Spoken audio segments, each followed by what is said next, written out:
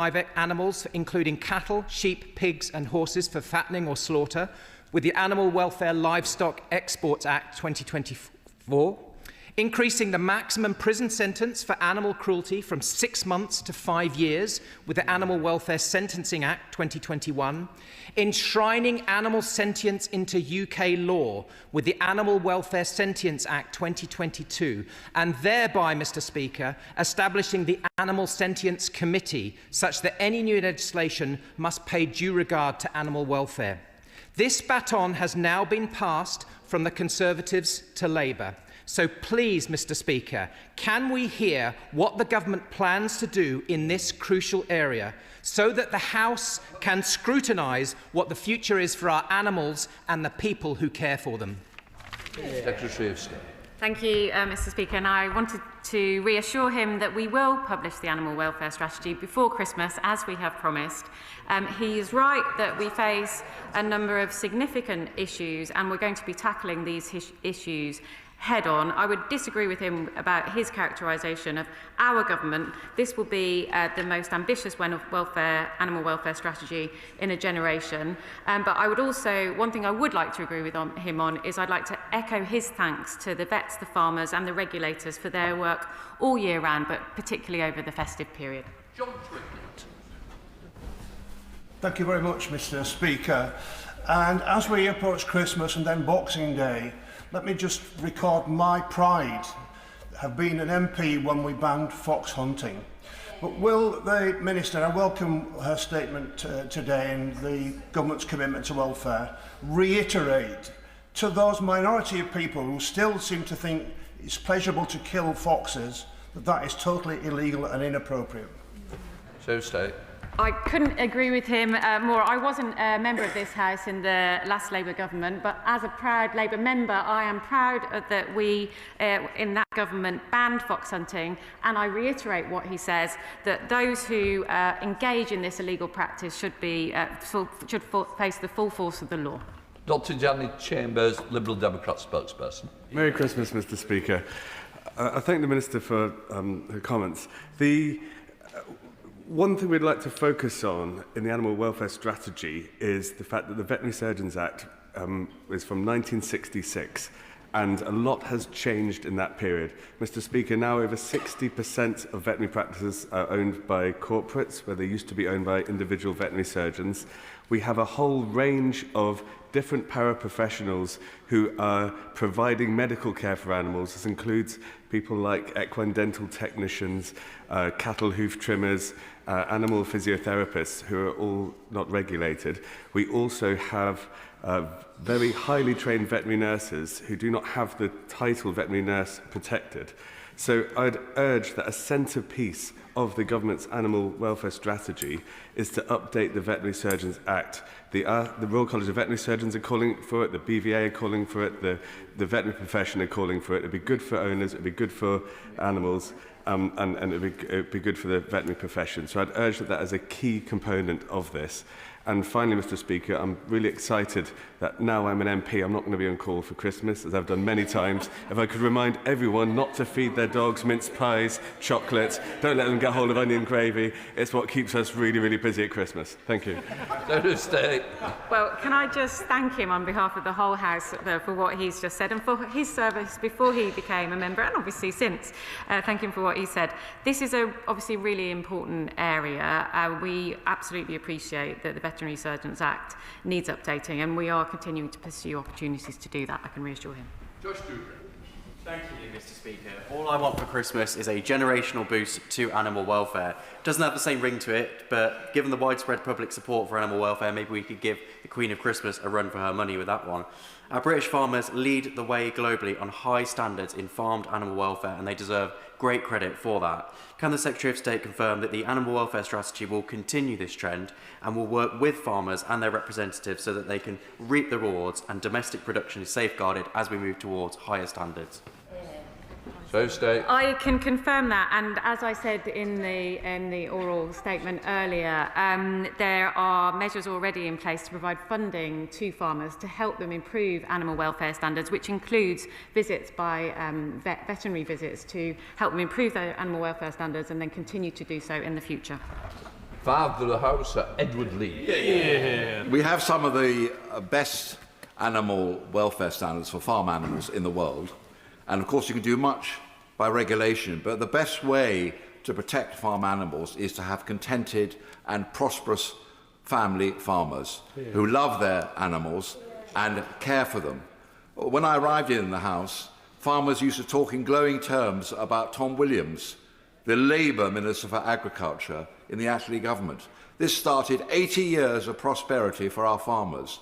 Now, I beg the Secretary of State and the Minister, if they are really concerned about animal welfare and the welfare of our farmers, that they drop this absurd family farm tax.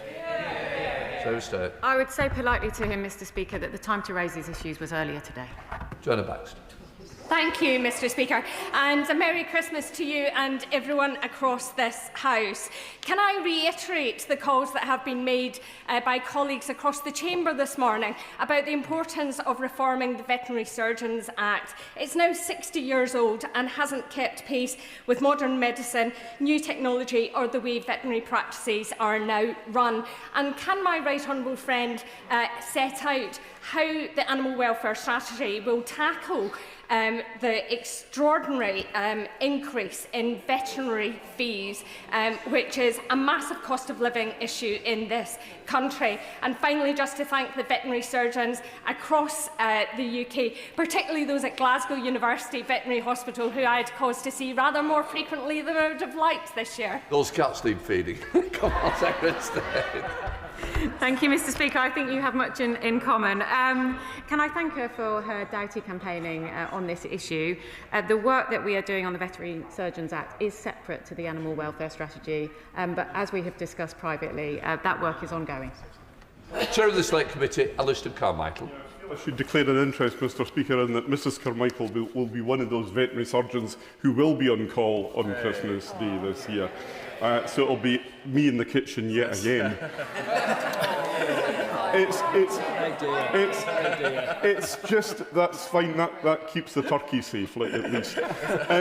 Just 10 days ago, Baroness Hayman told us that we would get this strategy before Christmas, so being published next week, I suppose, is strictly within the letter of that, but it's not quite within the spirit. The department seems to be struggling a bit with its strategies at the moment. We had an excellent session with the Minister of State on Tuesday, and then she was no sooner out the door than no fewer than 4 fisheries management strategies landed in my inbox. For a New Year's resolution, can I ask the Secretary of State to look at how these things are handled so that this House can scrutinise future strategies? Secretary of State. Well, can I start by thanking his wife for her service over the Christmas period? I'm glad to see that he will be spending a lot of time in his kitchen, by the sounds of it. We promised that we would publish this strategy before Christmas, and we will do precisely that. But obviously, we would like to discuss the strategy with colleagues across the House once it's been published. Thank you, Mr. Speaker, and can I thank the Secretary of State for the update and for the engagement with the various animal welfare charities. I'm particularly concerned or interested in the farmed animals section, given that we have millions and millions of farmed animals in this country. Farmers, I find, are so often the best conservationists, and they want to do even more. Can my honourable friend confirm that British farmers will continue to lead the world with strong animal welfare standards, and consider what more support can be provided to help them do so, and to get the message out to consumers to make more informed choices? Can I thank my honourable friend? He's a great campaigner and for his constituency, and does some great work locally, I know.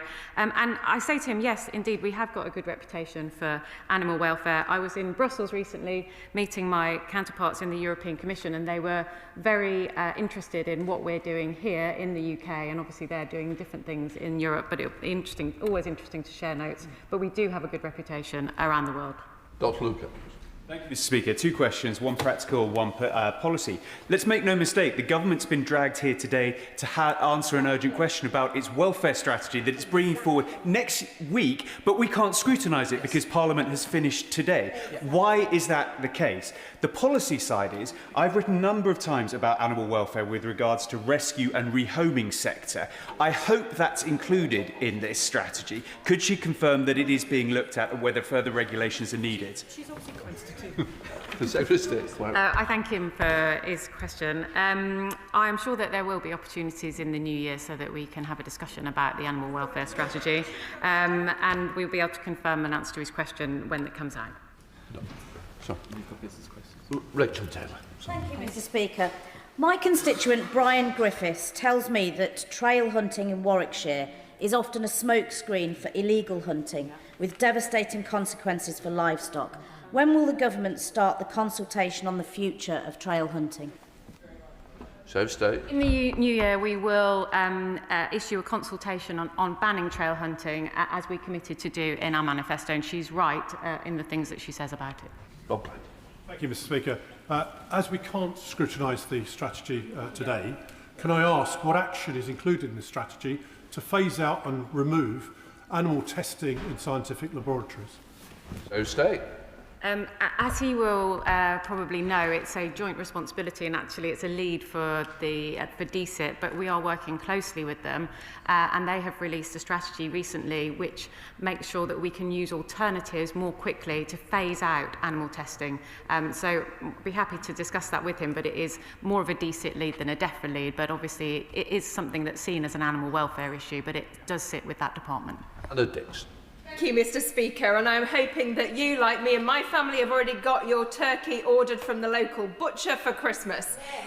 Like many of my constituents, I really care about animal welfare, and I look forward to the strategy next week.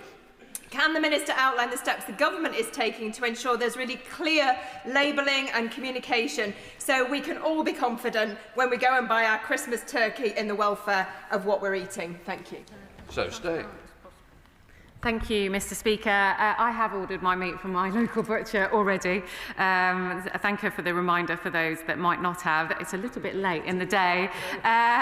We do want to make sure that there is transparency, and we are working on labelling. It won't be part of this strategy, but it's a separate thing. I put my order in at Booze and the local butcher. Thank you, Mr. Speaker. We are indeed a nation of animal lovers, and yet every year there are 200,000 sows that are kept in farrowing crates where they can't even turn around, while millions of hens are kept in tiny spaces no bigger than an A4 piece of paper, cruel, cramped conditions that cause a life of pain, a short life of pain and suffering. So, following the recent cross-party letter that I initiated, will the Secretary of State confirm that this animal welfare strategy will include an end to the cruel use of farrowing crates and cages, and importantly, support for farmers through this transition so people can have confidence in so-called welfare-assured systems? Secretary of State. Well, thank him for his question, and I know he's active on the issue of farrowing crates. 50% of sows in the herd do give birth outside, but we are looking at what further we can do to deal with the rest that aren't. So it is something that is a priority for the government. Thank you. Thank you, sir. My wife, who is a radiographer, is on call on Christmas Day. But luckily, we're going to the in-laws, so hopefully that will cover it. We know, sir, they're not going to risk that. So we know you're an animal lover. The world knows that. But some may recall that our great friend Sir David was a passionate animal lover too. One cause that was very close to his heart was pig farrowing crates. Another was banning the import of foreign hunting trophies, an awful trade. There was a private member's bill in the last session which sailed through the Commons but ran into trouble in the Lords.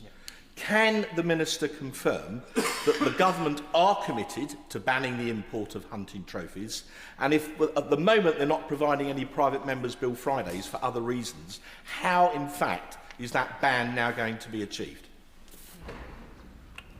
Can I just say, Mr. Speaker, that I found Sir David Amos to be a really good and generous friend. I went on a number of parliamentary visits with him, and I just wanted to thank him for what he said about Sir David.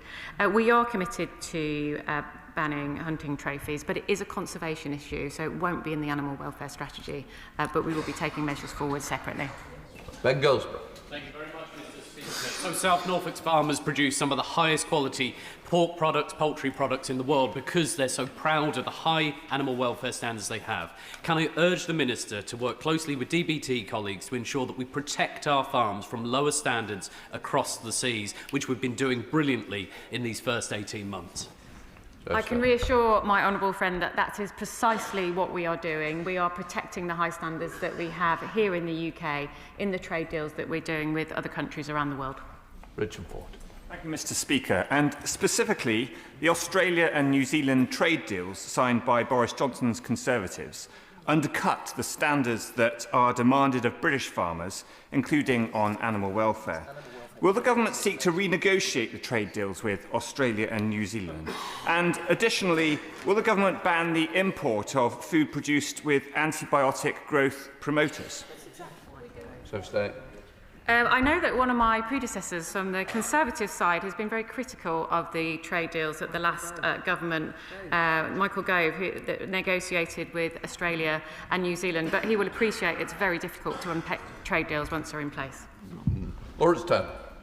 Mr. Speaker, many happy returns, and also to all the staff of the House.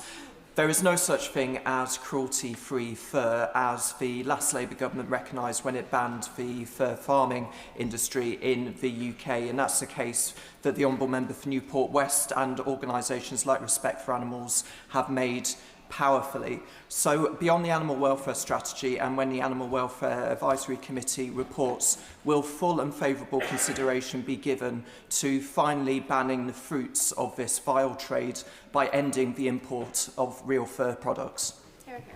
So State.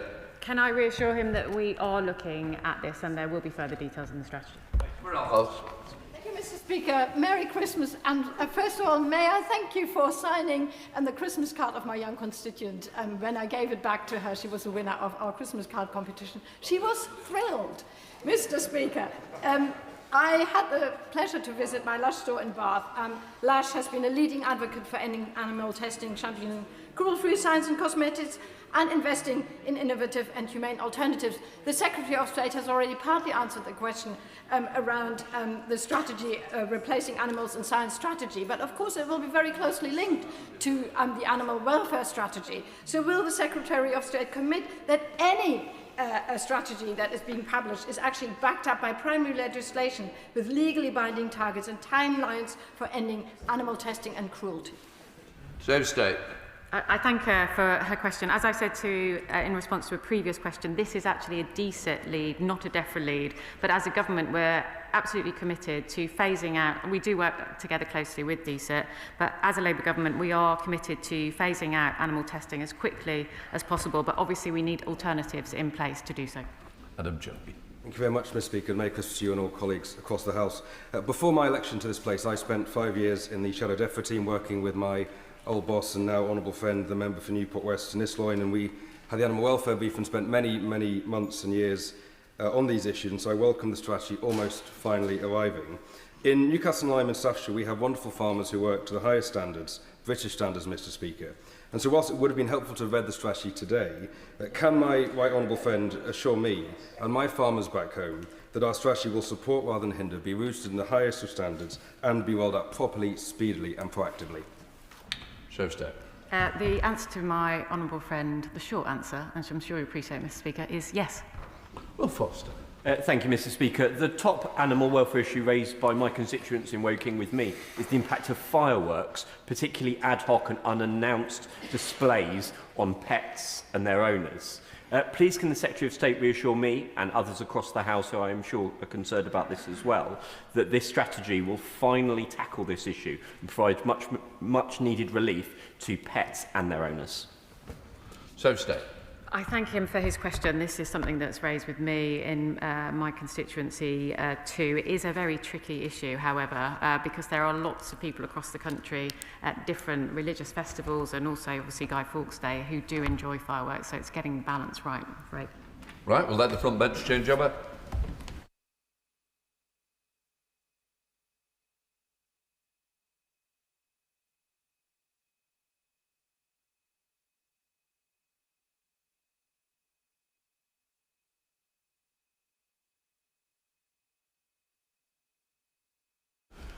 can I just say to all members, can I wish them all the best? A restful Christmas, and let's hope for a more peaceful New Year. I'd also like to thank all the staff of the House, in particular my own team. They've been wonderful, they look after us, and I've got to say those who are working over the Christmas period to keep this House safe, must thank them as well.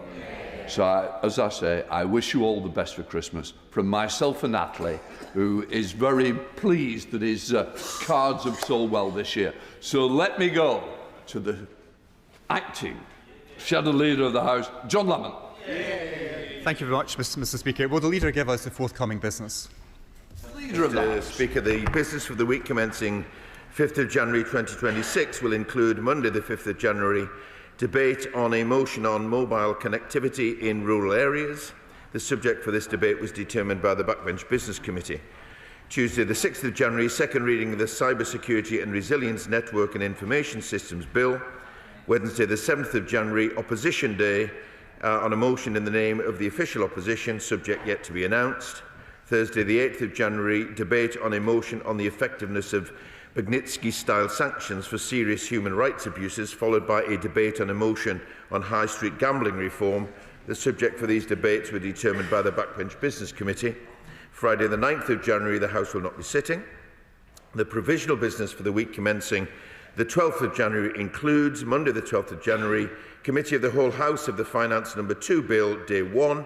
Tuesday the 13th, Committee of the Whole House of the Finance Bill, Day 2.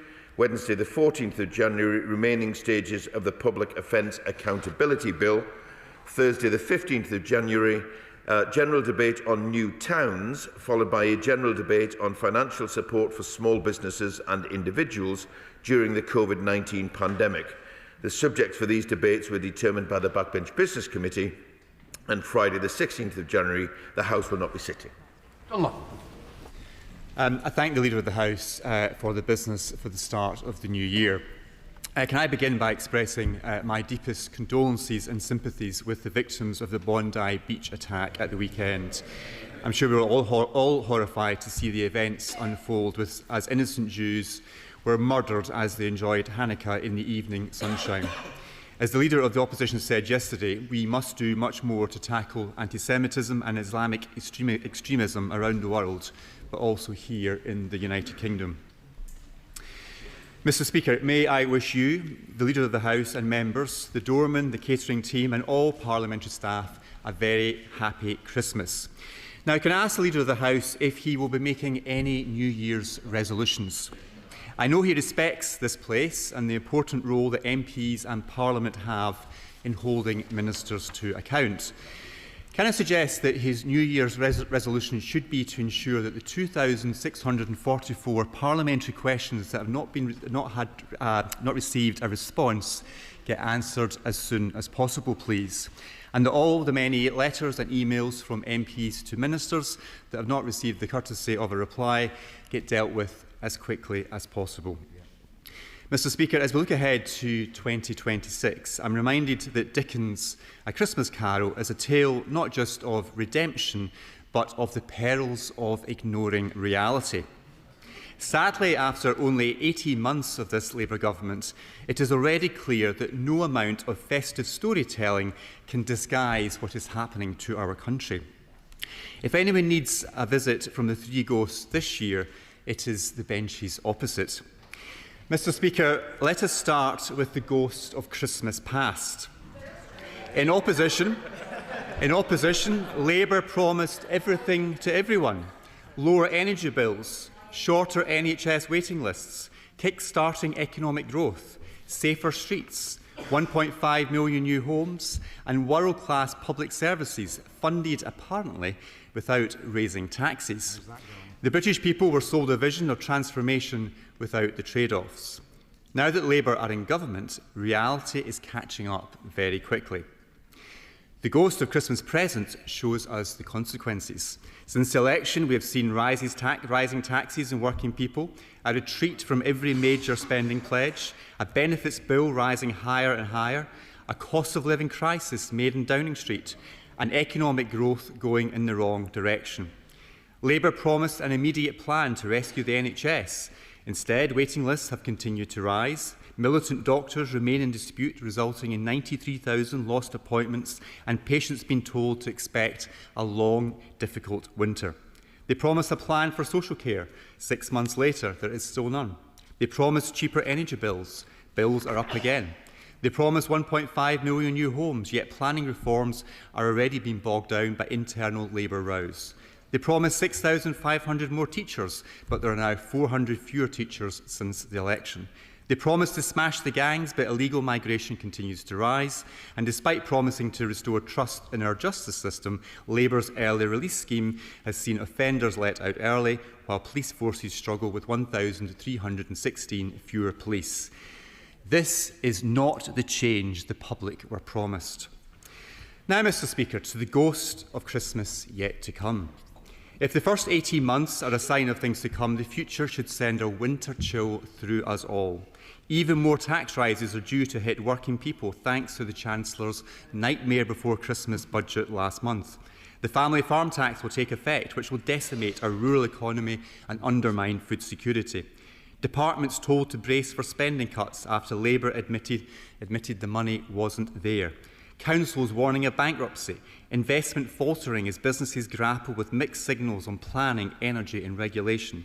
And our liberties under attack with digital ID and trials by jury being scrapped. And a Prime Minister who talks endlessly about missions but is yet to deliver a single measurable improvement to the lives of ordinary families. Mr. Speaker, the lesson of Dickens' tale is that it is never too late to change course. For the sake of our country, we on these benches urge the government to do exactly that.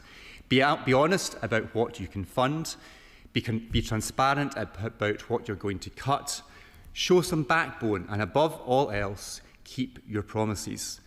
Let us hope, Mr. Speaker, that by next Christmas the government has changed direction, because the country cannot afford another year like 2025.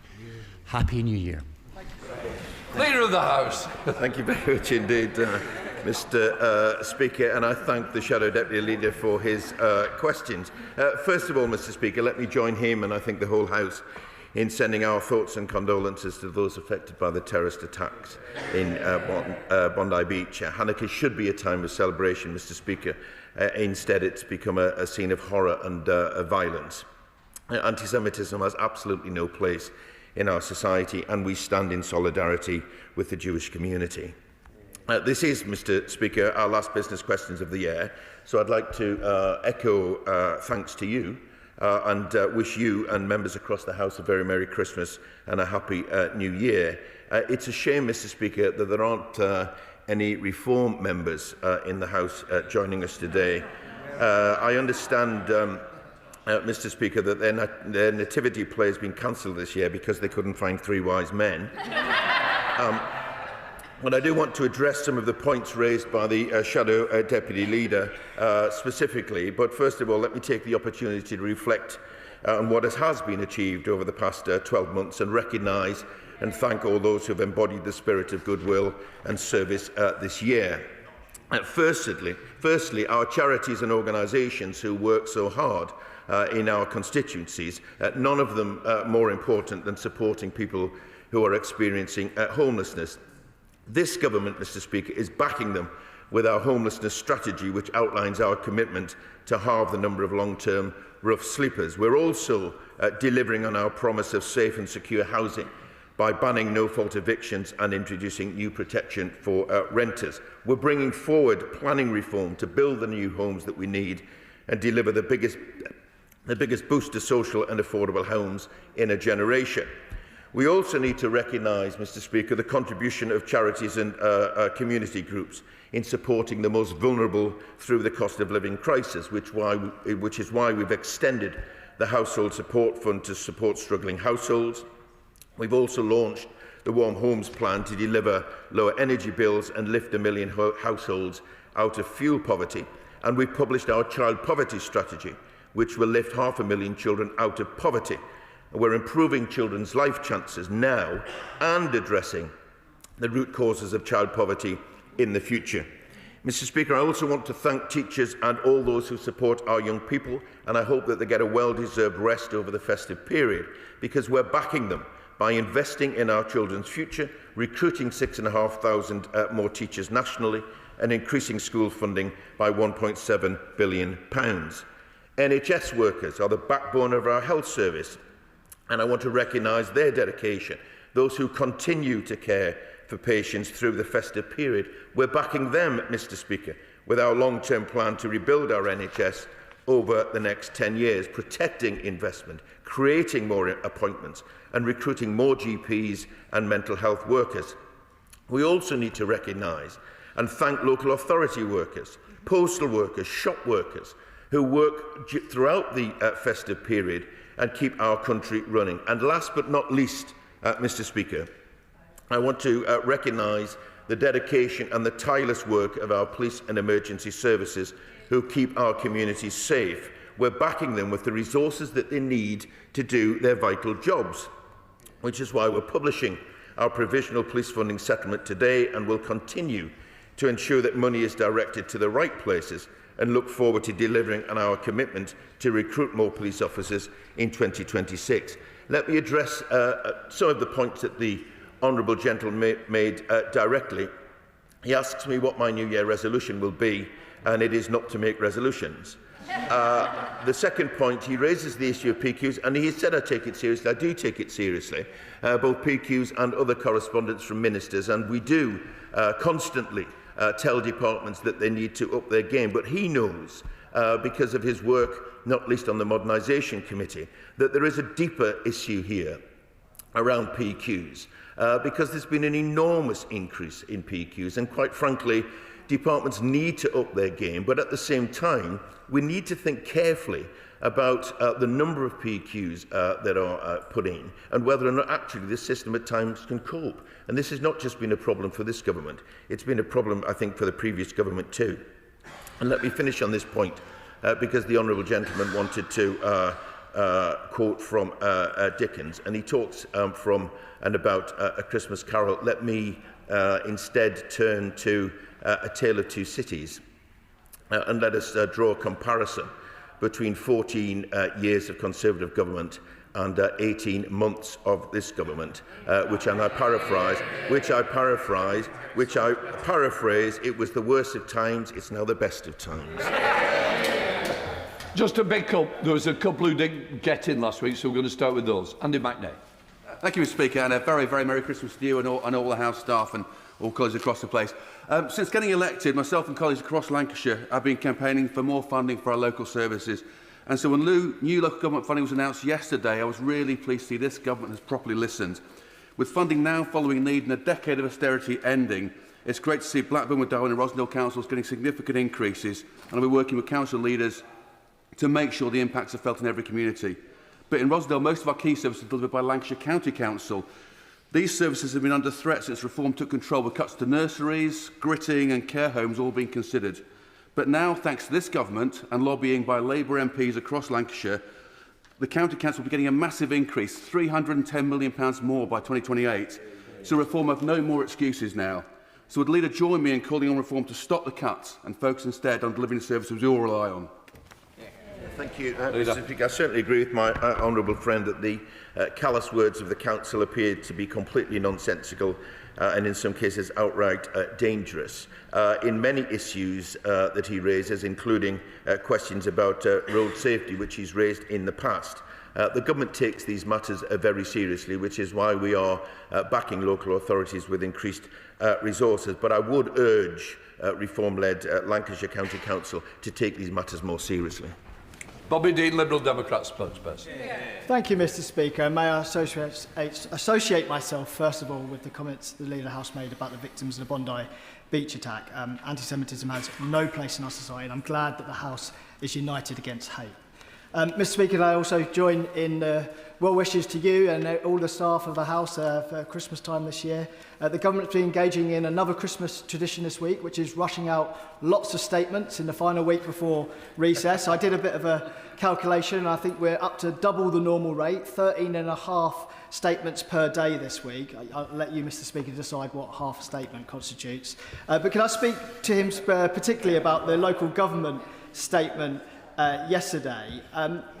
It seemed that there were many people on the backbenches of the government that had access to the figures for each local authority level in a way that it didn't seem like we had as our spokesperson and had in advance. Our spokesperson was actually searching the internet in advance for these figures and couldn't find them. So I'd ask him if he can get the Minister to clarify whether those figures were made available to Labour backbenchers in advance. Moving on to more serious Christmas matters, Mr. Speaker. The BBC reported this week that Father Christmas's pay has flatlined this year. There's good news for the elves. The elves' pay is on the up thanks to the national minimum wage increase. But this wage compression apparently is demotivating for Father Christmas, and some garden centres across the country are struggling to get Father Christmas to turn up. As it happens, he's also upset at the Employment Rights Bill because it's made it much more difficult for him to get the sack. Come on. Moving on to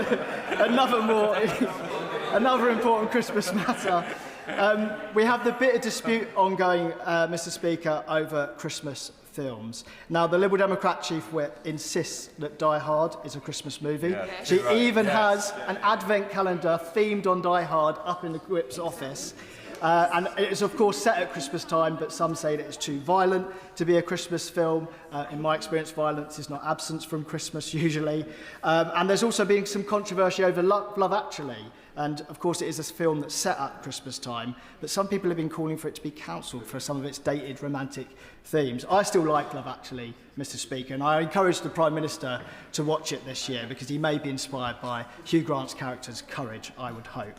And finally, Mr. Speaker, I'd like to make a slightly controversial point that I think that sometimes Christmas TV specials can be better than all Christmas films. I really enjoyed Gavin and Stacey last year. I'm looking forward to Amandaland this year. And I think all this demonstrates that there's a lot to be settled when it comes to the matter of Christmas films. So will the Leader of the House allow a debate in government time on the matter of Christmas films?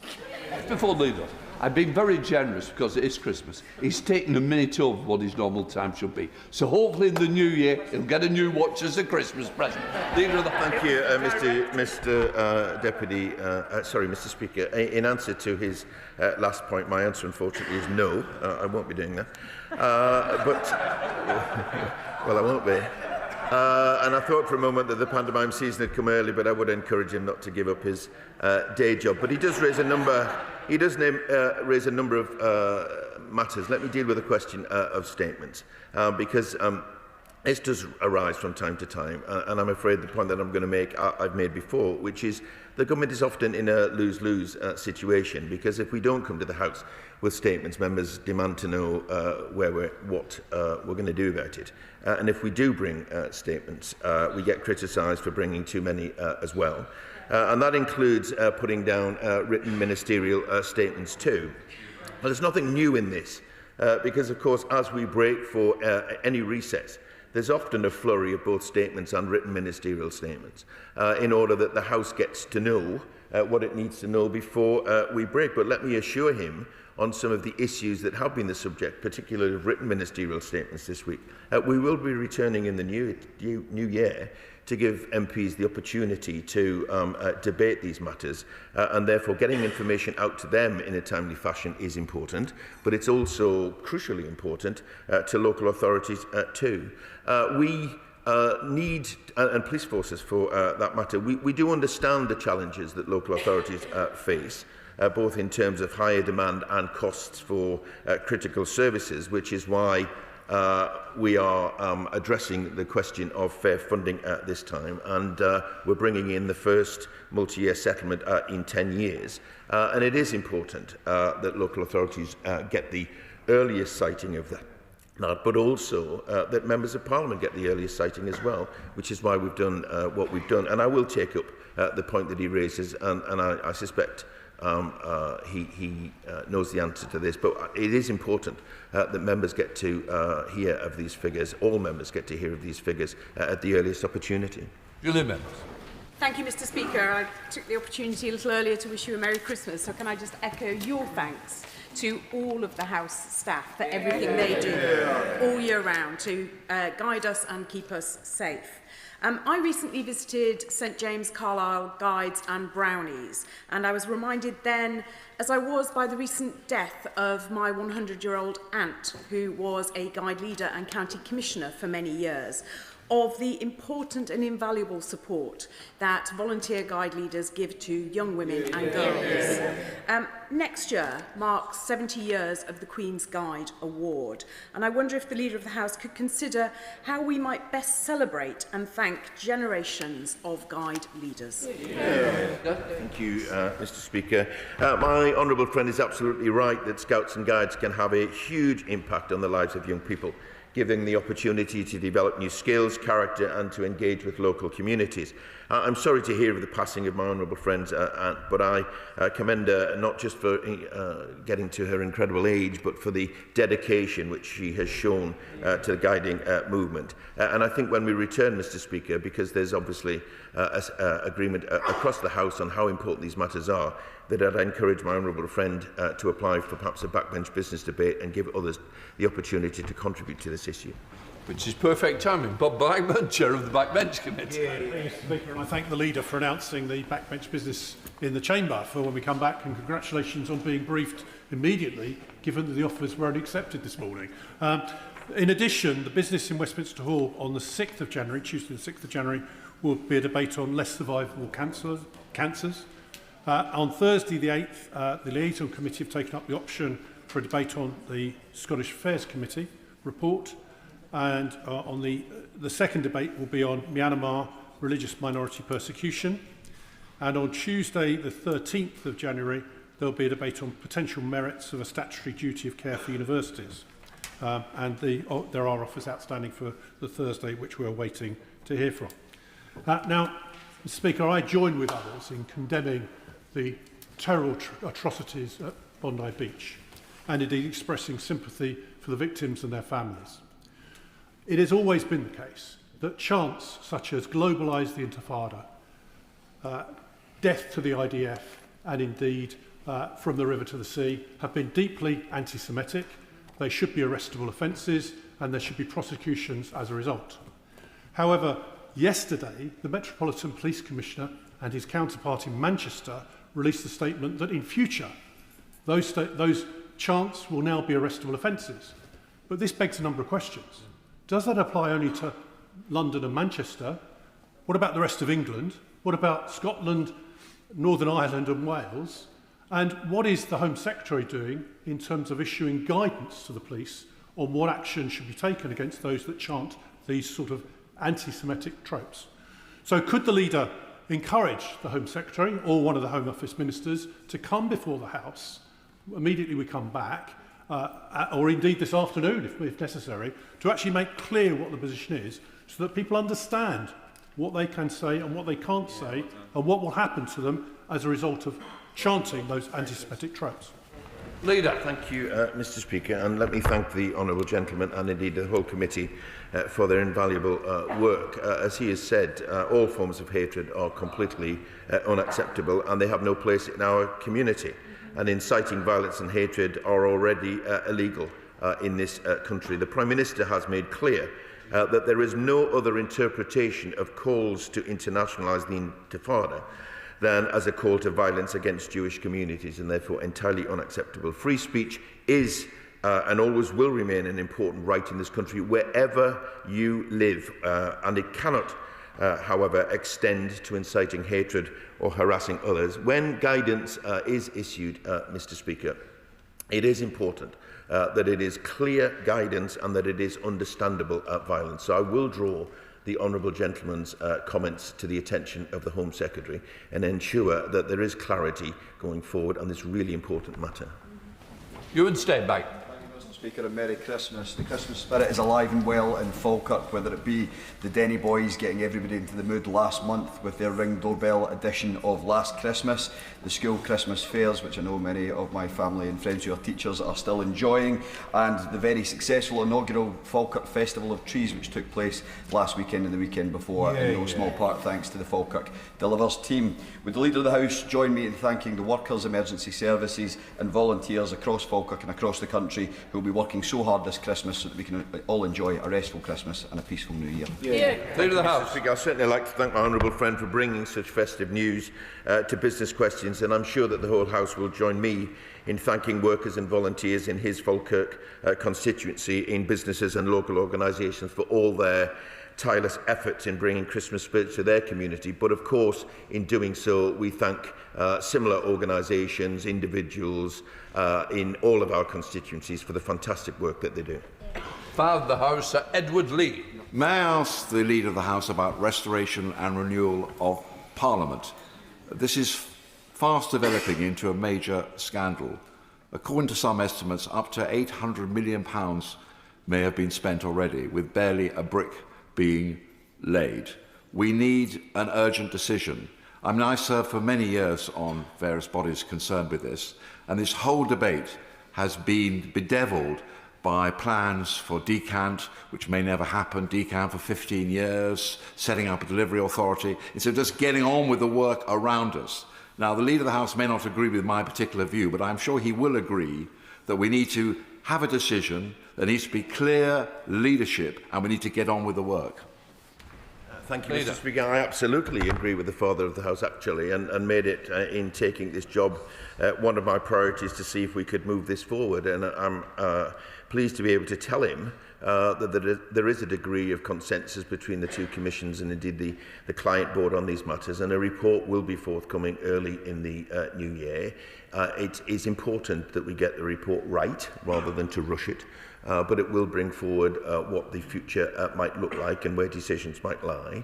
And I hope that will give the opportunity to members to consider these matters carefully, because it is important, in my view, that we do make progress. But whichever route we go, it doesn't come without a considerable cost. And I'm absolutely clear, Mr. Speaker, that once that report is out there and members have had a chance to digest it, that it will be up to this House and indeed the other place to have the final say on how we move forward. And I do hope we move forward on these matters. Terry John. Thank you, Mr. Speaker. I am very proud to employ a SEND specialist caseworker, and I am grateful that Parliament funds this role, which is currently supporting more than 150 families across South West Norfolk, families that are desperate and navigating a SEND system that we know to be in crisis. Does the Leader share my concern that Tory-controlled Norfolk County Council has recently written to me to try to close down this support service, continuing their adversarial approach to dealing with SEND in the county, rather than focusing on supporting vulnerable families? Thank you, Mr. Speaker. My honourable friend is a champion for SEND matters, and I thank him for that. The SEND system is broken, but we are working to fix it, investing a total of £12 billion into SEND this year, and we will be bringing forward a schools white paper, as he knows, early in the new year. But politics, Mr. Speaker, is about choices and it's about priorities, and it's a great pity that the council that he refers to appears to have set themselves at odds with so many families in his areas by taking the position that they have. Monica Harding. Thank you, Mr. Speaker. And may I wish you, Mr. Speaker, and your team a very Merry Christmas. And may I also put on record our thanks for the forbearance of your staff and your team for us new MPs in this last year. Sandown Park Racecourse in my constituency of Evesham Walton was the late Queen Mother's favourite racecourse and is this year closing off a year of celebrations for its 150th birthday. For a century and a half, this historic venue has not only been brought enjoyment to my constituents, but also has been a vital employer and a contributor to the local economy, driving footfall and trade for Esher High Street and supporting local shops, restaurants, pubs and hotels on race days and during major events. It also provides valued support for our very own Princess Alice Hospice through its fundraising events such as Santa Fun Run last week. So will the Leader of the House consider making time in government time to recognise in this House the contribution of long-established local venues like Sandown Park Racecourse to local economies? The race has finished. Come on. Thank you very much. Thank you very much indeed, Mr. Speaker. Yes, I certainly do. It's important. Our racecourses are very important. Not just at this time of year, but throughout the year. But what is clear is that they're much more than just a place where people go to watch racing. They're very much part of the local community. So I very much support her comments and wish Sandown a great future. Smith. Thank you, Mr. Speaker, and Merry Christmas to all. Mr. Speaker, I bet members will join me in paying tribute to our hard-working posties and sorting office staff. The team in Ebervale do a brilliant job. But despite their best efforts, constituents report delays receiving letters and even missed hospital appointments. Royal Mail management cite resourcing challenges. So does the Leader of the House agree with me that Ofcom should ensure that the Royal Mail meets their universal service obligation, and can we have a government statement on this? Mr. Speaker, my honourable friend raises a point which is not just in his constituency, but many of our constituencies as well, and therefore I do agree with him on the Ofcom point. And perhaps once we get through this festive period, and we thank postal workers throughout the country for the work that they're doing, once we get through this very busy festive period, perhaps he should apply for a debate and we can reflect on what has happened. John Hayes. Mr. Speaker, Merry Christmas to you, to the Leader and my friends from across the House. I also wish Merry Christmas to my constituent in Holbeach, Annette Bramley, although I know at this particular time she'll be grieving her lost daughter Holly, who was brutally murdered by a worthless, wicked husband. We've just debated animal welfare, and this week we've talked about violence against women. This man tortured and brutally killed Holly's pets before he killed her. So often that's the case. First came God's creatures, then come men and women. So will the Leader of the House bring a statement supporting Annette's campaign for a national register of animal cruelty? It would give some solace, some hope to those many women and children, and men, by the way, who face domestic abuse. Yeah, Mr. Speaker, he's absolutely right that the early signs of abuse against partners, often or women and girls, actually do occur in violence towards pets. He raises a very interesting point. As he knows, we will be bringing forward the violence against women and girls strategy, which will be debated at some point.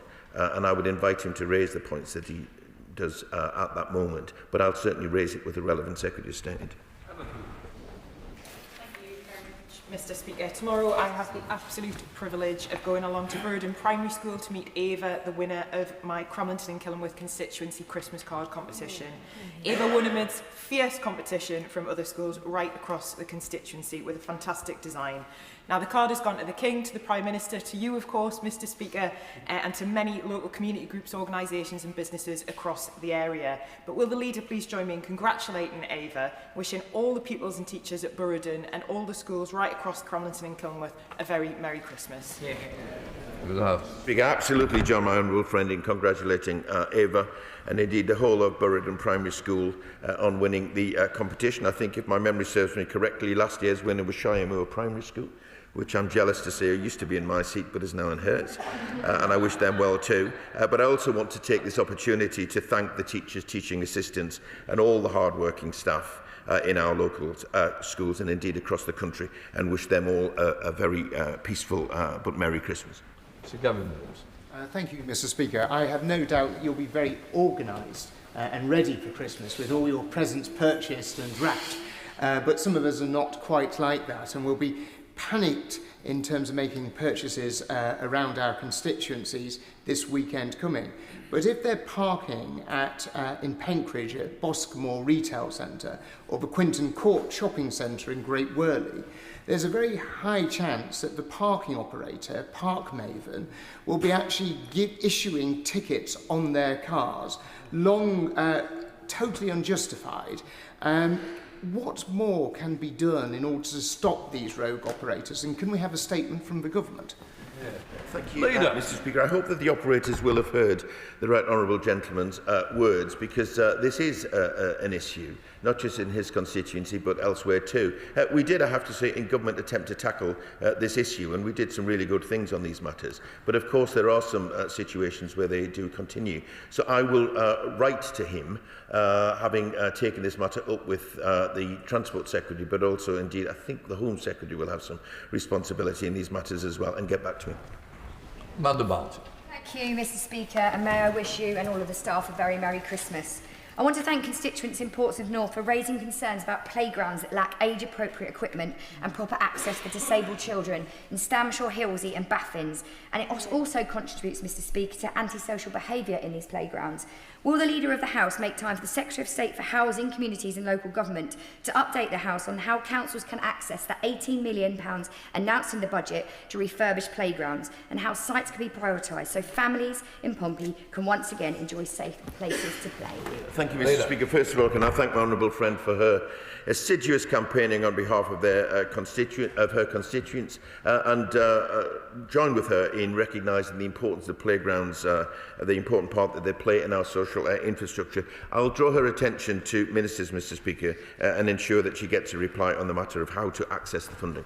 John Glenn. Thank you, Mr Speaker. On Sunday, George Starling told me of the work that he's been doing as a volunteer for the Prison Fellowship with the Sycamore Tree Project, which is a restorative justice scheme that's been going on for over 50 years. Now, this scheme has been shut down and their appeal has also not been granted. This is a victim awareness and restorative justice programme involving 6 weeks of work in prisons up and down the country. Could we have a statement from the Minister or a debate on the role of Christian charities in delivering restorative justice? It seems very unreasonable that all these volunteers have done such amazing work over 25 years are going to be stopped from continuing to do so. Speaker, certainly let me pay tribute to the work of George Starling and the Sycamore Project, not least because it's something that's been going for 50 years. I don't know the details of why the funding might not be in place, but I will take up the matter with perhaps with the Prisons Minister, who I know shares the views on the matter of restorative justice and how we need to improve our prison system. John Trickey. Thank you very much, sir.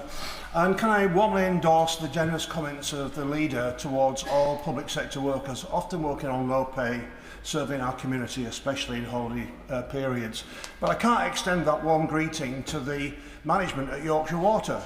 They have polluted our river courses, they've raised their prices, and they've failed to deliver services more generally. And now today we learned from the BBC that the Chief Executive, who earned 1.7 million over a 2-year period, was paid 2 secret further payments of 660,000 to each. Can we have a debate about the scandalous levels of high-paying corporate Britain, particularly those which are kept secret from the public? Thank you, Mr Speaker.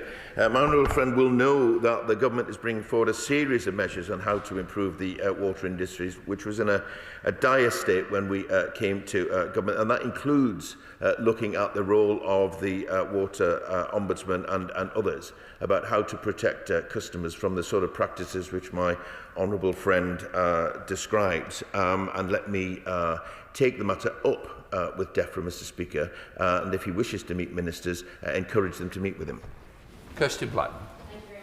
If I could crave your indulgence for a brief moment to thank yourself and your deputies for all your service this year, to thank all House staff, particularly those who keep us safe and those who will be working over Christmas, and also to all member staff who will, in many cases, continue to be front line helping people over Christmas. So thank you to all of those. Mr Speaker, in Aberdeen, the fiscal situation means that a number of people are losing their jobs in the oil and gas industry. The government, DWP and the Treasury measure this by looking at how many people are claiming unemployment benefits like universal credit. This misses a very key point that many people are moving abroad, retiring, or simply moving out of the workforce completely but not claiming benefits. Could the Leader of the House speak to the DWP Secretary and the Treasury to ask if there's a better way to measure this that can accurately capture the jobs that are being lost? Mr Speaker, I'll certainly draw the honourable lady's remarks and concerns to the attention of the relevant minister and make sure that she gets a response.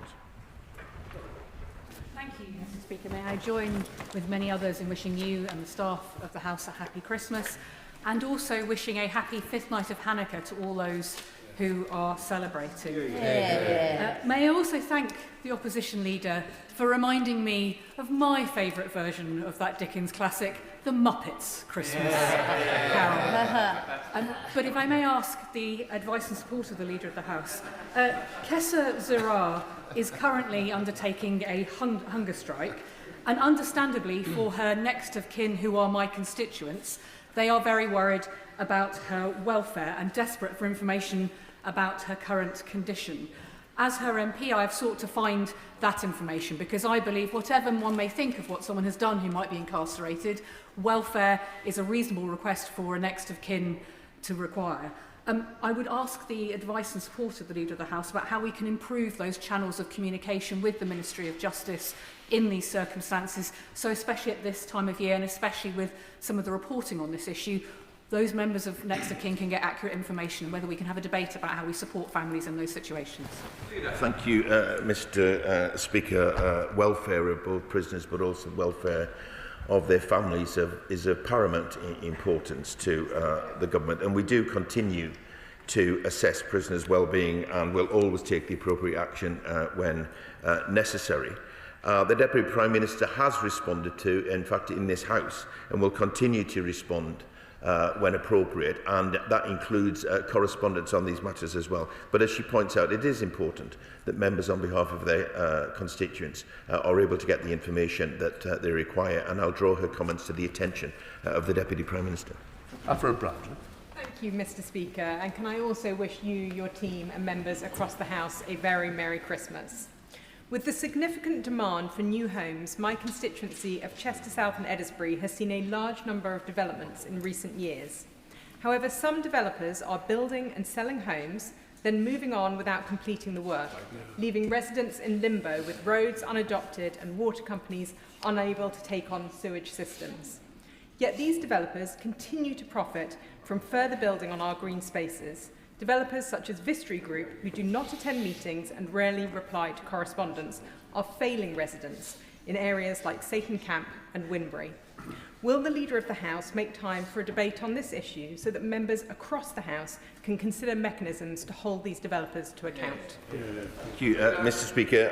I'd invite the Honourable Lady to seek a debate perhaps now obviously in the new year on these matters, because they've been raised during business questions and elsewhere on a number of occasions. But I would have expected that local planning authorities might take into account some of the situations that she describes as far as possible when they are giving permission in the future. But on the question of unadopted roads, the government is absolutely clear about the difficulty of these matters for people who move into these new estates, and we will be bringing forward proposals on how to hold developers to account.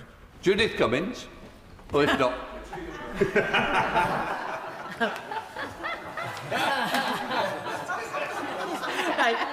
Thank you, Mr Speaker, and I wish both you and your staff a very Merry Christmas. Yesterday, my constituent Liz Buchanan stood down after 15 years as chairperson of Cumbernauld Seniors Club. During Liz's tenure, the club has become a safe place to meet friends, chat, have a hot meal and enjoy countless activities and celebrations. Liz's fellow committee members say that this is down to her enthusiasm, determination, wit and amazing powers of persuasion. Will the Leader of the House join me in paying tribute to Liz and all of those who volunteer to make our communities a much better place to live in? Thank you, Mr Speaker. Absolutely, John, my honourable friend, in paying tribute to Liz. 15 years is a wonderful achievement. Clearly, she did a great job. But volunteers like Liz are the absolute backbone of our communities, and it's right that they get a mention in this place and that we celebrate the work that they do. Wendy Chair. Thank you, Mr Speaker. The child maintenance system presents a number of challenges for MPs. I think the fact that the Minister for CMS is in the other place is one of those challenges, and it means that we've not debated the child maintenance system in government in some time. But from a Scottish perspective, it's also a challenge because it doesn't seem to work properly with the Scottish process of sequestration and has no power to compel needed information. I have a constituent currently owed £40,000 despite the CMS involvement over 5 years, and I want to commend the work of Fife Gingerbread and Fife Young Carers in promoting the fact that in Scotland children themselves can apply for child maintenance support, which takes some of the challenges that we sometimes see in the system out of it. But given those challenges that I've outlined, can the Leader of the House schedule a debate in government time so we can talk about something that causes such sadness at Christmas, no matter what side of the parental divide people are on? I'll certainly give the Honourable Lady's request due consideration. It's not just a question of Scotland, of course, but it's a question across the country, and many of our surgeries will be testament to that. I'll raise her concerns straight away with the department as if we get an answer on some of these points. But I'd gently point out to her that just because a minister might be sitting in the Lords doesn't mean that there's not a minister in this place that's responsible. And therefore it ought to be the case that if there's a statement to be made to this place or questions to be answered, that they're made here.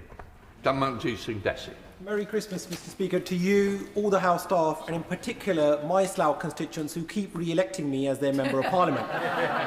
Mr. Speaker, many of my Slough constituents have again contacted me concerned regarding the release of British Sikh national Jagtar Singh Johal, who, according to the United Nations Working Group on Arbitrary Detention, has been arbitrarily detained in India since 2017. I know many right honourable members across the House feel very strongly about this issue, and I personally have raised this matter on several occasions. So can the Leader of the House confirm what personal recent steps have the Prime Minister and the Foreign Secretary taken with their Indian counterparts to ensure consular access and swift action on this important, grave issue? Can I praise my honourable friend because he's right, he has raised this matter many times in this chamber. We do remain committed to working for faster progress on Mr Jahal's case, and the Foreign Office continues to support both Mr Jahal but also his family. And I can reassure my honourable friend that the case has been raised directly with Prime Minister Modi. And we continue to raise concerns around Mr Jahal's continued prolonged detention with the Indian government and tell them again and remind them again about the need for prompt resolution. Mr. Speaker, 16-year-old Leo, a boy in my constituency, has just received the best news that he could before Christmas. He's a leukemia patient who's been searching for a donor to alleviate his cancer, and after a search that saw 700 people come forward, he's finally found an anonymous donor. This is fantastic news. Will the Leader of the House join me in wishing Leo a very Merry Christmas and a prosperous and healthy New Year, and will he also arrange for a statement in early 2026 on funding for leukemia research and development? Mr Speaker, certainly wish Leo well, and it's great news that he is to get the treatment that he needs. But also let me place on record thanks to those who sign up to donate, but also often in tragic circumstances, families who are faced with a decision and recognise that out of that tragedy some good news can come. But I'll certainly draw his remarks to the attention of the Health Secretary and see in the new year if we can have a debate, because it's of such importance. Tracy Gilbert. May I extend a very Merry Christmas to you, the team and colleagues across the House. I've been contacted by a number of constituents who feel that they have been sacked by Rockstar, the company behind the game Grand Theft Auto, for using their right to organise in the workplace. Along with fellow Edinburgh MPs, I've met with the company and will continue to support affected workers. Does the Leader of the House share my concerns over these dismissals? And given reports in the Scotsman that suggest that Rockstar claimed over to 70 million in tax relief through the video games tax relief scheme, will he raise this with the Chancellor and schedule an oral statement on the video game tax relief scheme? Hear, hear.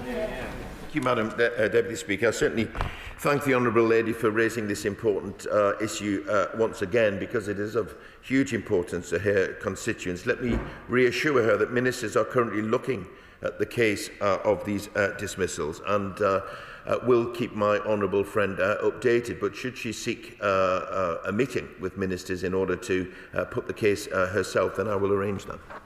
Josh Baberinder. Thank you, Madam Deputy Speaker. Merry Christmas to you, to the House staff, to the doorkeepers, but also a massive thank you to the likes of Andy, to Helen, to the Speaker and other staff for helping to facilitate a very big question that I was able to ask in Parliament a matter of weeks ago to my now fiancée. My question is on behalf of the people of Sovereign Harbour in Eastbourne. Thousands of homeowners in Sovereign Harbour are forced to pay hundreds of pounds a year to support the maintenance of sea defences. And it's an anomaly because in no other harbour in the UK, or we think in Europe, does such a charge exist in this way. So will the leader give us a debate in government time on the fairness and also transparency of this arrangement so that the people of Sovereign Harbour can get the answers and the justice that they deserve? Thank you, Madam Deputy Speaker. I have to admit, even though I'm a coastal MP myself, I've never come across that situation, but there are often some historic anomalies of where people are held responsible for such matters. I'll certainly raise the question with ministers on his behalf because, of course, through some of the legislation that we're bringing forward, we're acutely aware of the cost to homeowners of the buildings in which they live in, and therefore it's an apt opportunity to raise what I hope is an anomaly and that something can be done about it. Chris Webb. Madam Deputy Speaker. My constituent, a senior NHS nurse and single mother of 3, faces severe hardship due to her ex-partner deliberately withholding financial support. She is solely responsible for her children's care, yet CMS has rejected her claim and failed to enforce arrears. With no payments coming in, she is now forced to rely on food banks and borrow from family just to get by this Christmas. This demonstrates systematic failings that leave vulnerable families unsupported. Will the Leader of the House allow time for a debate on the CMS system and its enforcement? I thank my honourable friend for raising this matter. The CMS has a range of enforcement powers to ensure parents meet their financial responsibilities in full and on time. And I know it will be a worrying time for his constituent and her family and indeed others across our country. So I will ensure that the Minister writes to him as a matter of urgency, but it is already a pattern emerging here. This is the second time it's been raised this morning, and therefore we need to give some consideration how best to air these views more fully. Martin Vickers. Thank you, Madam Deputy Speaker. I have here my ticket and that of my late father for the 1966 World Cup final, which was the price was £1.05. I'm sure the Leader of the House would acknowledge that that is better value than the FIFA prices, the ridiculous FIFA prices. Can the Leader confirm that DCMS ministers have made known the views of the Prime Minister, who has also been critical, to the FA to feed into this ridiculous organisation called FIFA? Thank you, Madam Deputy Speaker. And just to remind the House, of course, the only time in which we have won the World Cup was under a Labour government. But yes, I will take the matter up with DCMS. The reality is, in some ways for good, but in many ways not so good, the world is a different place in international football terms. And therefore, however, it is important that fans are able to access matches and at a reasonable cost. So I will raise the matter with DCMS ministers and see what representations they have made to FIFA to see some sense on these matters. Anna Dixon. Speaker, and a very happy Christmas to you. This weekend sees Bingley's Myrtle Park host the closing event of Bradford 2025, and I hope you'll agree with me it's been a fantastic year for Bradford with so many brilliant events. There's been thousands of events across the whole district throughout the year and audiences in the millions since the opening ceremony rise in Centenary Square back in a very chilly January. So will the Leader of the House join me in congratulating all those involved in making the City of Culture such a success and grant time for a debate on the legacy of Bradford 2025? Deputy Speaker, I'm delighted that my honourable friend has raised this matter of Bradford 2025 City of Culture, which I know, Madam Deputy Speaker, is close to your heart, and the fact that it has been a tremendous success. City of Culture has historically been a driver of local growth and indeed pride But apart from cities of culture, we look forward next year to towns of culture as well. And I'm sure there'll be an opportunity in the new year for my honourable friend and others to debate these matters and see what further progress we can make. David Mundell. Thank you, Madam Deputy Speaker, and can I wish you, all members and House staff, a very Merry Christmas and a good New Year when it comes. I have the honour to represent one of the largest rural constituencies in the United Kingdom, where the ability to drive is essential for many people, particularly at Christmas, where they want to get out and see family and friends. So can we have a debate in government time on the operation of the DVLA and its associated agencies? Because not only do we have the long delays for driving tests, rural test centres being overwhelmed by people from outside the area, we now have very significant delays for people with medical conditions applying to renew their driving licences. Thank you, Madam Deputy Speaker. And I thank the honourable member for his question and absolutely agree with him about the importance of being able to drive in areas, particularly in areas such as his. And I know that DVLA does aim to process all applications as quickly as possible, but he will know from the NAO report, I think this week, into driving tests, that the situation is far from acceptable and delays can affect the lives of our constituents. So I'll make sure that the Minister does update him on what steps the Department are taking to make sure that the performance of the DVLA is improved. Barry Gardner. May the blessings of Christmas be with you, Madam Deputy Speaker, and all who serve in this place. Few of us can imagine the extraordinary difficulty of studying for your university exams in a war zone. So I was delighted, and I commend the government for setting up the scholarship scheme for those students who had won places at UK universities from Gaza. These are some of the brightest students of their generation who will rebuild that war-torn place. But the Leader of the House will know that the Scholar Scheme is due to end on the 31st of December. And there are still some students trapped in Gaza who still need to be evacuated with their children.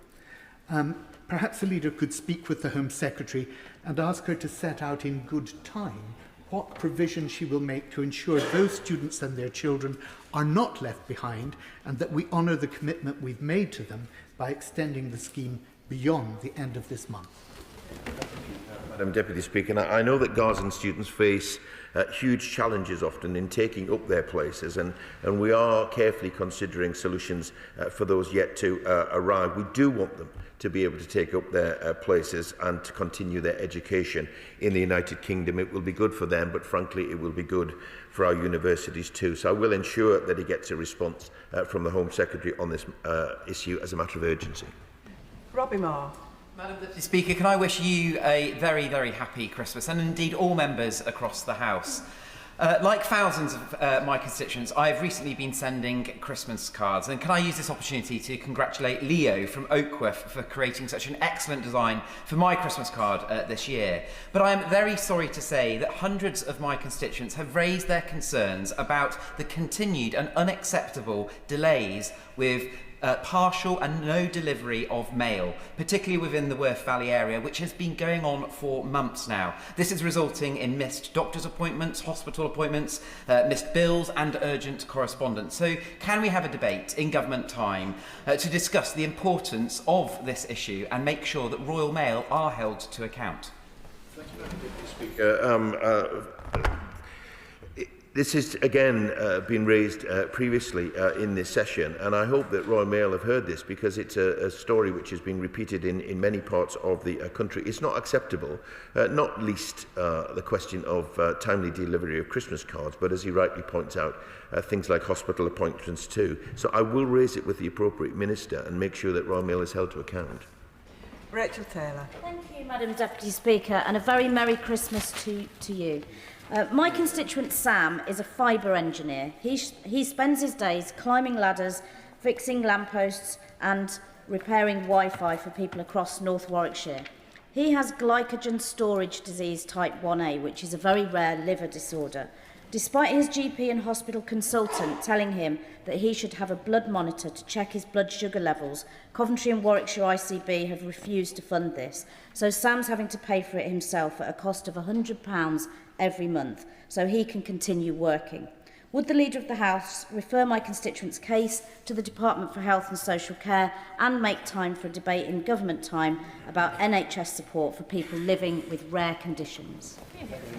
Deputy Speaker, I thank my honourable friend for raising such an important case, because we are committed to improving the lives of those with rare diseases like Sam. Integrated care boards have a responsibility to commission these services to meet the needs of those in their care. So I will refer the case that she refers to the Health Department to ensure a meeting for her, if she wants one, to see what progress can be made on these matters.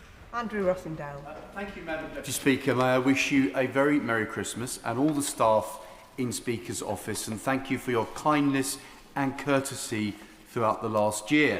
However, I say to the Leader of the House that this Christmas, my constituents in Romford are becoming increasingly afraid of walking through their own town centre, with reports of violent crime and street robberies becoming a regular occurrence.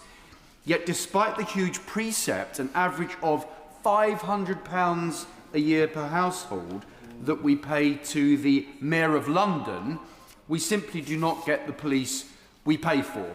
Inner London always takes priority. Indeed, the whole of Greater London region has become plagued with small theft, shoplifting and violent crime, especially on TfL services.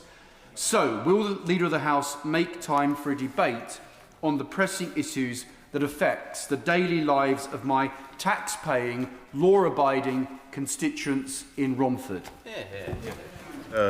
Madam Deputy Speaker, the honourable gentleman will know through the Safer Street Summer initiative that the government takes this very important matter seriously and applies additional resources, and we're doing that in the winter as well, particularly for town centres. So there should be no excuse for inactivity in these areas in the run-up to Christmas, or indeed beyond that. And our commitment is absolutely to making sure that we have increased numbers of police officers, because quite frankly we inherited a system which was chronically underfunded, and we are bringing forward the police grant, which will be debated in the new year, and I'd encourage the honourable gentleman to make the case, the strong case that he makes during that debate. Jen Craft.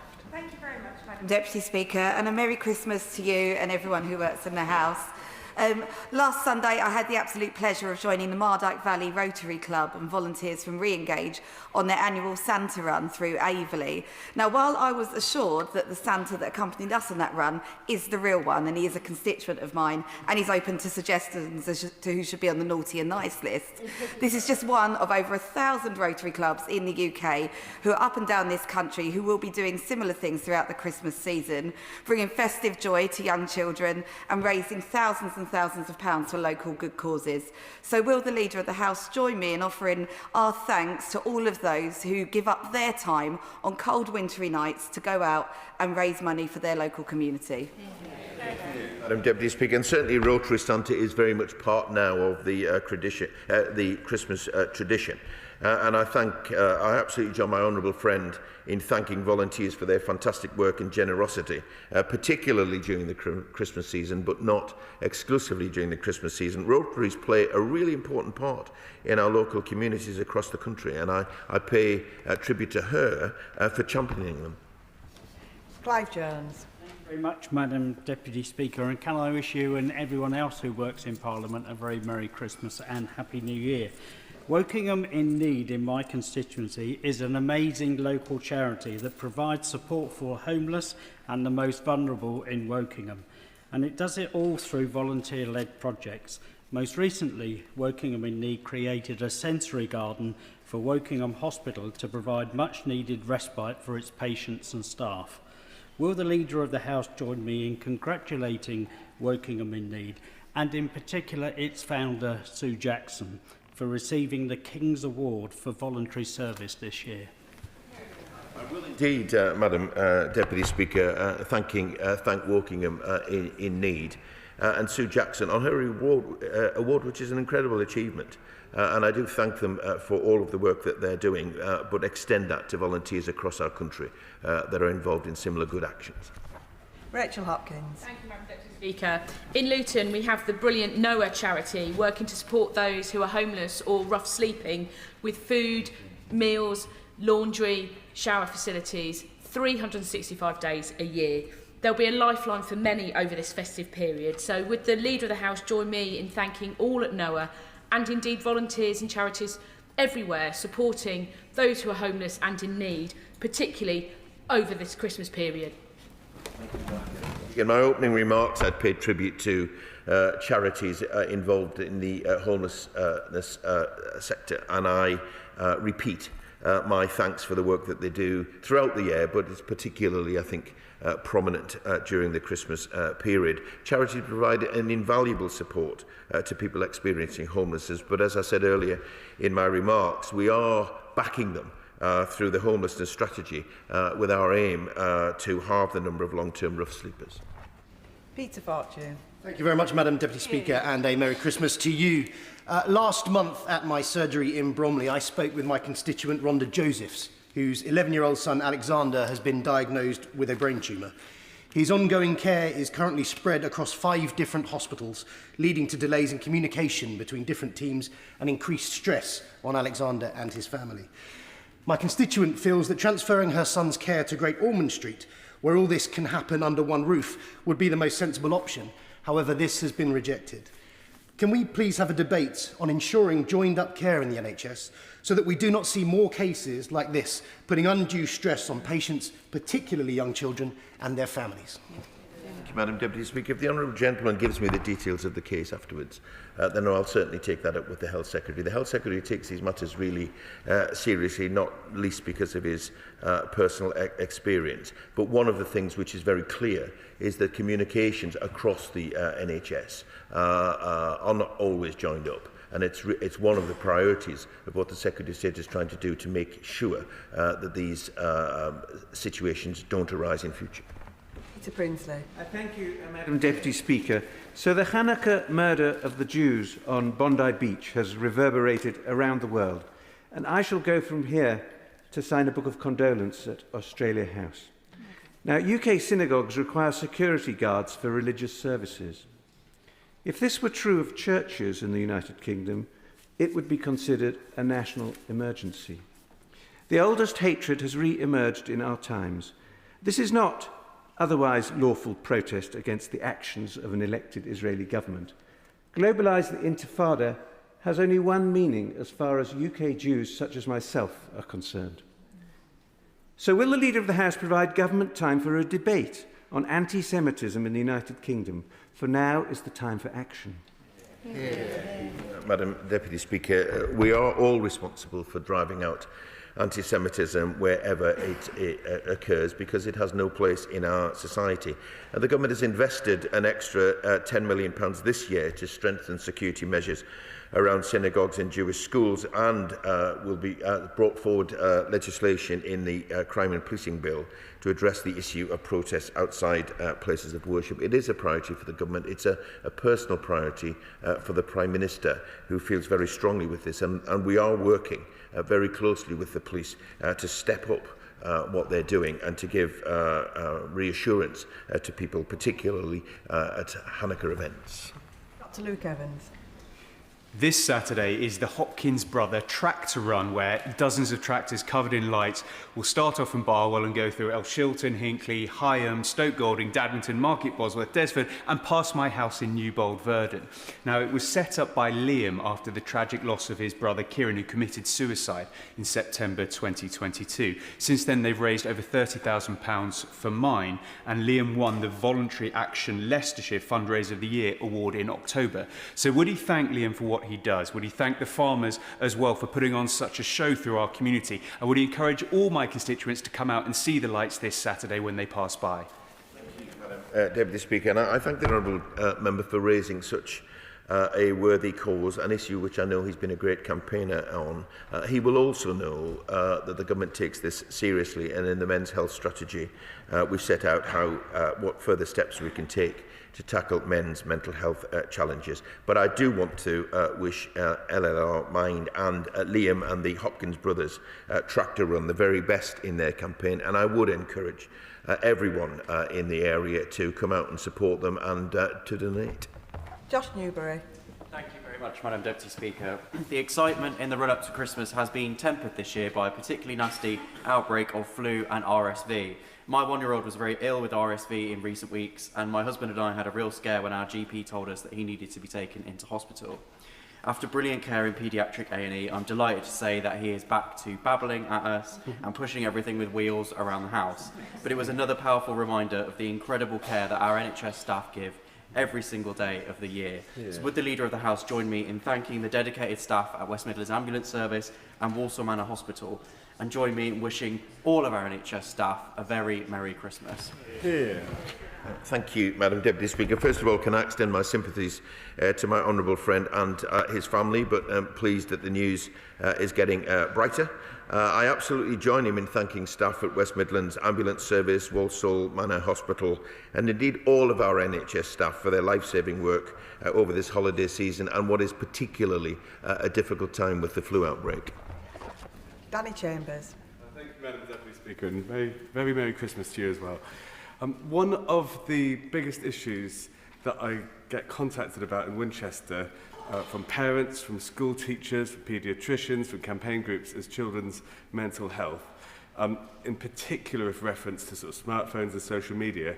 But another sort of emerging problem is the increased use of chatbots for people to get mental health advice, but especially when it comes to children who think the chatbot is their friend or a cartoon character, and it's causing some very sort of dangerous outcomes.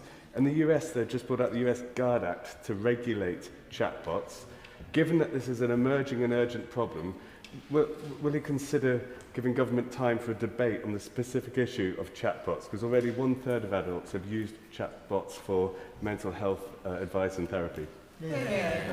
Madam Deputy Speaker, he will know, the House will know that the government takes the matter of mental health, and particularly children's mental health, very seriously indeed, which is why we're looking to make sure that there's professional help in schools for them. He raises an issue which is of considerable debate, and he raises a specific point. And I think what I will suggest to him is that I will arrange a meeting for him with ministers so he can expand on the points that he's made. And then if following that, if the House seeks a debate, then we'll see what we can accommodate.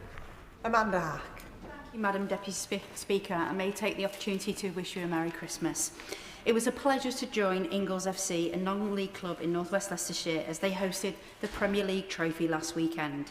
The Premier League has supported the club with a grant of £45,000 to install LED floodlights, as well as previously supporting a DFIB.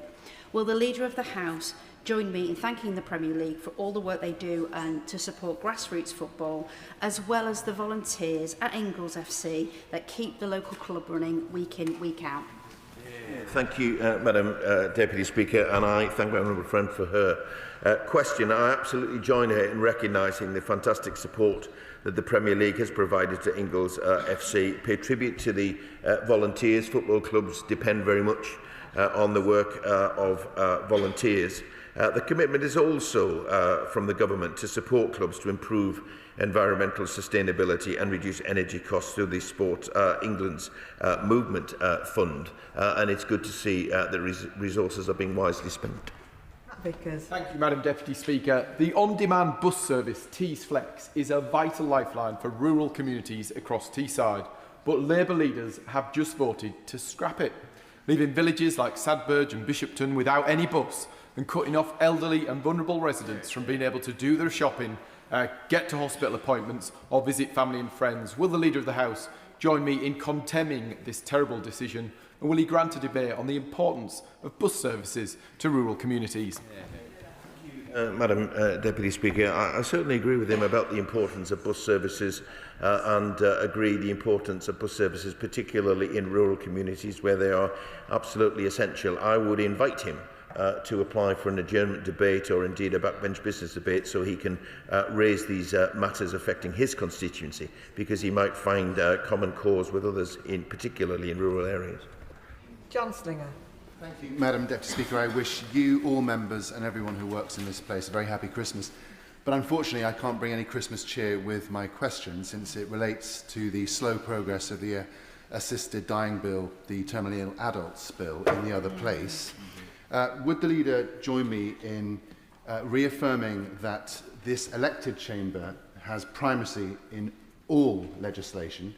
And while, of course, the government will remain neutral on that particular bill, does he agree that we can't be neutral about that principle, and also that what is happening is risks damaging the reputation of our political process?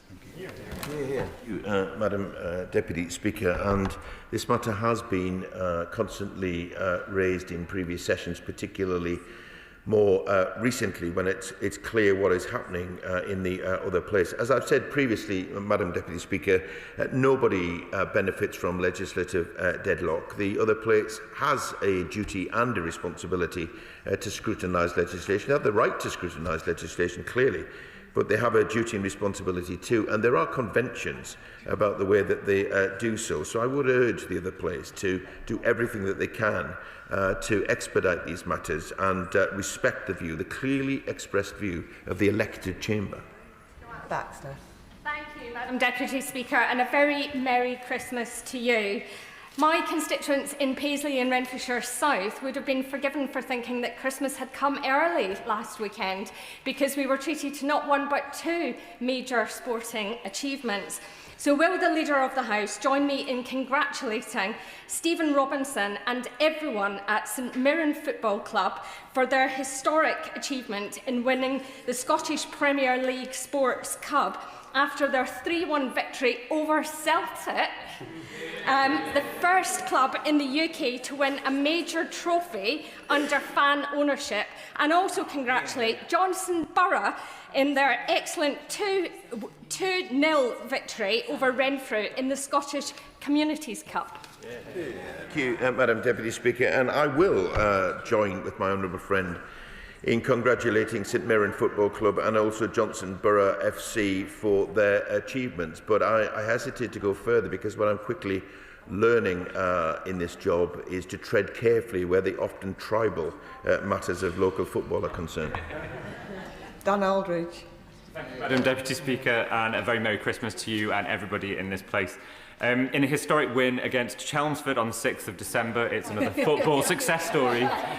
Weston-super-Mare Football Club, for the first time in our history, reached the third round of the FA Cup. Like many Westonians, I'm really excited to head to Grimsby in January with the fans to cheer on the Seagulls and show the Honourable Member for Grimsby and Cleethorpes how impressive our lads are on the pitch. Would the leader join me in congratulating the whole Weston-super-Mare team, the club staff and the amazing fans who, through their long-standing support, have made this historic game possible? Thank you. I certainly respect the huge achievement of getting through to the third round of the FA Cup for the first time. That is a massive achievement, and it's good that that is on the record. So I want to wish both the Seagulls of Weston-super-Mare and the Mariners of Grimsby Town the best of luck when they come together for what will be a coastal derby in the new year. Fans, the team, the club staff are all part not just of a local game but of a national game, and I congratulate them on this fantastic milestone. I wish both teams well in all this, but also, Madam Deputy Speaker, wish everyone involved in seasonal matches across the country all the very best for this festive period. Mark Sewards. Thank you, Madam Deputy Speaker. Merry Christmas to you, to all the House staff, to everybody here, and everybody who's not as well. When asked to become a kinship carer for 7 children, in addition to already having 2 of her own, my constituent and her partner stepped up because these 7 children were being neglected. She was then told by social services, who'd asked her to take the children on, that she wasn't entitled to kinship carer allowance, a decision they then changed months later, but it left the family in dire financial straits. They are still waiting for back payments. Even now, they've used all their savings, and now they are reliant on food banks. I'm working on this case, but in the meantime, will the Leader of the House grant an urgent debate on the need to ensure that those who step up to be kinship carers get the support they deserve. Madam Deputy Speaker, and I thank my honourable friend for raising the work of his constituent and the importance of kinship carers, who are selfless in their attitude, but also do so at considerable cost. And that is certainly not helped when there's any delay in making sure that they get the support that they need. He has raised this matter with me before. I apologise, therefore, that it has not been resolved, but I give him my word that I will take it up with the relevant minister and make sure that he does get a reply, that there is no delay in these matters. And perhaps in the new year, these matters around kinship care and indeed perhaps delay would make a good topic for an adjournment debate. Luke Mayor. Madam Deputy Speaker, just further to the question from the Honourable Member for Stockton West, who's just left, can I share his disappointment at the scrapping of Teesflex, but just say to him gently that if the Tory Tees Valley Mayor took the buses into public hands, as this government has given him the power to do, then we wouldn't have to fight over the scraps. But my question comes on behalf of my constituents, Rob from Loftus and Hilda from Skinning Grove, who've raised with me really poor experiences from contractors working on the Eco4 scheme. Now, the government is right to scrap this scheme, but can we secure some time to discuss the quality and oversight of work on these schemes like this to better serve the taxpayer and constituents like mine? Madam Deputy Speaker, and I thank my honourable friend for raising this important matter, and I'm very sorry to hear of his constituents' experiences. The government expects all ECF4 installations to meet strict quality and safety standards, and we do continue to apply pressure on installers to take responsibility to fix the issues and not to put the burden on individual consumers. I'm sure should he wish to apply for a debate on these matters, then that application would be well received. Chris Murray. Thank you, Madam Deputy Speaker, and can I wish everyone a very Merry Christmas. The communities of Niddrie, Bingham, Magdalene and the Christians are fantastic places, full of hard-working people who take pride in their community. Sadly, they've been let down by austerity in recent decades. So will the Leader of the House join me in strongly welcoming £20 million allocated to this area by the UK Government? And can we have a debate about how we put local people in the driving seat to make sure that money is spent in the best interest of the community? Hear, hear. Madam Deputy Speaker, absolutely join my honourable friend in welcoming the Pride of Place funding that his constituency and many others are receiving. The reality is that the previous government let down local communities, and the Scottish Government is doing the same, despite the fact that they received the largest funding settlement since devolution. We, on the other hand, are giving constituents changes locally so that they can deliver on real change that they want to see in their local communities. Alan Strickland. Speaker, my constituents Melissa and Nikita were left devastated when a few months ago their 4-month-old puppy was mauled to death in the streets by XL bullies who'd escaped from a nearby house. And Nikita, who's just 18, needed hospital treatment for the serious wounds she sustained in this attack. Their family are campaigning to try and reduce the risk of further attacks like this around the country involving dangerous breeds. Would the leader help me to meet the relevant minister to discuss how the Dangerous Dogs Act is being implemented and whether there's more that the government, the police and other agencies can do to reduce the risk of these incidents happening again in the future? Speaker, I'm sorry to hear of the case that my honourable friend raises, and I wish the family, and in particular Nikita, well. We are committed to making sure that the XL bully ban is fully implemented and enforced. Owners of any breed of dog dangerously out of control are breaking the law, and I will certainly ensure that my honourable friend gets the meeting that he asks for. And that concludes business questions. I'll just give the front benches a few moments to rearrange.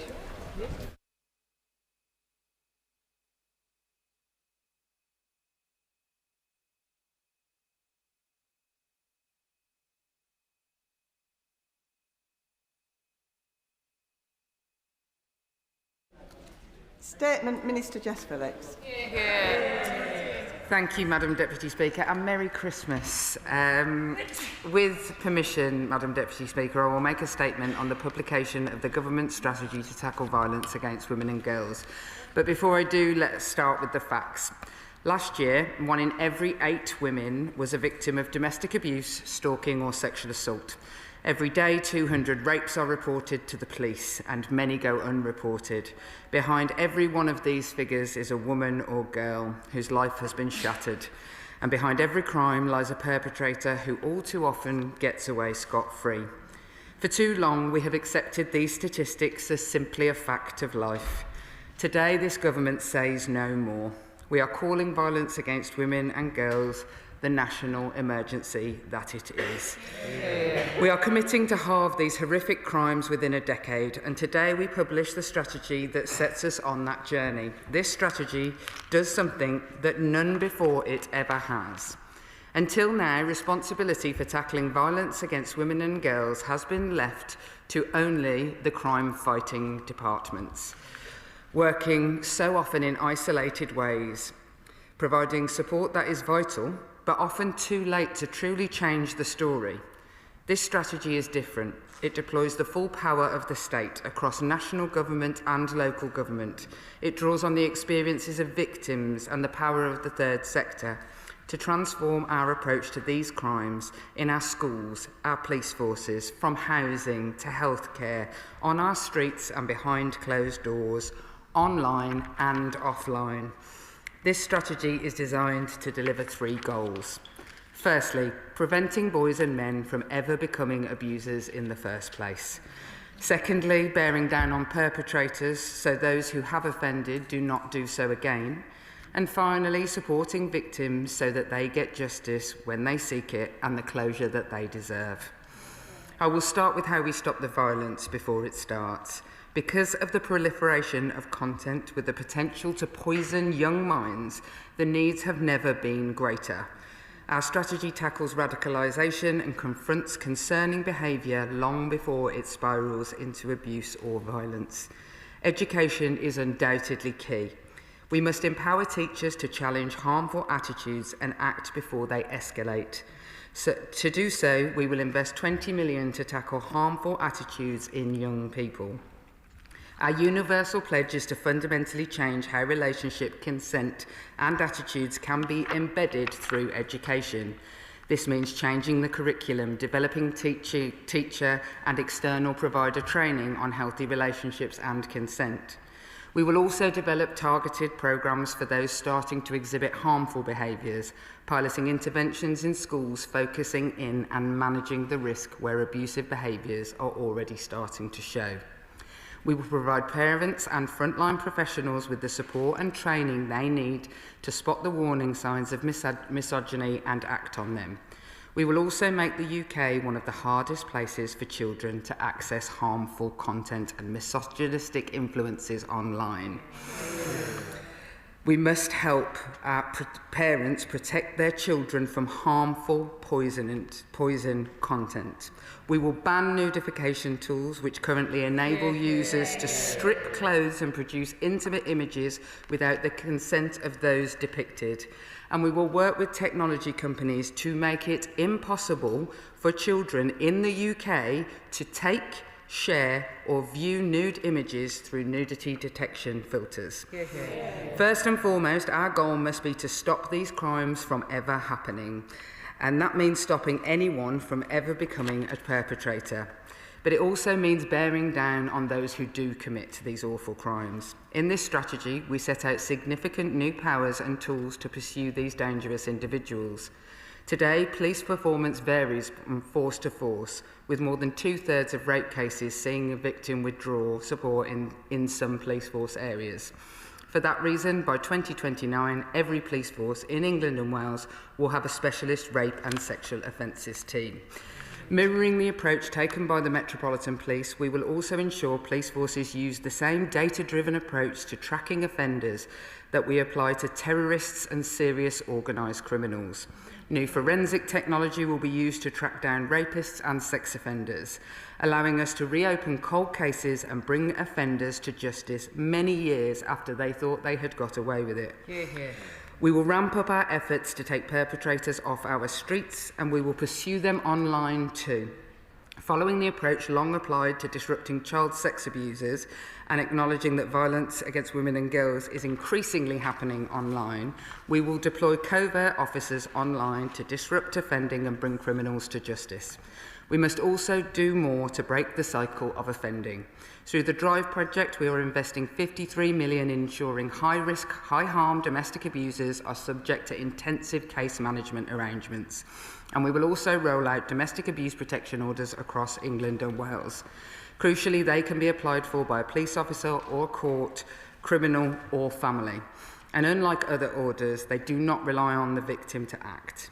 In the pilot locations alone, 1,000 victims have already been protected in this way. Now many more will be. Where crimes are committed, it is essential that we help those who have suffered get the justice they deserve, and as much closure as ever can be possible. I have spent most of my working life with victims of these crimes, and their voices have informed every decision that we have taken. Hear, hear. We will be backing this strategy with over £1 billion in victims funding. This includes over £500 million for victims' services and another £500 million providing safe housing for victims of abuse as they escape their abusers. As part of this investment, we will support vital victims' helplines. We will set up new services to connect victims with specialist help through their GP and provide up to £50 million for therapeutic support for child victims of sexual abuse. In the short time I have today, I have only touched on a fraction of the measures in this strategy, one that signals in its entirety a transformation in the government's response, a government that is rising to the challenge of a national emergency that we face. But, Madam Deputy Speaker, before I finish, I would like to take the opportunity to thank all of those who have helped us get to this point. I am particularly grateful to my counterpart, the Victims Minister in the Ministry of Justice, in her integral role in developing the strategy, as well as to the Home Secretary, her predecessor, now Foreign Secretary, the Deputy Prime Minister, and last but absolutely by no means least, the Prime Minister and the team at Number 10. They have stepped up to the plate with leadership and ambition, and I thank them all.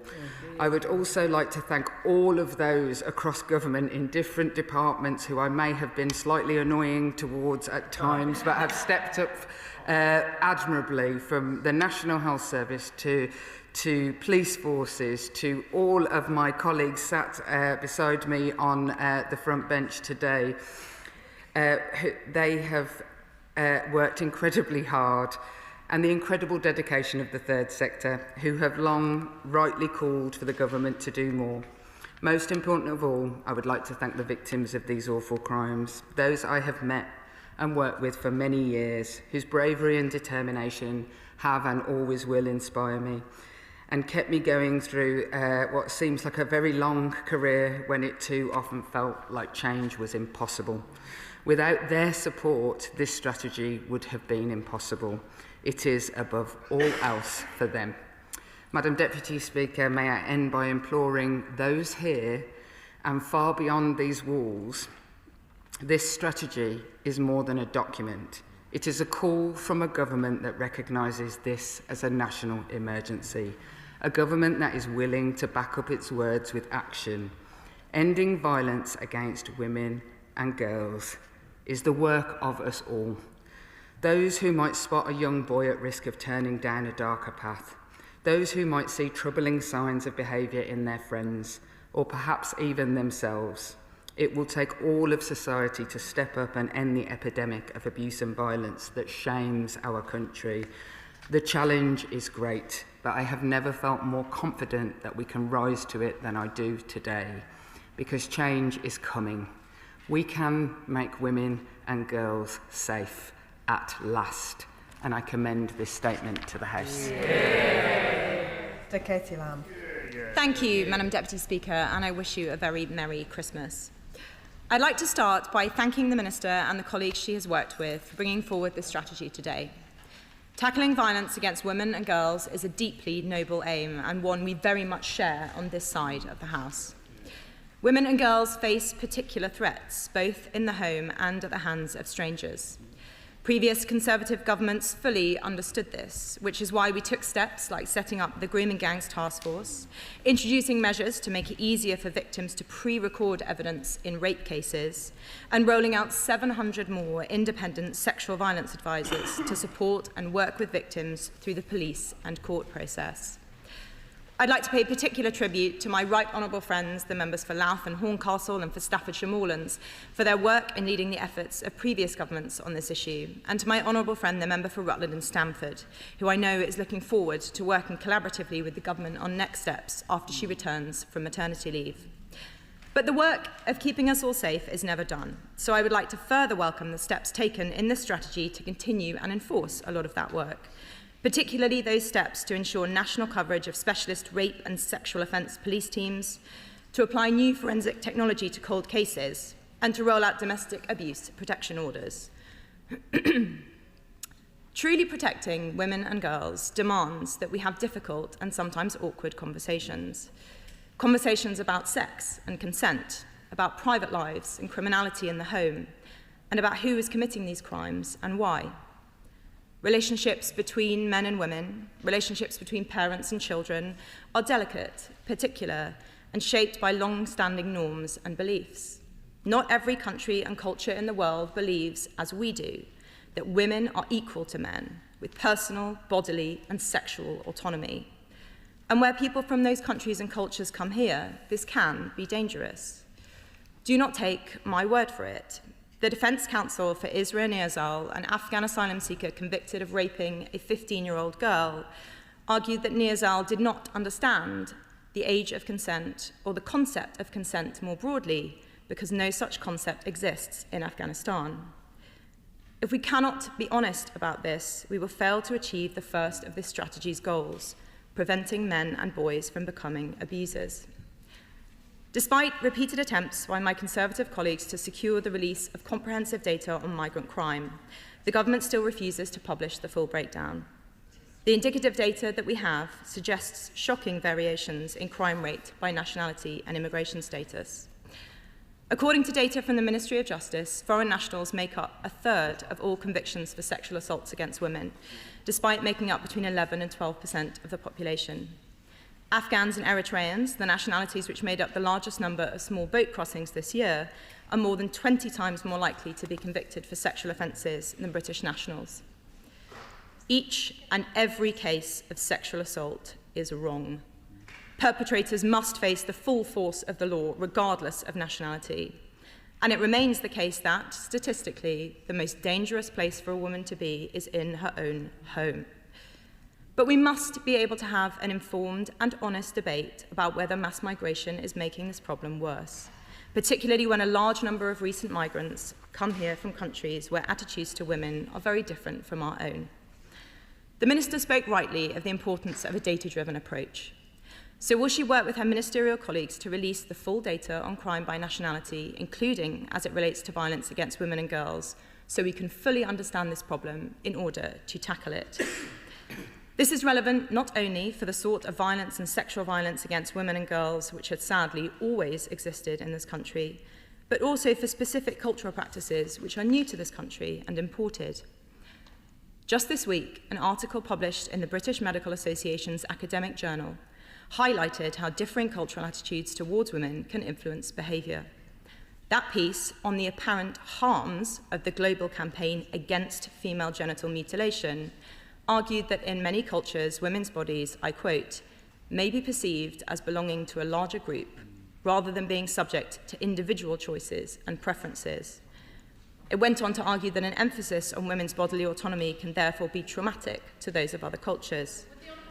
This is wrong.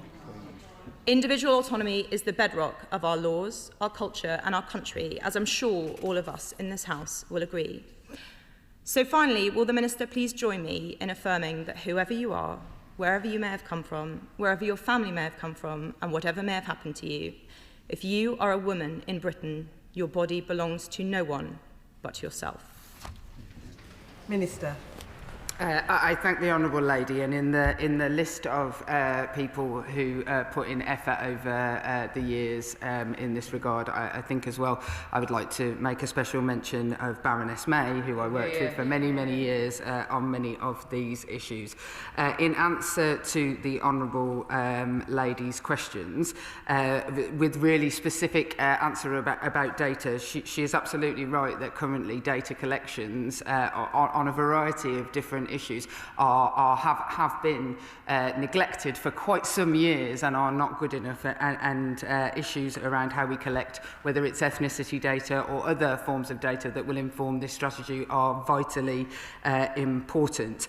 And as somebody who has been a pro-choice member of Parliament and a pro-choice advocate my entire life, I am more than happy to stand here and say that it is a woman's right to make any decision, and I hope that always the Honourable Lady and anyone would join me in telling anyone from anywhere, including when they are of our own ranks and our own communities, that it is nobody else's business what I do with my body. And so I'm more than happy to say that. What I would also say to the Honourable Lady is that this government has deported an increased number of foreign national offenders, 12% increase since her government's period in office, and has passed much stronger laws, for example, on the rights of asylum seekers. For example, I believe that members opposite voted against the bill that contained this to not be able to claim asylum in our country. But what I would also say to the Honourable Lady was, if the only crime that I had to concern myself with halving was that was committed by people who arrive in our country, my job would be considerably easier, because the vast majority of the data that I am talking about is around people who were born in our country, abusing other people who were born in our country, from every culture, from every creed. There is absolutely, I have yet to come across any community where violence against women and girls does not happen. Sarah Owen. Thank you, Madam Deputy Speaker, and I of course welcome the new VORG strategy and thank both the Victims Minister and the Safeguarding Minister, who have worked so hard and are wholly committed to ending harm against women and girls. On specifically training for teachers, will this be co-designed alongside girls and boys, so it's well received and up to date with the latest technology? Because big tech has a huge role to play in tackling misogyny. Children online are constantly targeted with information including violent pornography or hateful content. And we say, don't look, but the algorithms are screaming at them to look. Our committee found that the tech companies like X, Snapchat and TikTok continue to freely publish misogyny. Will we see this government get tough with big tech over their failure to protect children? Minister. I thank the Honourable Lady, and she is absolutely right when she characterises the kind of violent pornography that young people have been exposed to. And I am part of the strategy will be to ban strangulation in porn, amongst other things that I'm sure when everybody goes away today and reads the strategy around some of the guidance that comes from the review that was undertaken into pornography and exactly what we have to do. I am very pleased to say that since age verification came in July, that Pornhub has seen a reduction of 77% in its traffic. My heart bleeds for them. So we are seeing actually the green shoots of this, but she is absolutely right. The strategy tackles head on how we have to work with, and whether that's regulation and or collectivism with tech companies, to make sure that the kind of vile crimes that we see happening to children in our country cannot happen anymore. Liberal Democrat spokesperson Marie Goldman. Thank you, Madam Deputy Speaker, and I'd like to thank the Minister for advance sight of her statement today. Madam Deputy Speaker, I warmly welcome the Government coming before the House today with this much anticipated violence against women and girls strategy. It's essential that we tackle this issue head on, and to do that it's vital that we don't just talk about dealing with the horrific consequences of violence, as the Minister has said. That alone is not good enough. We must not accept a system that tells women and girls to expect violence and abuse, but promises support after their lives have been irrevocably harmed.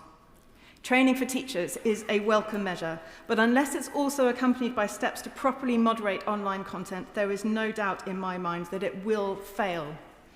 As long as violent, misogynistic content continues to reach children and adults online, this crisis will persist.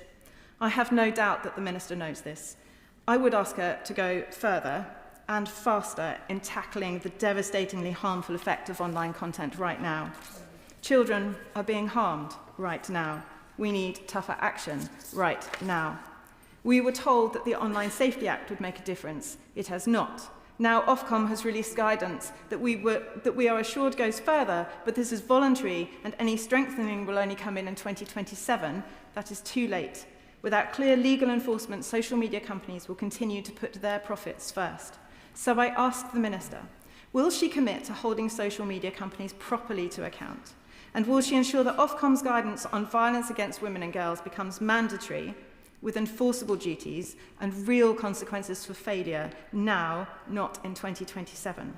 And finally, for this strategy to succeed where multiple others have failed, it must also include ring-fenced funding for specialist services, including for older victims. It must work comprehensively across government departments, recognise minority women may experience violence differently, and have clear accountability if progress stalls. Can the Minister set out how this strategy will deliver on each of those points?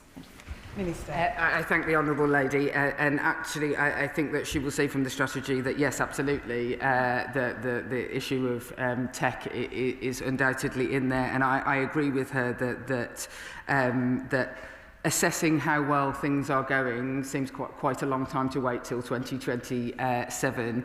I can absolutely guarantee her that I will hold tech companies accountable, as I think it's quite famously known that quite a lot of them aren't that keen on me, that I will hold them accountable for their behaviours and work, but also work with them in what is possible.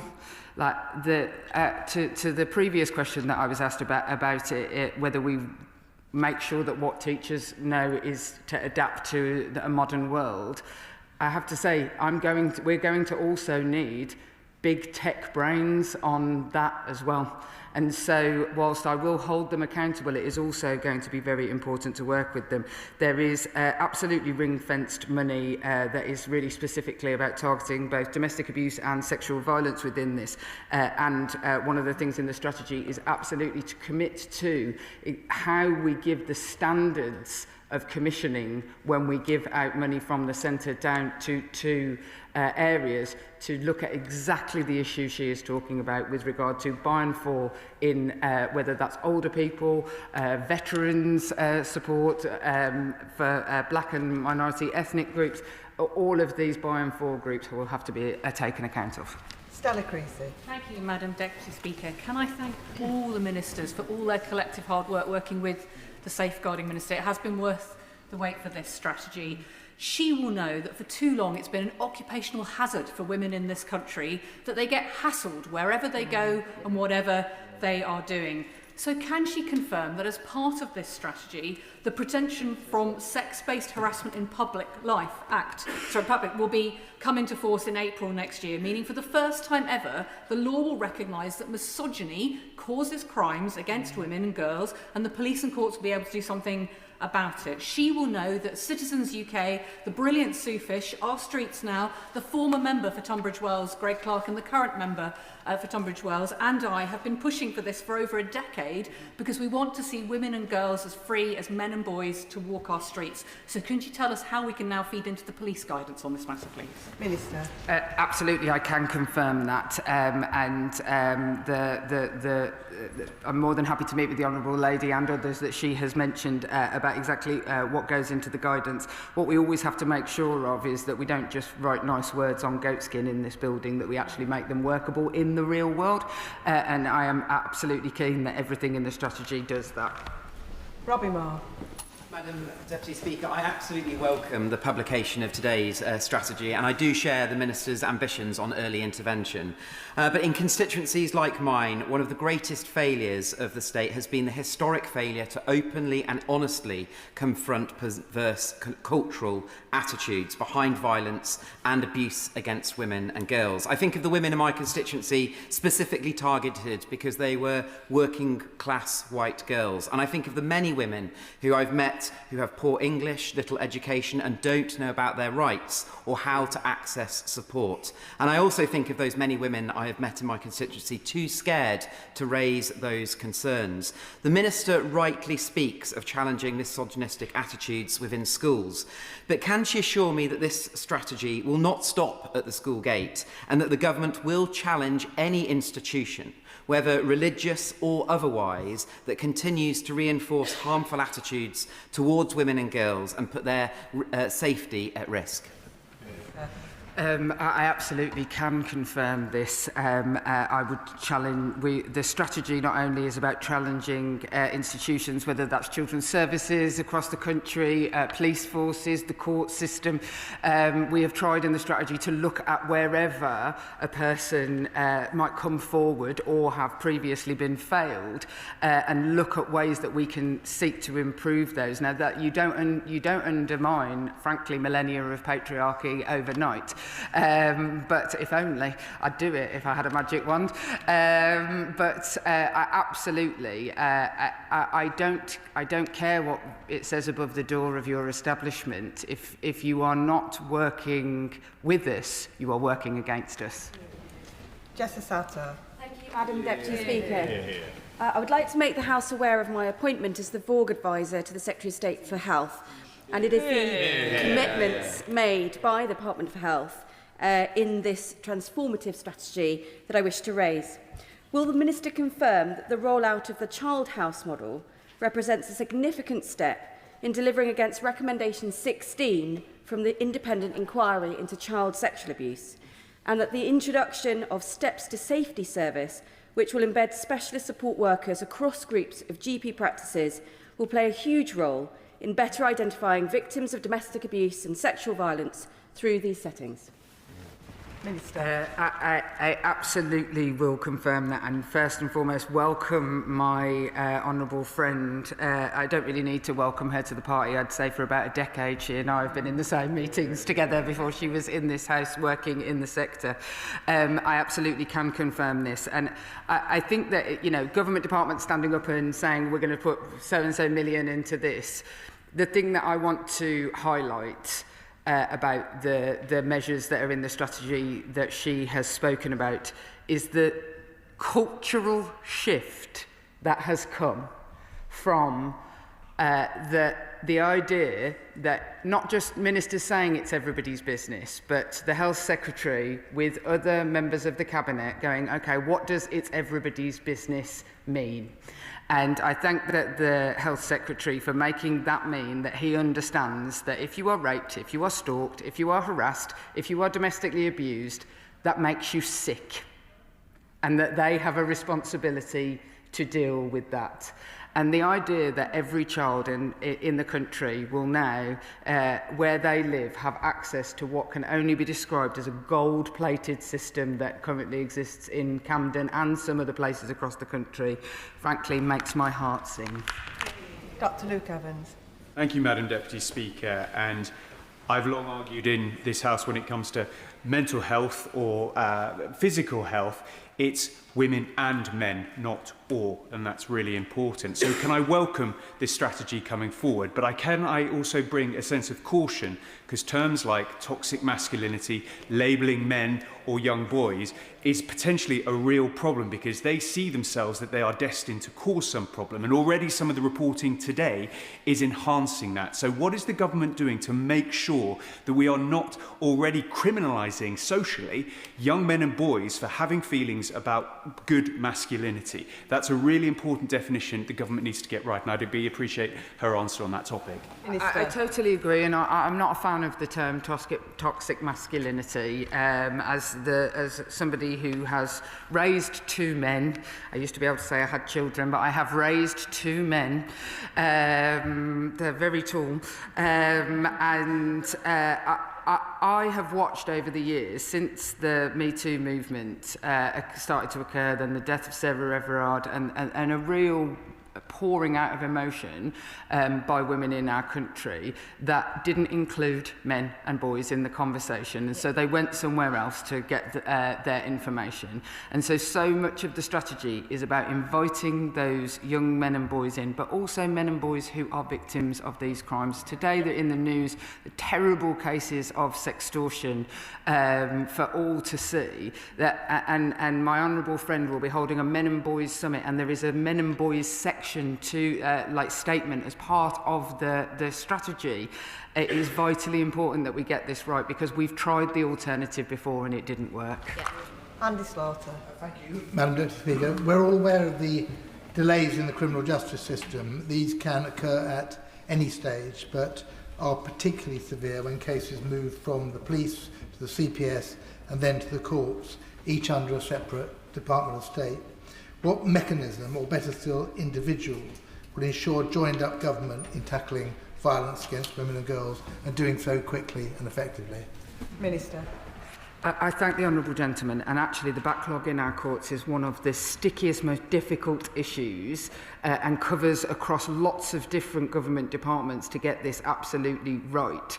And it is, I would say, it's probably the thing that the problem that drives our collective work almost more than anything else, because there are thousands. We are due to have 100,000 in the backlog by 2028 if we do not do real radical change, and keeping at the heart of that radical change the experiences of women and girls. And there's things in the strategy around legal advice for victims, around greater support for independent sexual violence advisors. All those sorts of things are there, but this is going to take a radical change.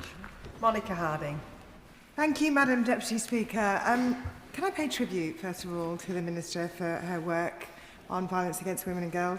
Can I also welcome what she said to my honourable friend about her commitment to holding tech companies to account for their behaviours?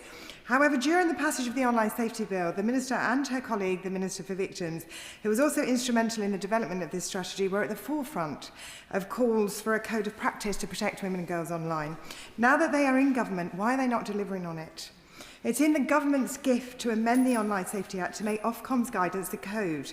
With the best will in the world, guidance won't make any difference to social media companies' behaviour, nor their profit-driven models, which are the source of so much misogynistic influence, and teachers are now being expected to deal with it. So why is the government afraid to use all the tools at its disposal to hold tech firms to account for their role in fuelling misogynistic behaviour? I thank the honourable lady for her kind words and her reminder of the many years of passing the Online Safety Bill, which many of us will remember, I would about say fondly, but I'm not sure that's necessarily always the case. First and foremost, to say I wouldn't be afraid of doing any of the things that she has highlighted. What I would say is that the Online Safety Act, which, and the honourable lady was not here, took 10 years to get to the legislative place that it was, and it has only actually really been rolled out since July this year. The government repeatedly has said, and what it says in the strategy on this, is that where we need to go further, we absolutely will. Helen Hayes. Thank you, Madam Deputy Speaker. Can I thank the Minister for her statement and warmly welcome this strategy? And can I pay tribute to my honourable friend, the Minister, for delivering this strategy and for her years of personal commitment to the safety of women and girls. I welcome in particular the focus on educating children about misogyny and driving misogyny out of our schools. My honourable friend will know that the Ofsted inspection framework has previously been largely silent on the issue of misogyny, allowing examples to occur where schools have been able to be rated outstanding despite girls at that school having a widespread experience of sexual harassment and abuse by their peers. So can I ask my honourable friend what engagement she is having with Ofsted to ensure that all of the government's objectives are aligned and that no school where girls are routinely experiencing regular misogynistic harassment and other behaviours can be regarded as exceptional, strong standard or expected standard under the new framework? I thank the honourable lady, and the government has released new curricula on healthy relationship education, and we're working with Ofsted to ensure that schools are monitored against the delivery of that. Is frankly one of the most important things that you can do, because just saying that they have to have it and then not ever looking at whether it's any good, I think has led to a hodgepodge and frankly some terrible behaviour in the country. But I absolutely take away her point and will go and speak to my colleagues in the Department for Education, who are a fundamental pillar. I'm starting to talk like a civil servant, they say pillar about everything, pillar in this strategy, to look at exactly what she is talking about, and to make sure that if that was found to be the case, that school, well, if a school isn't safe, how could it be outstanding? John Glenn.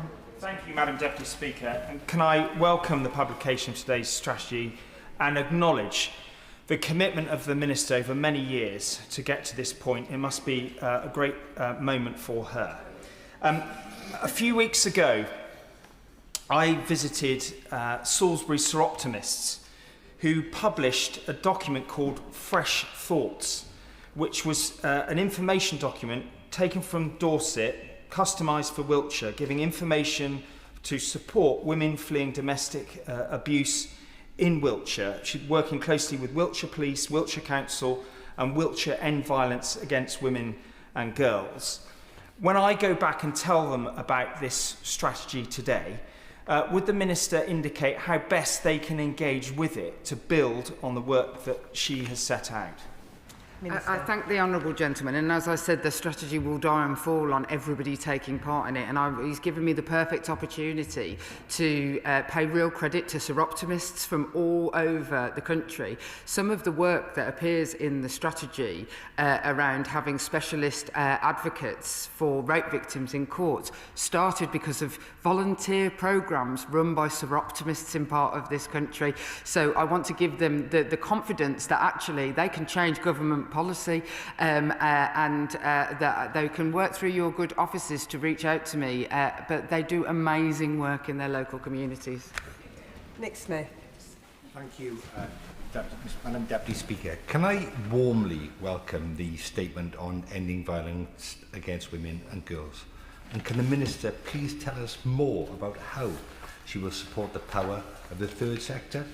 Organisations like the Phoenix Domestic Abuse Services in Blaenau Gwent will always deserve a helping hand. Minister. I thank the honourable gentleman, and what I would say is, you know, again, poacher come gamekeeper, that making sure that the voluntary sector are well placed to deliver much of what is in this strategy, not just the classic victim support models of funding either nationally or locally that have previously gone on, but there is going to be new opportunities with new different schemes, whether that's in our employment services, whether that's in our health services, and I absolutely want to make sure that where those are being operated locally, that voluntary sector agencies have the capacity to make sure that they are part of that. Kirsty Blackman. Deputy Speaker, the Minister was on Radio 4 this morning. Can I back the comments that she made on public health and the effectiveness of that? I agree it is really important that we need to have a public health campaign on this. Women for Refugee Women have surveyed NRPF women in the asylum system and found that 38% of them have stayed in an abusive relationship because of their inability to access public funds. 38% of those then went on to be raped.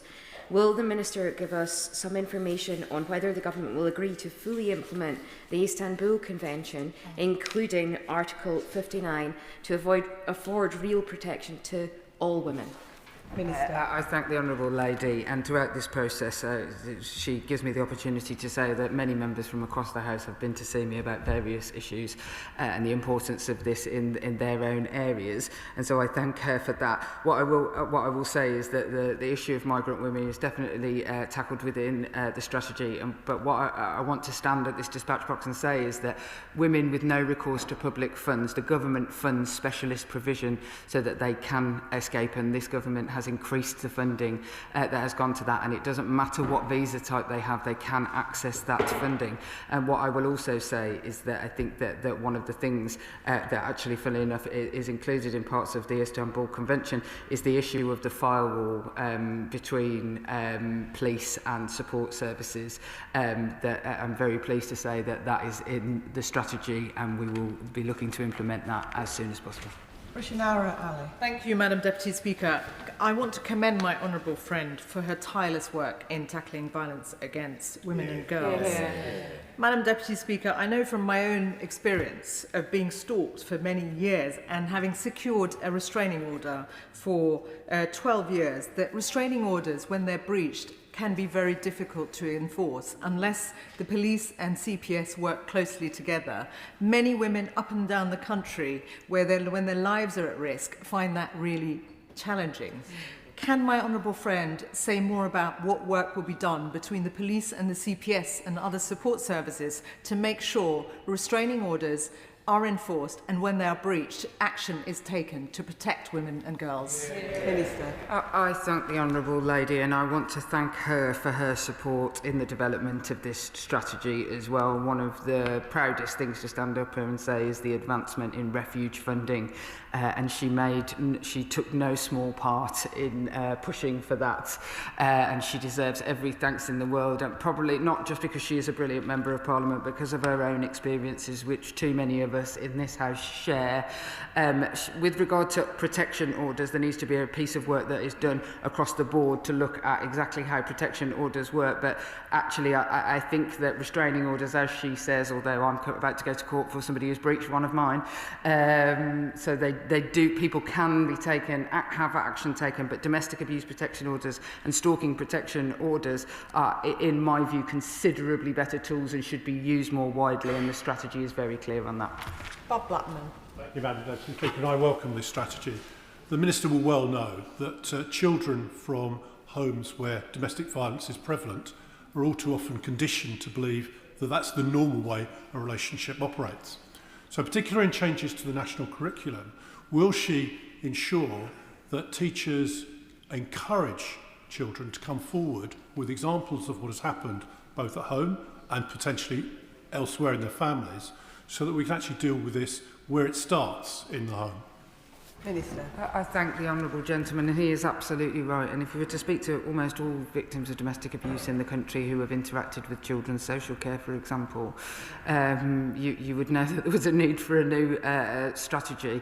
And in the strategy, the Family First, there is £500 million for the Family First piloting across the country that seeks to do exactly what he is talking about making sure that domestic abuse is dealt with through early intervention. But absolutely, children will not only be encouraged, but we have also, it is now a statutory duty that where children are involved in any domestic abuse incident where they are in the house, that schools are informed, and we will give tools to the schools to know what to do in those circumstances. Lizzie Collins. Thank you, Madam Deputy Speaker. And firstly, I was a bit surprised to hear that the Shadow Minister thinks that our culture understands consent, bodily autonomy, misogyny and violence against women and girls. Given how every day women see violations of their bodies, I just don't think that's true of our culture at all. Madam Deputy Speaker, I have an 11-year-old son, and I worry about the violent and misogynistic material that boys and young men can be exposed to and the potential there for radicalisation. Can the Minister assure me that the prevention will start at a sufficiently young age for boys, and that every boy will have access to this preventative work? I thank the honourable lady, and you know, it is compulsory. The new curriculum is from the age of 4 until 16. So, and that is compulsory within schools to be done in with age appropriateness. What we will create through this new funding is a series of interventions where people are worried if a kid, for example, is sharing images, or young people are reporting abuses within their own relationships, that there is somewhere where schools can send people for interventions, and absolutely, as a mother of a son as she is, it will be age appropriate and across the board. Thank you, Madam Deputy Speaker. I was a secondary school teacher, language teacher, before I came here and had to deliver relationship lessons. I too raised 2 women and 2 men. And I wasn't exactly uncomfortable around young people, but I felt uncomfortable teaching those lessons. And it seems I'm not alone. About half of secondary school teachers don't feel comfortable to deliver these lessons. And I know the strategy is providing training for teachers, but is it realistic to expect that in a busy school day with lots of other stuff, training, yet another bit of training will really result into those outcomes? Should we not have a professional in each school to deliver these lessons? I thank the Honourable Lady. As somebody who was one of those professionals who used to go into schools, I couldn't agree with her more. And as somebody, I also went to the same school as the Home Secretary. And so in the building of the strategy, we kept talking about which of our teachers we wouldn't have wanted to talk to this about.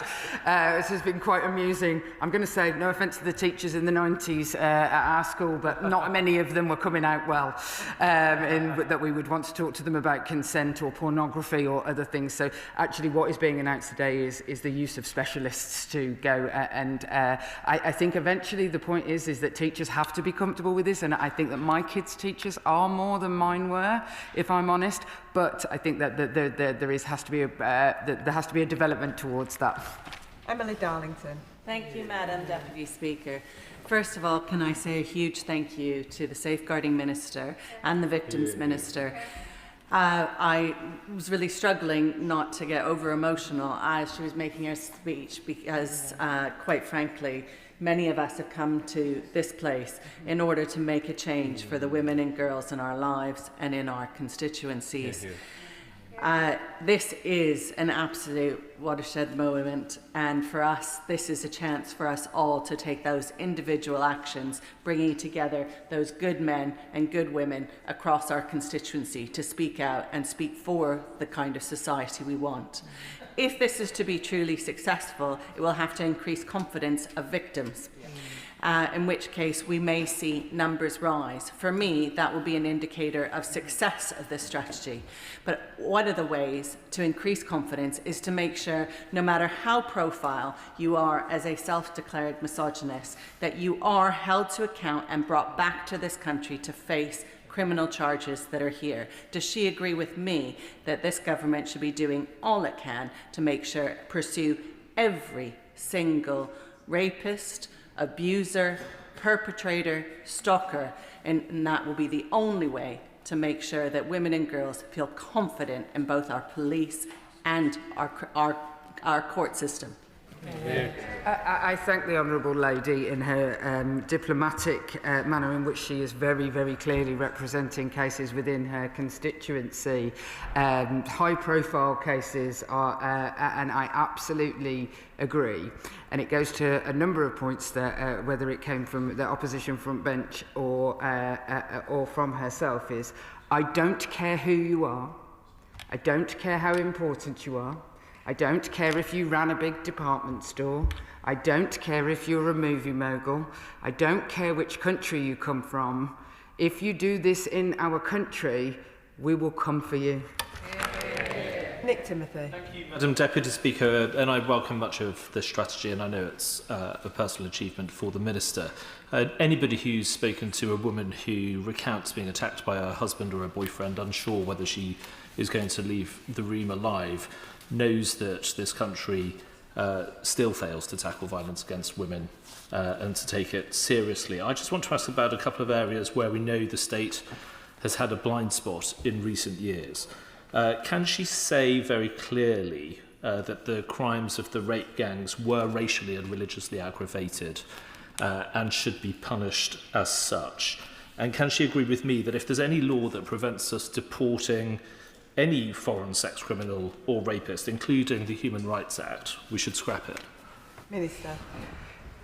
I thank the honourable gentleman, and no doubt in his tenure working for Baroness May was heavily involved in some of this work, so I suppose I shall thank him for that as well, for some of the things that he did in that time. What I cannot say, and what I will not do from this dispatch box, is affect any case by saying that any case is aggravated by one thing or another. I am very proud that this government will aggravate on the basis of grooming for the first time, that will make become an aggravated offence. But on individual cases, I cannot say without seeing all of the evidence. But what I know from my years of working with grooming gang victims is that there is absolutely no doubt about issues of that have been talked about, and as the Home Secretary has said, where women were targeted for being white working class girls. That is absolutely, I have seen it with my own eyes. And I will not scrap the European Human Rights Bill, but we don't need to deport sex offenders. We should have been doing it for a lot longer. Amanda Martin. Thank you, Madam Deputy Speaker, and I want to pay tribute to the Minister for her statement and for hers and the Victim Minister's hard work for what has been a truly cross-government effort to leave VOG offenders nowhere to hide.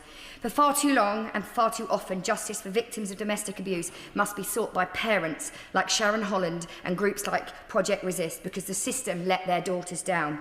Tragically, Madam Deputy Speaker, this strategy is too late for two young women from Portsmouth, Chloe Holland and Skye Nichols, who were driven to take their own lives because of coercive control from vile partner perpetrators.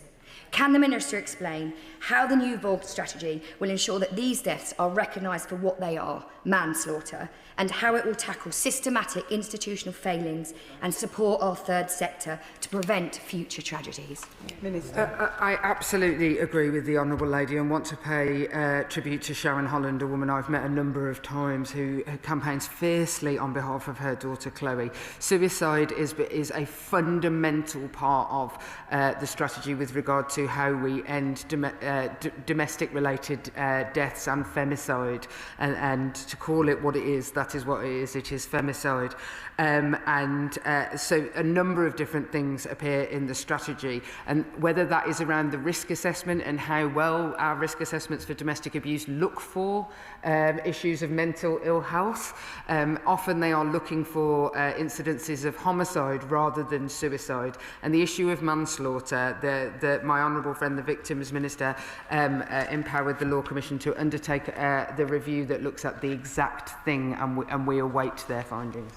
Caroline Burden. Thank you, Madam Deputy Speaker. Firstly, I welcome this strategy, and I would like to commend the Minister for her tireless work on supporting victims and trying to reduce violence against women and girls. And I welcome the cross-governmental approach and the focus on prevention and public health promotion.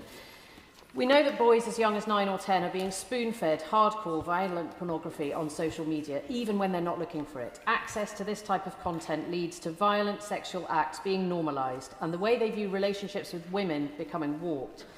Now, the head of a boys' school that has completely banned mobile phones from their estate has spoken powerfully to me about the effect of being able to have conversations with boys before they start seeing this content online. And while schools are part of the answer, asking teachers to combat the tidal wave of indoctrination, radicalisation and normalisation that these algorithms is causing is unrealistic. The misogynistic, violent attitudes must be stopped at source. So as part of this work, what action will the government take to ensure social media companies comply with the Online Safety Act, make Ofcom guidance statutory, and push her colleagues across government to legislate to get smartphones and their misogynistic content out of our schools? Minister. Thank you. A 9-year-old looking at any pornography on any social media site or any site in the UK is illegal. And if there are instances of that, then they should be reported. We have seen a case recently where a pornography site did not have age verification. They were by Ofcom fined £1 million and then put age verification, but they will be blocked from being able to be seen in the UK if that is the case. So that is already the case. Now, it's going to take time, but I asked the Honourable Lady to get her schools to report those particular issues, and we will raise them absolutely with Ofcom. I also think it's important to say that misogyny existed before the internet as well. That tackling misogyny is something that has had to be done for quite a long time. I absolutely agree with her that we need to support teachers in how what young people are seeing inside and outside of school, and the strategy absolutely deals with that. Gurinder Singh Josan. Thank you, Madam Deputy Speaker, and can I first of all thank the Minister and all those in government who work so hard to bring this strategy. Whilst the Shadow Minister, through her rhetoric, does her best to demonise whole communities, the Minister is right to recognise abuse occurs in all communities. However, the Minister will be aware of the need to be sensitive to cultural differences experienced by women from different communities and girls from different communities. The Minister has already recognised the value of by and for organisations working to provide culturally sensitive support for women and girls, and I trust that support for by and for organisations will continue. But one area where progress needs to be made is in relation to honour-based abuse. So will the Minister commit to support calls from Karma Nirvana and around 60 other organisations, including Sikh Women's Aid, for a statutory definition of honour-based abuse, to recognise honour as an aggravating factor in criminal sentencing, and to require multi-agency guidance to identify and respond to honour-based abuse? I am very happy to say that the making a statutory definition of honour-based abuse and working with the organisations that he has identified on that statutory guidance is very much in the strategy. I am very proud to do that, because absolutely we do need to have cultural sensitivities, but within the services that we provide, and we need to listen to the voices of the women in those services. It's an honour to work with those organisations, and I will continue. Ben Oxyjecti. Thank you, Madam Deputy Speaker. I just wanted to address another aspect of this strategy, and specifically how it relates to male survivors of crimes considered to be violence against women and girls. My 10-minute rule bill earlier in the year called for a dedicated strategy to tackle interpersonal abuse and violence against men and boys, so that male survivors of rape, sexual assault, domestic abuse, forced marriage and honour-based violence receive the justice and support they deserve. I recently met with the Minister, and I thank her for her time. Discussions were very positive, I felt. I've also spoken to the Victims Minister about how to shape the strategy to support male survivors. So could you just outline what provisions are included to support male survivors in this strategy, and whether a dedicated strategy to help male survivors be published next year? I thank the Honourable Gentleman. I really thank him for his approach on this, and to working collectively with us. There is a specific statement that goes alongside the strategy that is specifically targeted at men and boys, that has some specific support services and things that are and policy that is for male survivors. But of course, anything that is in the strategy, any of the legislation, any of the support services, they are and the commissioning, it is also for men and boys who are victims of this. But as he and I said, what we actually need is a piece of work done to see we can't just paste what women have also always used onto men. And so at the Men and Boys Summit that my honourable friend, the Victims Minister, which I'm sure he will be able to be part of, we will be looking at exactly what that is, and that will be early in the new year. Kevin Bonavia. Thank you, Madam Deputy Speaker. Can I add my own personal tribute to the Minister? This is a huge achievement for her today, and it is not just for her. She is doing it on behalf of all women and girls in this country. Now, in her statement, she said we all have a role to play. That's individuals and organisations across this country. Now, in Stevenage, she will recall we have an amazing charity called Survivors Against Domestic Abuse. And one of the challenges they face is that many victims there keep going back and back again because the justice system isn't strong enough for them. So I'm sure that SADA will welcome domestic abuse protection orders, and will the Minister explain to SADA and other organisations how this government will help them provide that support to women and girls who need it? Minister. I thank the honourable gentleman, and organisations like SADA are absolutely vitally important both in how we roll out new perpetrator schemes, so that it isn't those victims who have to do the work, and actually it is offender management of their perpetrators with support alongside them. There are lots of new national schemes that will be rolled out as part of this strategy over the next 3 years, and I would very much welcome and will work with all the organisations across the country to get that right in local areas. Josh Babarinder. Thank you, Madam Deputy Speaker. And really from the bottom of my heart, I sincerely congratulate the Minister, as well as the Minister for Victims, for all the work that they've put in to making this happen, working with victim survivors and the sector across the country. I was proud to work with them both to help secure the domestic abuse identifier that is in the Section 6 of the sentencing bill, which will enable us to know how many domestic abusers there are in prison and in the country at any given time and what their reoffending rate is. I'm keen to understand from the Minister when she expects that information and that data to go online, how she expects to use that data to help monitor the impact and progress of this VORG strategy, and what the government will do to help measure the impact of it on people before, retrospectively, this identifier was brought in. The honourable gentleman makes a really good point, and it was a genuine pleasure. I always say that, but it was a genuine pleasure to work with him on it, and I really thank him for his leadership in that space. Obviously, we have to wait for the sentencing bill to pass, and all of that. But look, what I expect to happen because of that is that it's going to throw up huge amounts of data that is going to be incredibly helpful, and exactly what data we want to collect and look at as part of that, I think it will take a bit of time, but it can start to happen. I think as soon as the sentencing bill passes, and that would certainly be our ambition. Anna Dixon. Thank you, Madam Deputy Speaker, and I would like to thank my honourable friend for her leadership and determination in bringing forward this ambitious strategy. I really welcome the focus on prevention and particularly reducing online harm for young people, something that the Public Accounts Committee raised in its report, of which I'm a member. Bradford Rape Crisis and Staying Put provide vital support to women and girls in my Shipley constituency who've been victims of violence against women and girls, and I hugely welcome, I think, the £1 billion, if I heard right, in the statement that's going to be invested in victim support and safe refuge. Will the Minister explain how these funds will help victims of domestic abuse in my Shipley constituency to get support and a safe place to call home? I thank the honourable lady. With regard to her rape crisis, there is literally a specific amount of uplift that will come to the ring-fenced budget that goes to rape crises in the country. I think Rape Crisis England and Wales asked for a 15% uplift,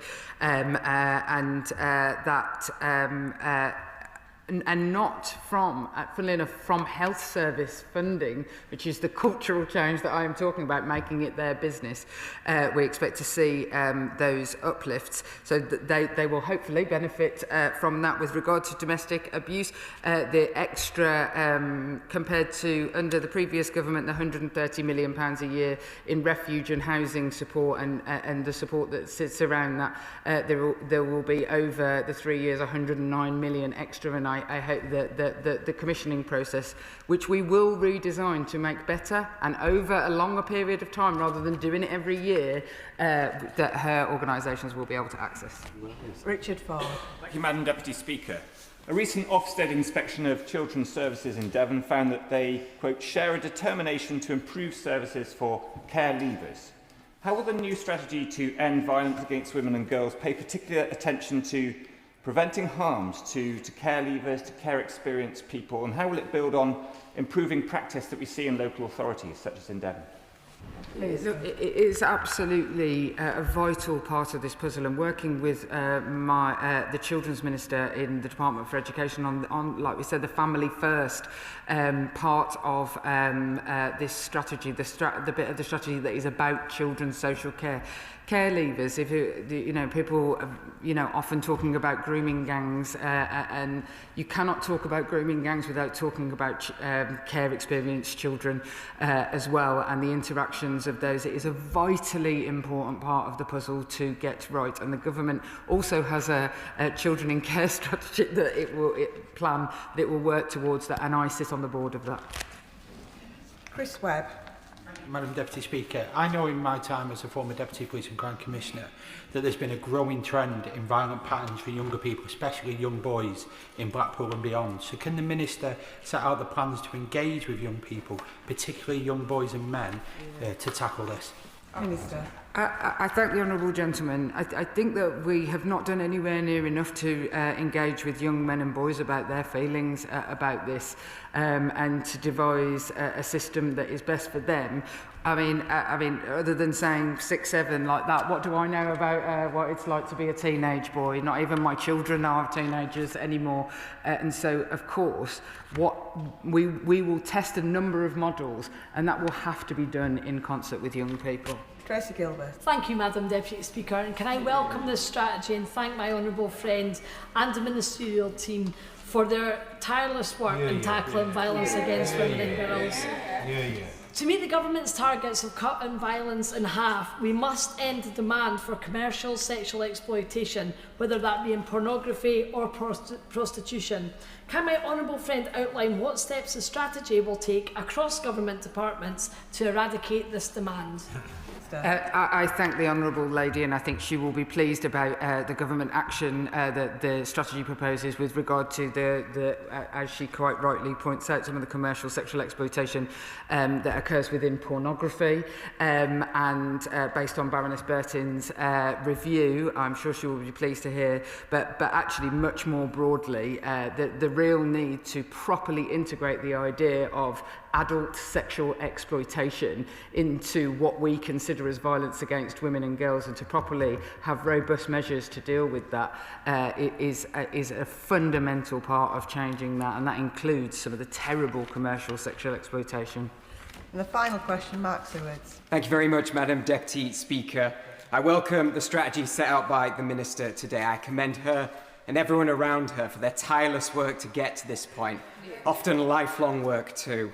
When I speak with the charitable sector, third sector organisations like Leeds Women's Aid in my constituency, they've worked in this space for years, and one of the things they keep telling me is that the funding period for grants are often far too short, come up for review far too frequently. Now, factoring in the cost of applying for these grants, as well as the staff time that they spend applying, they tell me that long-term strategic decision-making within their own organisations becomes really, really difficult. So can the Minister assure them that the strategy will address this common challenge? As a previous Women's Aid alumni, I can absolutely, and that one of the strongest things that came from the sector, especially the domestic abuse sector, is how crackers it is that you have to apply for your funding every year. So obviously we can't commit funding for longer periods than comprehensive spending reviews, but we are committing to long-term funding going out of our door into that door under a set of standards and commissioning models that we in the government will work to, because there's also quite a lot of complaints about localised commissioning as well, and that is a fundamental way of allowing those organisations to grow because they can breathe again. And that concludes the statement, and I'll allow for the front benches to quickly swap over to start the next statement.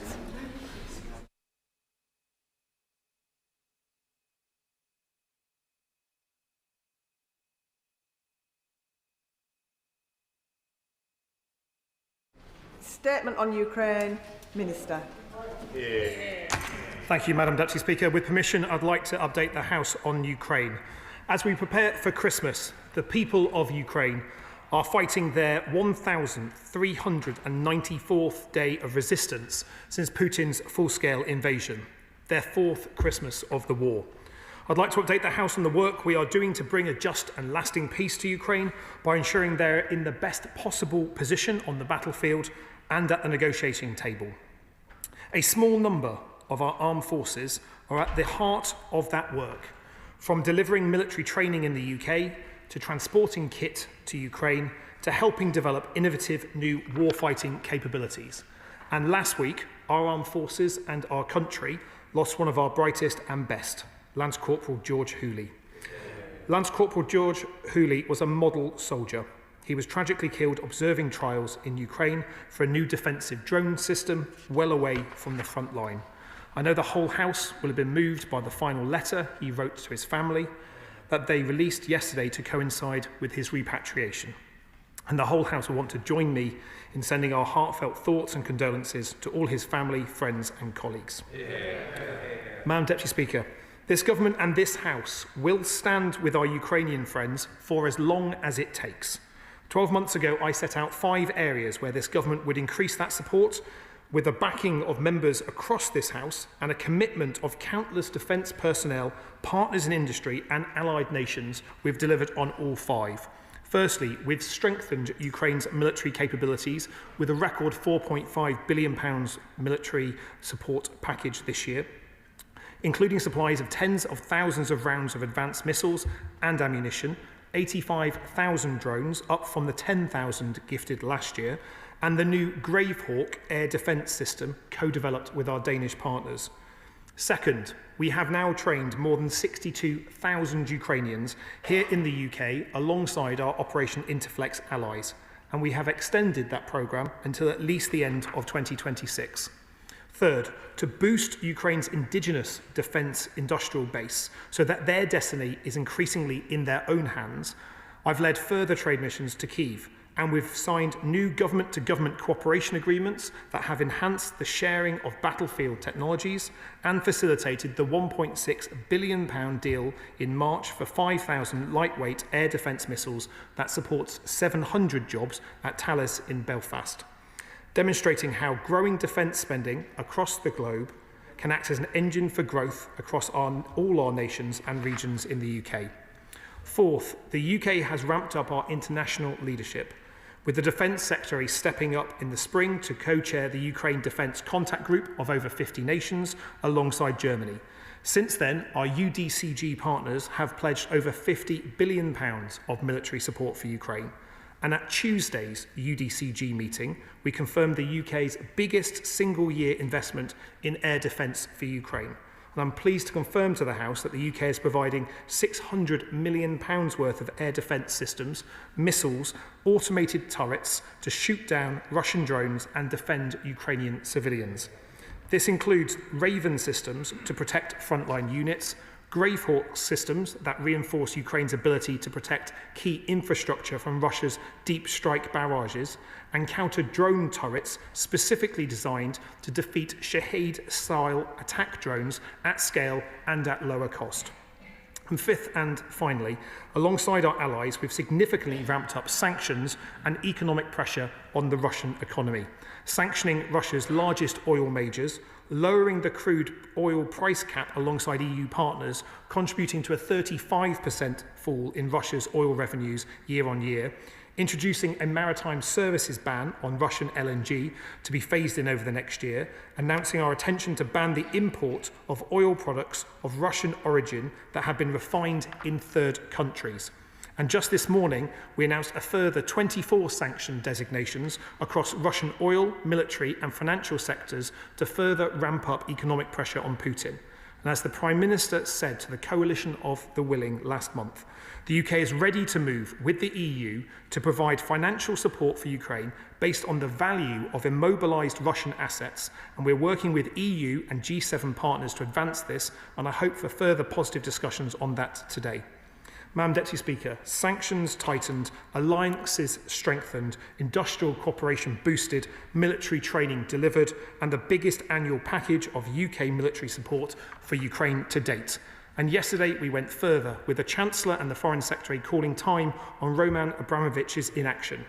The government has issued a licence that enables the transfer of more than £2.5 billion from the sale of Chelsea FC to benefit the victims of Russia's invasion of Ukraine. And we urge Abramovich to honour the commitment that he made over 3 years ago or face court action. 12 months ago, I pledged that this government would provide ironclad support for Ukraine, and that is what we have delivered. And that is what we will continue to deliver for as long as Putin continues his barbaric assault on the Ukrainian people.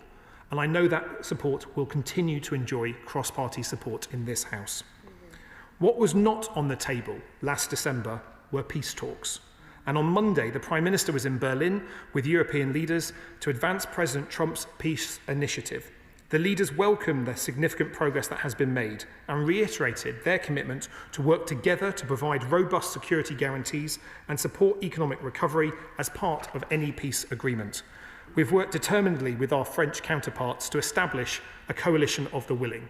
It now consists of 36 countries and a multinational force, Ukraine, which is an essential pillar of the credible security guarantees required to deter Putin from coming back for more territory in the future.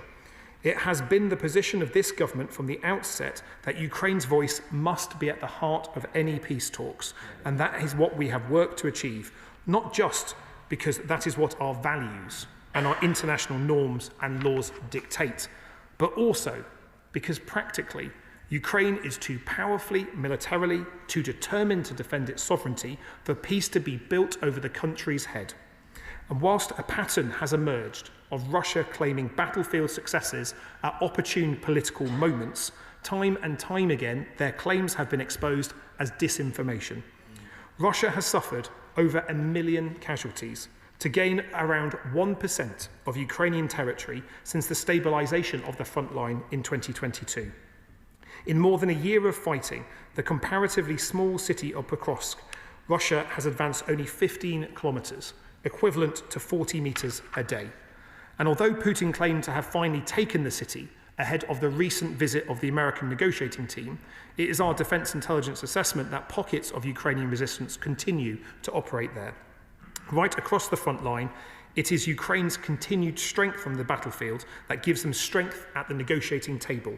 So we will continue with our allies to boost that strength and to secure the credible security guarantees needed to underpin a just and lasting peace. And Madam Deputy Speaker, as we approach the 5th year of fighting since Russia's full-scale invasion, this government is in no doubt that the front line of UK and European security continues to run through Ukraine. 12 months ago, there was no clear route to ending the war. Today, the US-initiated peace process represents the brightest path towards securing a just and lasting peace that we've seen since the start of the full-scale invasion. To support these diplomatic efforts, we're accelerating joint work with the US on security guarantees. The Defence Secretary directed military chiefs this week to review and update multinational force Ukraine military plans, so we are ready to deploy when peace comes. This includes revising and raising readiness levels. As we continue to work with allies to maximise pressure on Putin's war machine, to strengthen Ukraine's hand on the battlefield and grow their defence industrial base.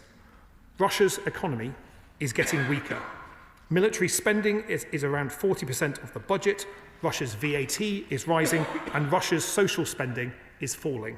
So we will continue to work with our allies to tighten the screw on the Russian economy, to provide more support for Ukraine, to lay the foundations for the just and lasting peace that the Ukrainian people so deserve and want. Because with increasing grey zone attacks across Europe, Ukraine's security remains our security. And I commend that approach and this statement to the House. Shadow Minister. Thank you, Madam Deputy Speaker. I would like to thank the Minister for advance sight of his statement. On behalf of His Majesty's Opposition, I would like to echo the Minister's rightful tribute to Lance Corporal George Hooley of the Parachute Regiment, who gave his life in the cause of freedom while serving in Ukraine. His sacrifice will never be forgotten. There are things we welcome in the statement, including the imposition of further sanctions, the provision of new equipment, including drones, missiles, and in particular air defence equipment for Ukraine. We must not forget that Vladimir Putin is a former KGB colonel who has sanctioned the barbaric use of highly accurate cruise missiles against children's hospitals in Ukraine. In particular, I agree with the Minister that no enduring settlement of the war can be reached over the heads of the Ukrainians. A World War I admiral, Sir Jackie Fisher, once remarked that ultimately All nations desire peace, but peace on their terms. We cannot allow peace on Putin's terms, as that peace would surely not last for long. It's also worth reminding our American allies that Article 5 of the Washington Treaty has only ever been invoked once, by them, in 2001, following the appalling attack on the Twin Towers. Thousands of Americans were murdered that day, as were several hundred Britons. When the Americans rightfully called for help, within weeks, British Special Forces were working alongside their American counterparts, killing terrorists in the caves of Bora Bora. Alliances work both ways. And for the record, when the call came, we turned up. The Minister also made reference to the coalition of the willing. However, if British troops were to participate, they would need to have modern, effective equipment. Which brings me to the elephant in the house this afternoon.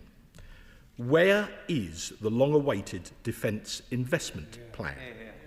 Prior to the summer recess, the Defence Secretary assured us the Defence Investment Plan, the DIP, would be published in the autumn. As the autumn came and went, this slipped right, but ministers remained adamant that the DIP would still be published before the House rose for Christmas. So where on earth is it? As there were multiple references to industry in his statement, can I say to the Minister for Defence, Readiness and Industry, our defence industry will rightfully be furious at this continued delay. As just one example, we still have no decision on the new medium helicopter, a programme vital for the future of Leonardo's workforce of thousands at Yeovil. As Roberto Signoli, the corporate CEO of Leonardo, said just recently, we cannot subsidise Yeovil forever. But this frustration will be repeated up and down our defence manufacturing base, from primes to fourth-tier subcontractors, the latter of whom struggle to subsidise anything at all. Is it any wonder Mr. Kevin Craven, the chief executive of ADS, said only yesterday in the Financial Times, delay in releasing the Defence Investment Plan is frustrating, to say the least. If we are to defend the Ukrainians successfully, we have to be able to defend ourselves. Quite right. At the Liaison Committee on Monday, the chairman of the Defence Select Committee, who as ever is in his place, told the Prime Minister, and I quote him, the government does not seem able to agree on the money involved. It cannot deliver the DIP on time. It means things are moving very slowly rather than moving at pace, given the threats from adversaries. Is it any wonder his all-party committee recently described the government's progress on increasing war readiness in Britain as, in their word, glacial?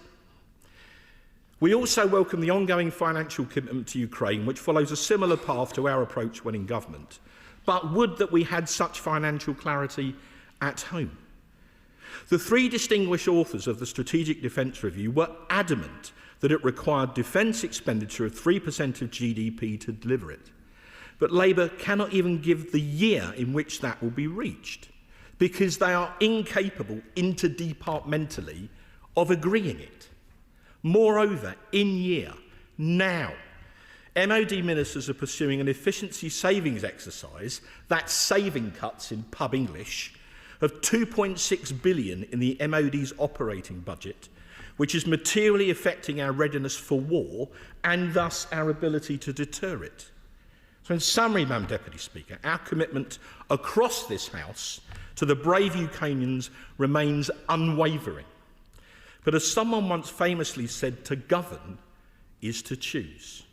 Yet again, the government has avoided taking choices, moving key capability decisions even further to the right, yet again.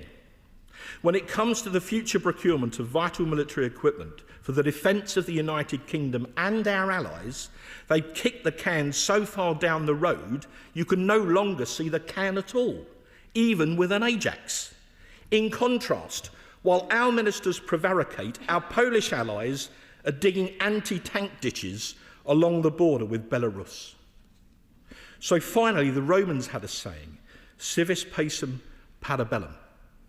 He who desires peace should prepare for war in order to deter it.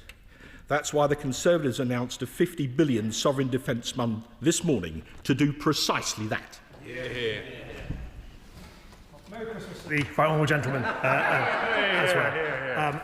Can I first of all thank him for his support for the investment that the UK is making in Ukrainian air defences, spending £4.5 billion on Ukraine this year, the most that we have ever spent as a country, is a really important statement, and it is a more powerful statement because we know that it is one that is backed on a cross-party basis. And I appreciate the comments towards Ukraine that he said in that respect.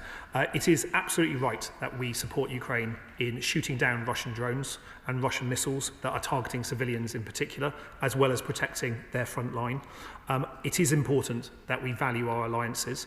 Indeed, we continue to value our alliances. We have a NATO-first defence policy as set out in the Strategic Defence Review, very clear about our priority focus on the Euro-Atlantic, securing our backyard, and that includes working more closely and deeply with our European friends, our NATO allies, our GEF partners, Ukraine, as well as supporting and continuing to work with our friends in the United States as well.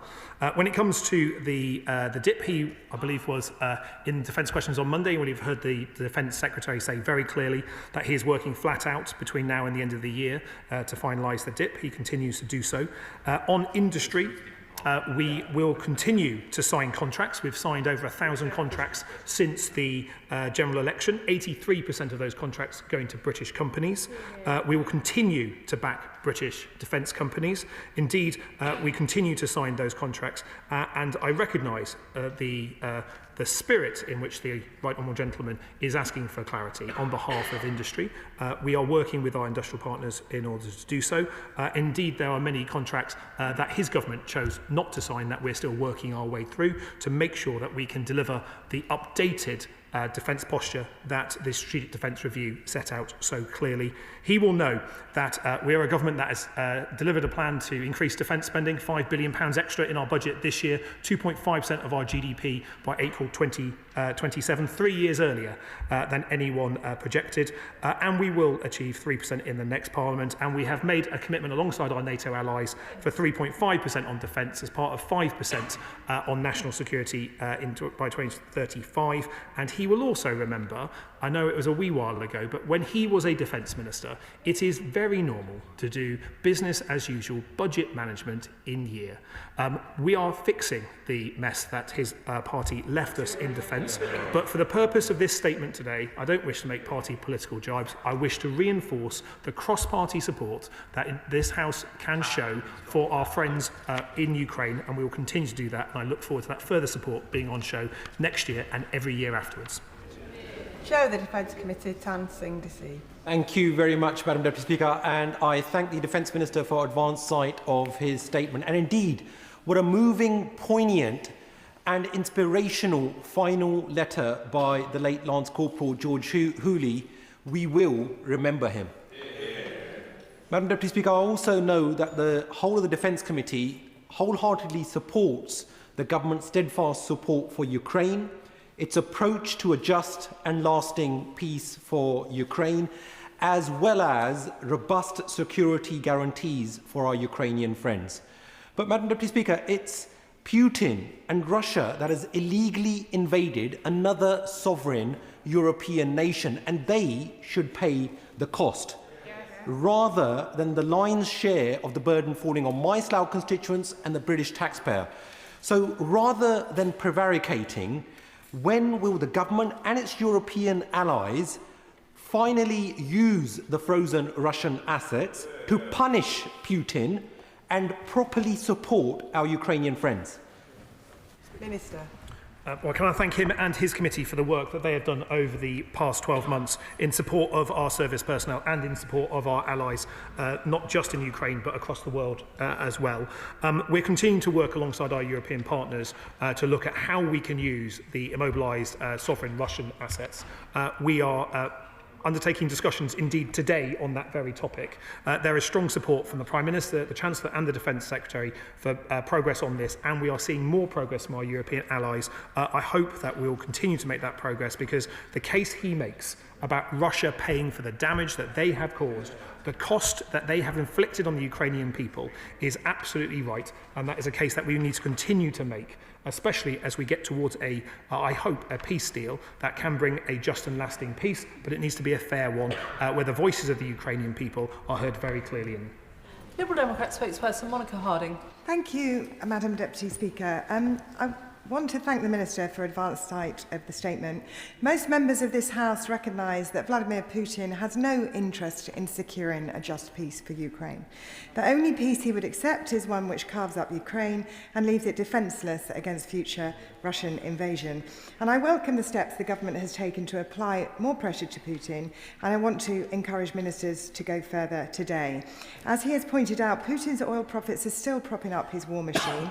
They will continue to serve as a lifeline to the Russian economy until the UK, together with our international partners, turns the screw more tightly. So, has the Minister considered Liberal Democrats' calls to work with G7 partners to lower the oil price cap to $30 a barrel, a step which could cut more than a third off of Putin's oil profits? Donald Trump has become another vital lifeline for Vladimir Putin. He remains fixated on rewarding the Kremlin's illegal invasion by pressurising Ukraine into giving up unconquered land in the Donbass. Reports now suggest that Trump is trying to block the UK and Europe from seizing frozen Russian assets, despite the transformative leverage they could provide Ukraine in terms of funding for new weapons. So, can the Minister confirm that the government will not allow Trump to block efforts to seize these assets? And can he confirm whether the government will seize the £30 billion worth in assets in this country, which estimates suggest could fund half of Ukraine's estimated military budget for 2026? Minister. Can I thank her and I think welcome her to a defence debate from the front bench here. I agree with her that it is important that as we hopefully move towards a peace deal brokered by our American allies, that the Ukrainian voice is loud and strong, and that a deal is not a pause in hostilities, it is the end of hostilities. In order for that to happen, the Ukrainians must have their voice significantly heard in those negotiations, be part of it, and be able to maintain a viable defence for their own nation in the future. The UK stands ready to support them with the Coalition of the Willing, the multinational force Ukraine, and further actions. I hope that she will recognise that the actions we've taken on the Russian oil price cap have made a difference. My colleagues in the Foreign and Commonwealth Office and Development Office, as well as the Treasury, continue to look at more methods we can use, and indeed a key part of our sanctions activity is doing so alongside our allies, and we continue to build international support for those actions, and that includes making sure that we can maintain our NATO commitments and our NATO unity when it comes to not only Euro-Atlantic security but also the support we can offer Ukraine. John McDonnell. Can I return to the issue of the Russian assets? In talking to members of the Russian community last night, Ukrainian community last night, the anxiety is this: if a deal is not done quickly. Sorry, did the honourable gentleman want to intervene? No. Talking to members of the Ukrainian community last night who were extremely worried about the situation, their concern is unless a deal is done quickly, again, there will be threats not just to Ukraine but to Poland itself as well, because of the massacre on the Belarusian borders. Can I say to him that the fear is that if somehow Trump tries to impose a peace deal that eventually becomes temporary, those very assets will be used for the next invasion of Ukraine. That's why it's so important to seal the deal now. And on a final point, with regard to Abramovich, I welcome that. But there was a long period in which the City of London was used as the Russian laundromat for tax avoidance. It would be worthwhile now, I think, the government looking again at the Russian tax avoidance that located itself within the UK to see whether or not some of those assets could be used for the Ukraine rebuilding. Sir. Well, can I thank the right honourable gentleman for his comments? I agree with him that it is important that we make progress on Russian seized assets. Those negotiations and those discussions are continuing today, and I hope that we'll be able to report positive news in due course. He is right about the threats, not just to Ukraine, but to our NATO allies along the eastern flank. It's for that reason that the UK has deployed forces in support of our allies, both Typhoon jets, our support for our Estonian allies with Opca Brit, and the British Army presence there with our forward land forces. We'll continue to do so, and I recognise what the right honourable gentleman has said about the importance of making sure that we can be proud of the measures that we are taking as a country to stand up against money laundering, illicit finances. We've made good progress, but my colleagues in the Treasury will continue to look at new avenues to clamp down on illicit finance, especially because it is an important measure to say we hope peace comes soon to Ukraine, but the threat from Russia does not end when peace comes. Father of the House, Sir Edward Lee. I agree with the Minister that we've got to work on a cross-party basis on this because that's how we're strongest. But so can we agree on these 2 points? That it would be absolutely intolerable in any peace settlement if Ukraine was forced to give up territory which Russia has not already conquered forcibly, and Ukraine gives up its fortress belt. But this is like stripping Czechoslovakia of Sudetenland and leaving them defenceless. There's another even more important point. We can't have a peace settlement again on warm words. We've got to have a commitment that Ukraine's defence is protected by the equivalent of an Article 5 declaration. The only thing that will deter Putin is that he knows that if he invades again, there will be war with the West, and we will win. So can we unite on those 2 powerful points? Can I thank the Father of the House for the strength he has put into those arguments? We are in a new era of threat, and our approaches do need to adapt for that. It is right that Ukraine are at the negotiating table and they decide the terms in which a peace deal is done, and we will continue to support them in order to deliver that. We are very clear that is for Ukraine to decide the future in the negotiations. When it comes to security guarantees, we continue to believe that the long-term future for Ukraine is within NATO, but it is for Ukraine to decide on their security alliances. But it is also important that as we look towards what a possible peace might be, that the security guarantees exist within that framework that not only enable the deployment of Western forces to help support our Ukrainian friends in that situation, but also prevent Putin pausing, regrouping and coming back for more. And I entirely take the spirit in which he's asked those questions. Nick Smith. Thank you, Madam Deputy Speaker. Today's newspapers carry further coverage of attempts by Russia to influence political systems in the West. To avoid being held to account for the war in the Ukraine, Russian agents are reportedly undermining financial institutions and public servants in Belgium. Following the jailing of a former reform leader in Wales for taking bribes on behalf of Russia, does he agree with me that the inquiry into foreign financial interference in our domestic politics hasn't come soon enough? Minister. Can I thank my friend for that? The vast majority of the seized Russian assets are held by Belgium, effectively in the geography, and that is why the discussions we're having is not only international, but also direct with our Belgian colleagues. I hope progress can be made there. He's right, though, that the threats we face from Russia are not just military threats. The sub-threshold threats, the grey zone threats, the election interference we see Russia perpetrating around the world, the threats and cyber attacks on the UK and our allies, the grey zone attacks on potential attacks on our undersea infrastructure are all part of that increasing threat that Russia is posing to our country, to our values and to our alliances. And so for that reason, that is absolutely right that the government takes steps in all those areas to look at what can be done to prevent that Russian interference and defend ourselves stronger and better. That does include increasing defence spending, but other measures as well. Tom Tugendhat. Thank you, Madam Deputy Speaker. And may I first of all start by paying tribute and offering thanks to all those who are on the front lines in our uniform and guarding our seas, guarding our land and guarding our air. They will be on duty for the next fortnight when many of us will be celebrating and they won't have the chance to be with their families. May I, however, raise a point that I don't really want to raise, but it is, I'm afraid, fundamentally true, which is that the promises of defence spending are actually coming in the never-never. They're coming after the next election. The reality is the uplift that the Minister has spoken about, which he knows very well, is actually a reallocation of money that was allocated to Ukraine, is still allocated to Ukraine, was coming out of one budget and is now under the defence budget. That's Treasury chicanery. That's not a defence uplift. And what we're actually seeing is we're seeing the reality that we are not considered serious. We complain, understandably, that we're not part of President Trump's talks, but we're not willing to put the money or the stake on the ground that means that we are a capable and equal player. The reality is we're seeing what Poland's doing, we're seeing what the Baltic states are doing, and we're not doing it ourselves. Until we are willing to do it ourselves, I'm afraid the Minister and all of us here are not being serious. We are not truly standing with Ukraine. We are not truly defending the British people. And I'm afraid the promises will come to naught. I Can I thank the right honourable gentleman for the passion he puts to that argument? We are increasing defence spending. There is £5 billion extra in the defence budget this year. We will be having more money in our budget every year for the next 10 years. There's not a single person in uniform who has served in uniform with a decade ahead of them of rising defence spending.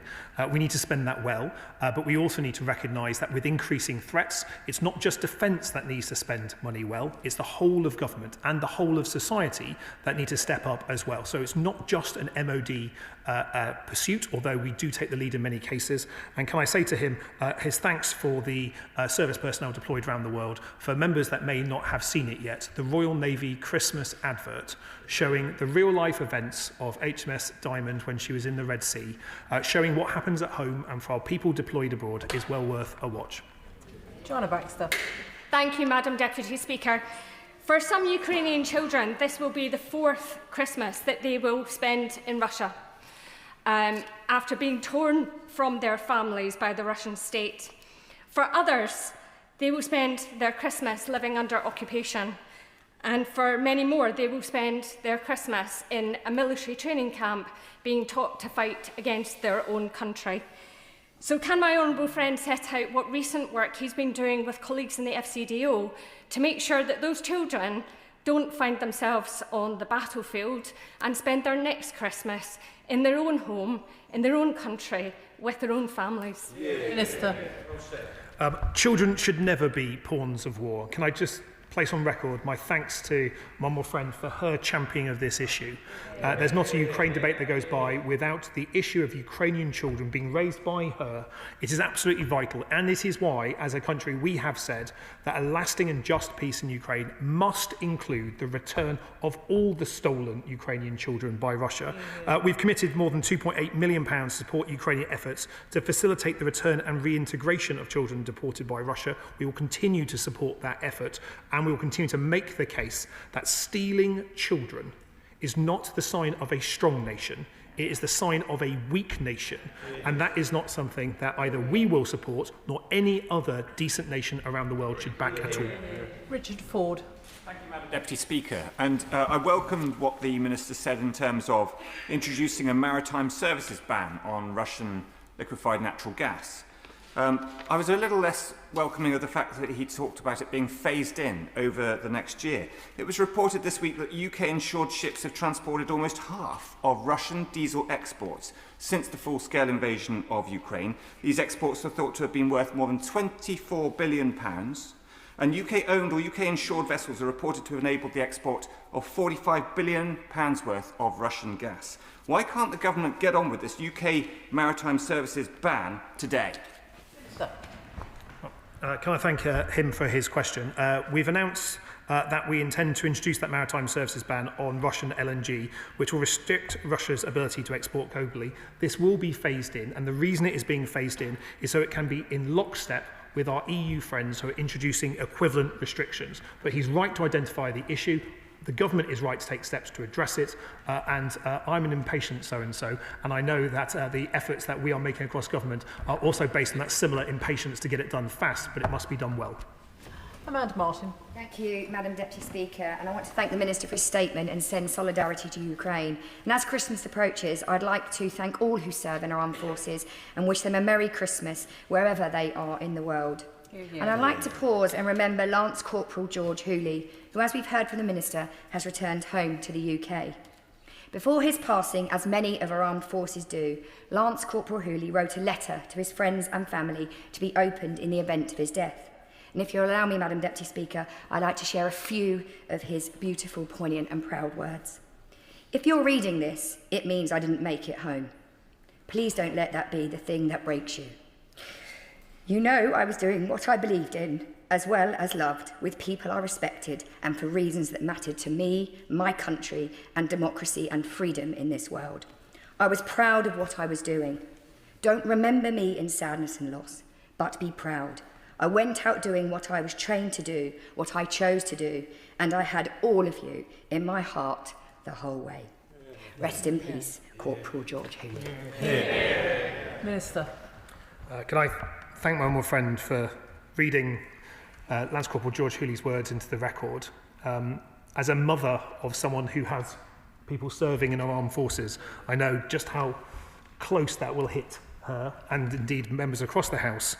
We ask extraordinary things of our people and what they do and the sacrifices they make, both the ultimate sacrifice in this case, but the sacrifice at Christmas is one that is appreciated on the government benches, on the opposition benches, and I believe by everyone in the United Kingdom.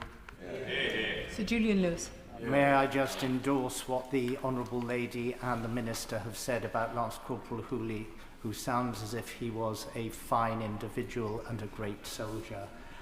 And 29th of December will be the 85th anniversary of President Roosevelt's famous fireside chat radio broadcast in which he defined his country, which was not then at war, as the arsenal of democracy in support of those countries that were at war.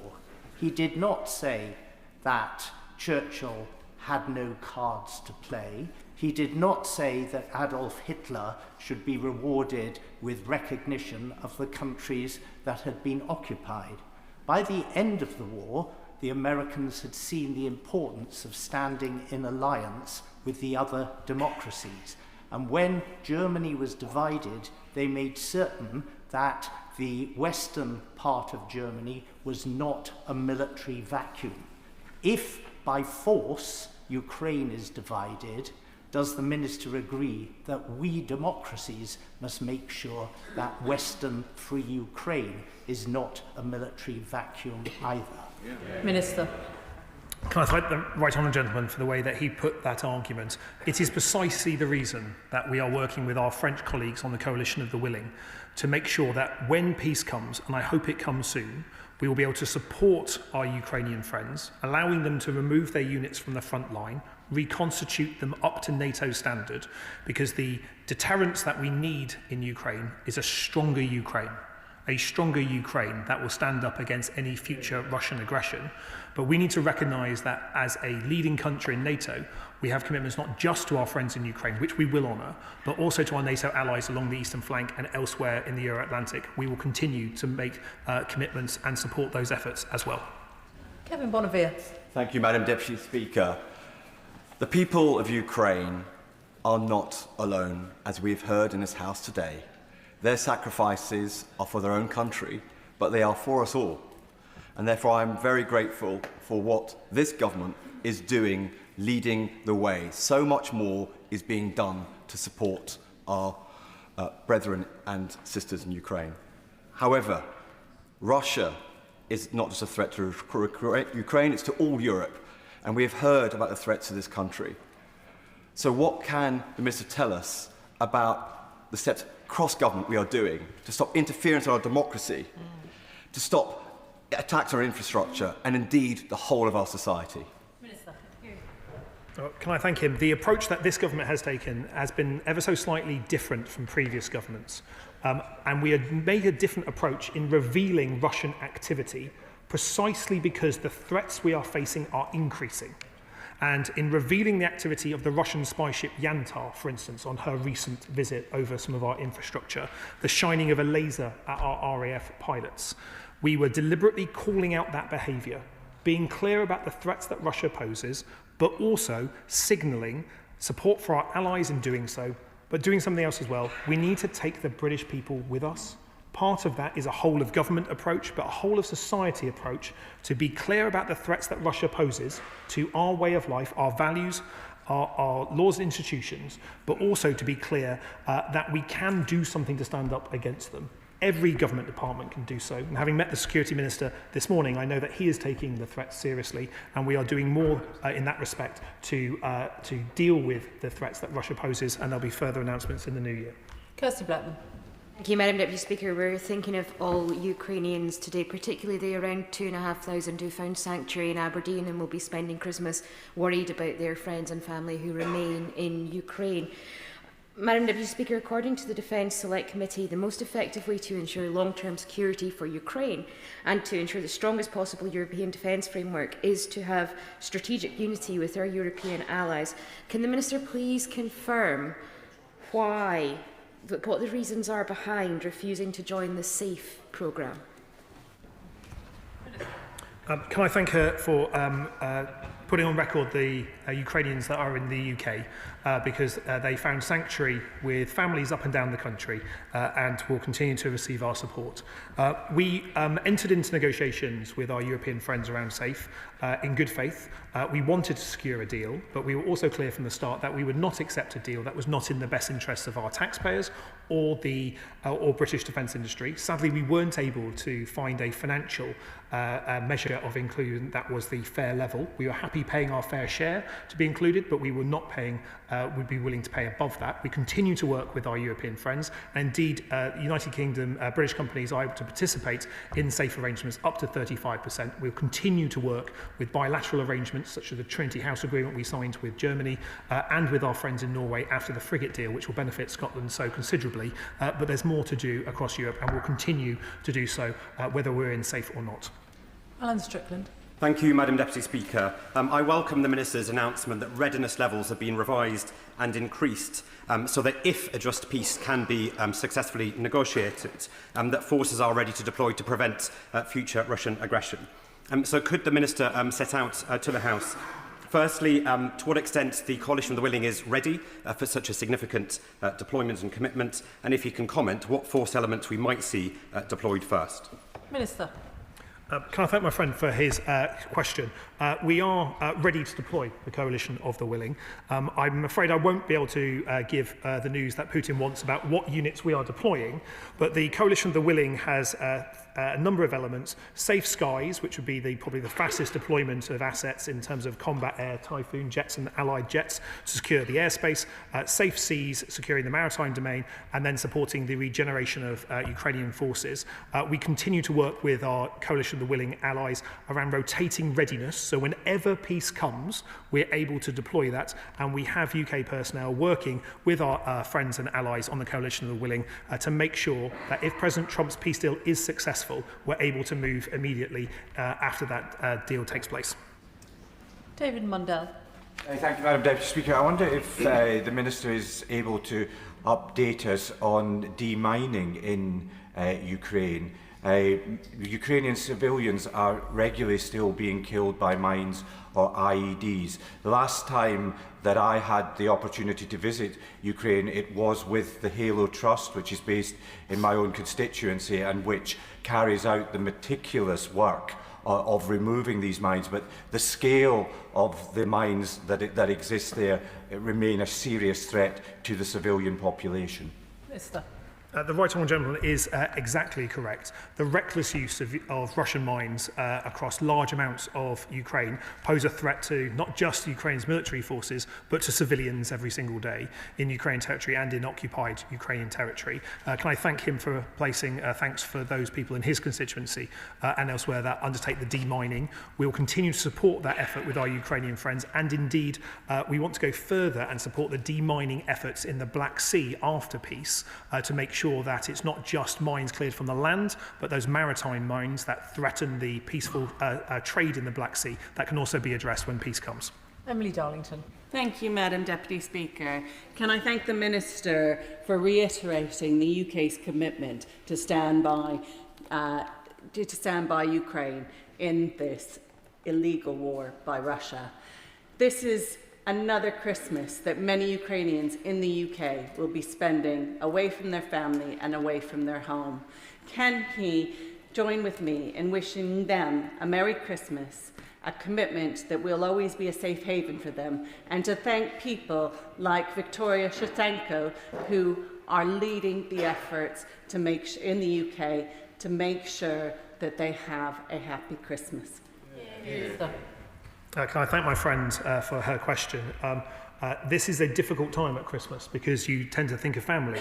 You tend to think of those people who you have lost and the people you miss. And for many of our Ukrainian friends, not only have many of them lost their homes, their family members, but there's uncertainty about their friends, family members on the front line, and those that remain in Ukraine and indeed in occupied Ukraine as well. So I want to thank all those members of our communities that have welcomed Ukrainians into our communities. We will continue to support our Ukrainian friends at home and abroad, and I wish all Ukrainians a very Merry Christmas and hopefully a peaceful New Year. Richard Tice. Thank you, Madam Deputy Speaker. I welcome the Minister's statement and reiterate Reform's strong support with all parties in this House for Ukraine, its sovereignty, its independence against the dictator Putin. The Minister knows I have spoken frequently about using the frozen central assets, and I'm encouraged by his words today.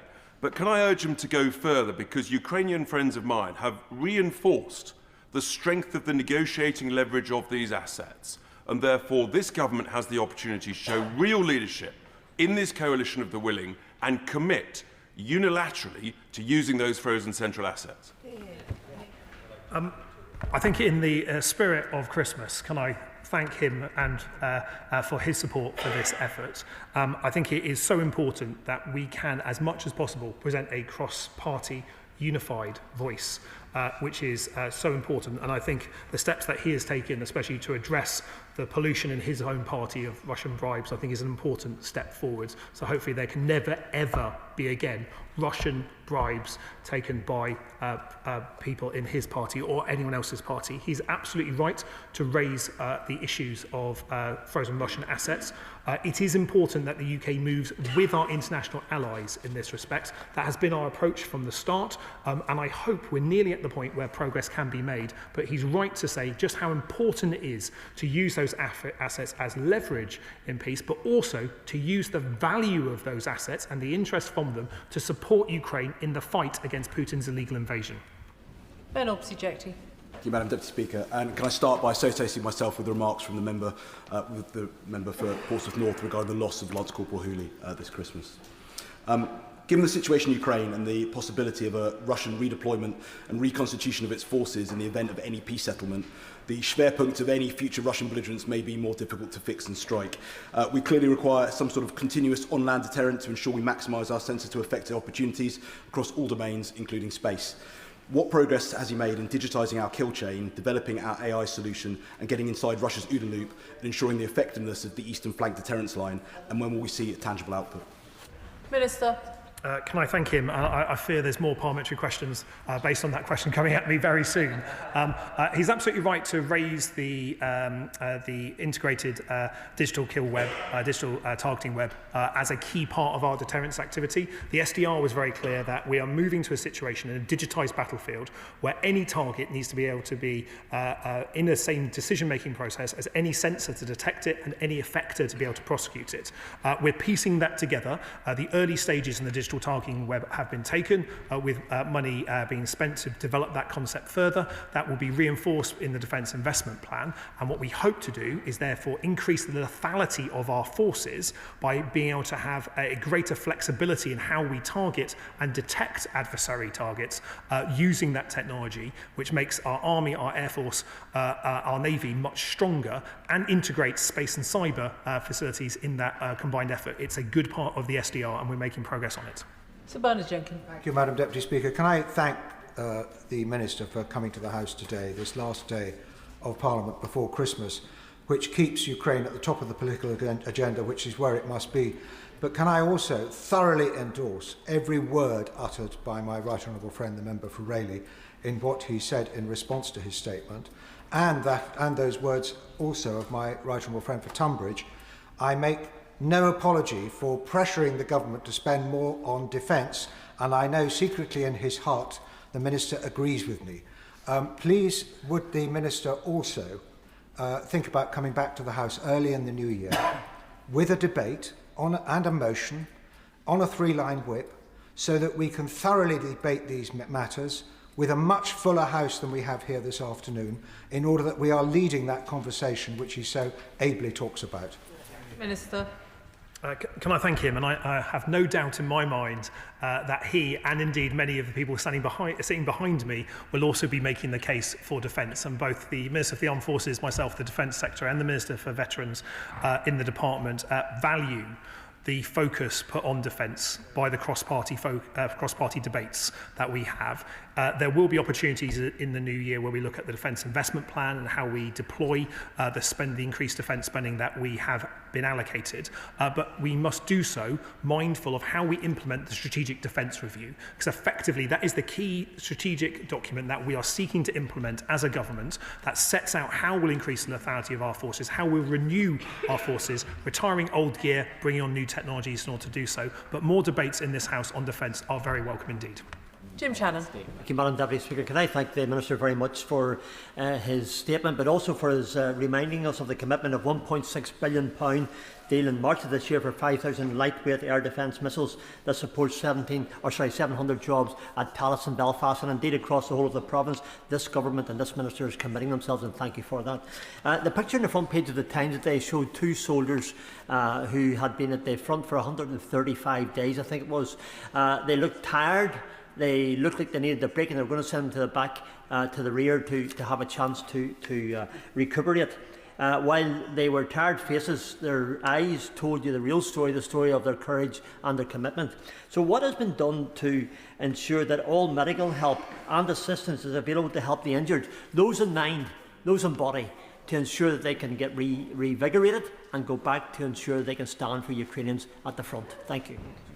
Minister. Can I thank him for raising the LMM contract that we secured earlier this year in support of the production facility in Belfast. Defence is an engine for growth, and we can use not only our increased defence spending but those in support of our friends in Ukraine to create more good, well-paid, decent jobs in every single part of the United Kingdom, including Northern Ireland. He's absolutely right. My sense of many Ukrainian soldiers on the front is that they are indeed tired, but they are undefeated.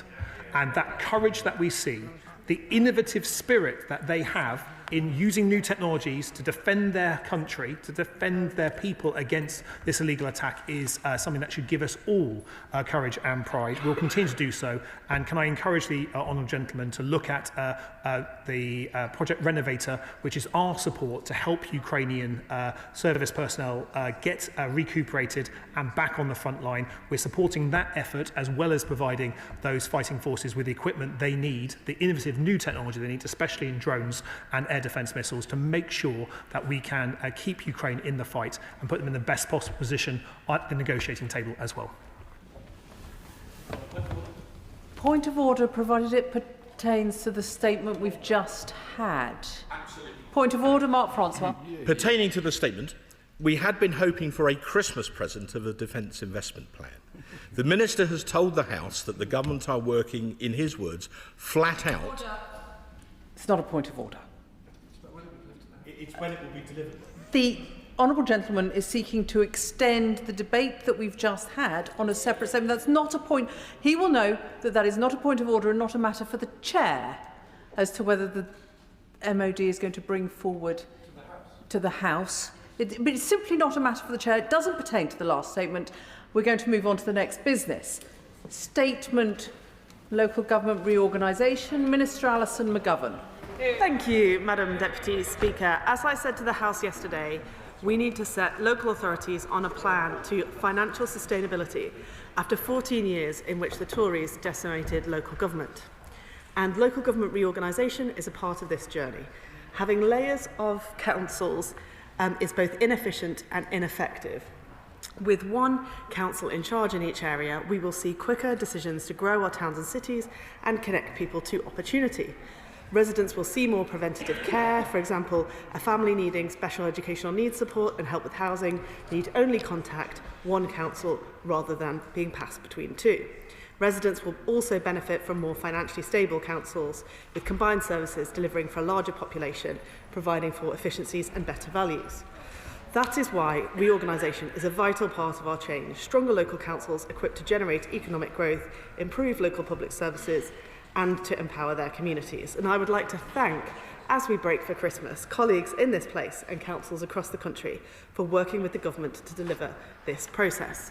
We want to make these changes this Parliament. We've already reached a number of key milestones, including the Secretary of State's decision to implement 2 new unitary councils in Surrey.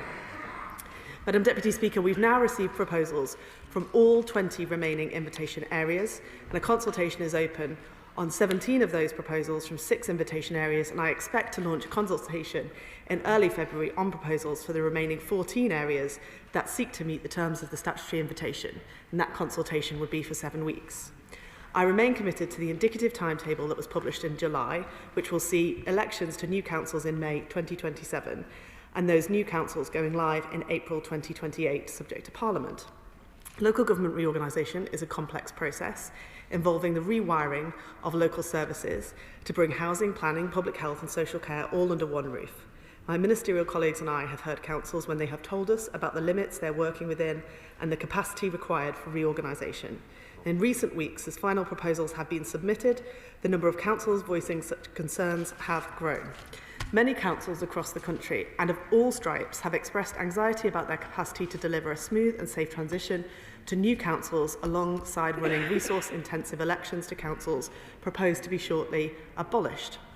They have expressed concerns about the time and energy spent managing elections to bodies that won't shortly exist, only to run an election a year later. We've also heard from councils querying the value for taxpayers of spending tens of millions running elections to bodies that won't exist, as I said, for much longer.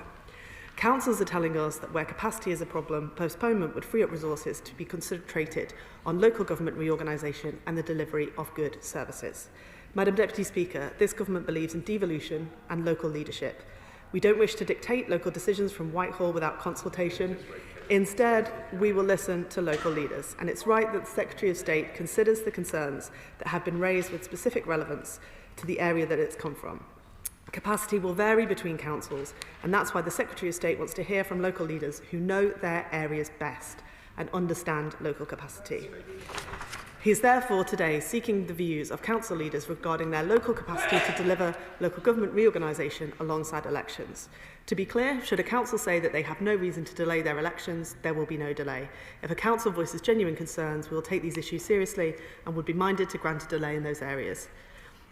To that end, the Secretary of State is only minded to make an order to postpone elections for 1 year to those councils who raise capacity concerns. And we've asked for representations from councils by no later than midnight on the 15th of January, and will then be in a position to make an informed decision. I'll continue to update the House on this and other important milestones for reorganisation as we deliver on this vital agenda, and I commend this statement to the House. Shadow Minister Paul Holmes. Thank you very much, Madam Deputy Speaker, and I thank the Minister for advance sight of her statement. Madam Deputy Speaker, the question many will be asking out there today is, what does this Labour government have against democracy? Only 2 days ago, the Secretary of State, when asked, said all local elections are going ahead. He either hid his decision until today or changed his mind in the last 48 hours. Which was it? Voters will now be potentially denied the right to elect their own representatives, and not for the first time under this Labour government. This is the second year in a row that ministers have scrambled to postpone elections. Now, while many people gather around their screens to watch movies like How the Grinch Stole Christmas, we're sitting here discussing how Labour is trying to steal the elections. There is no mandate for their botched reorganisation plan, and the government has acted as the sole actor, forcing local council leaders to reorganise with little regard for local people and their democratic rights. Has the Electoral Commission been consulted on these latest changes, or has it once again been ignored? Just as the Speaker's Committee on the Electoral Commission noted when mayoral elections were previously cancelled, the Commission exists to protect the integrity of our electoral system, and time again this government appears content to brush aside its advice when it becomes inconvenient. I also ask the Minister directly, does the government still believe in the Gould principles, the long-standing agreement that election rules and practices should not be changed within the 6-month period of a scheduled election, or are those principles now expendable whenever Labour finds itself politically vulnerable? We accept there is a precedent for a single-year delay, but that is not what we are facing here. Does the government accept the clear advice of the Electoral Commission that further delays are unacceptable? They said scheduled polls should only be postponed in exceptional circumstances. So I ask, what are the exceptional circumstances here? Well, Madam Deputy Speaker, we know the answer. It's Labour's rushed, chaotic and flawed local government reorganisation plan. It is their fault. It is not local leaders' fault. Has the government actually undertaken or commissioned any up-to-date research into the costs of restructuring? Again, we know the answer, and it's a resounding no. What assessment has been made of the paralysis of this restructuring risks causing in local plan preparations? At a time when the government claims it wants to speed up planning, how does freezing governance structures help? Won't this disruption make the government's beleaguered 1.5 million homes target even harder to achieve? And what about social care? What assessment has been made on the impacts of breaking up counties on adult and children's social care provision?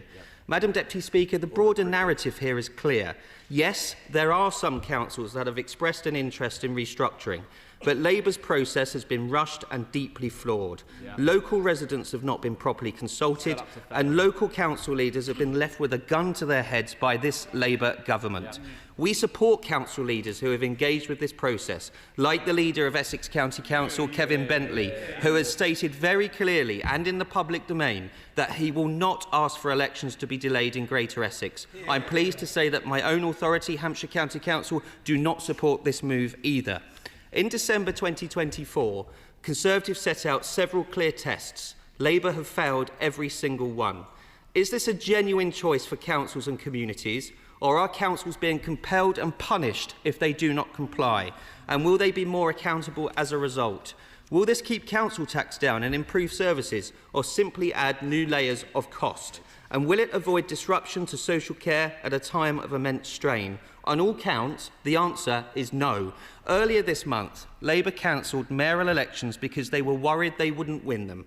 Now they are doing the same with local elections, pausing the democratic process to serve their own political interests, creating for themselves a true nightmare before Christmas. This process has been a mess from start to finish. Not wanted, not in their manifesto, and centrally dictated. It's time it was scrapped today.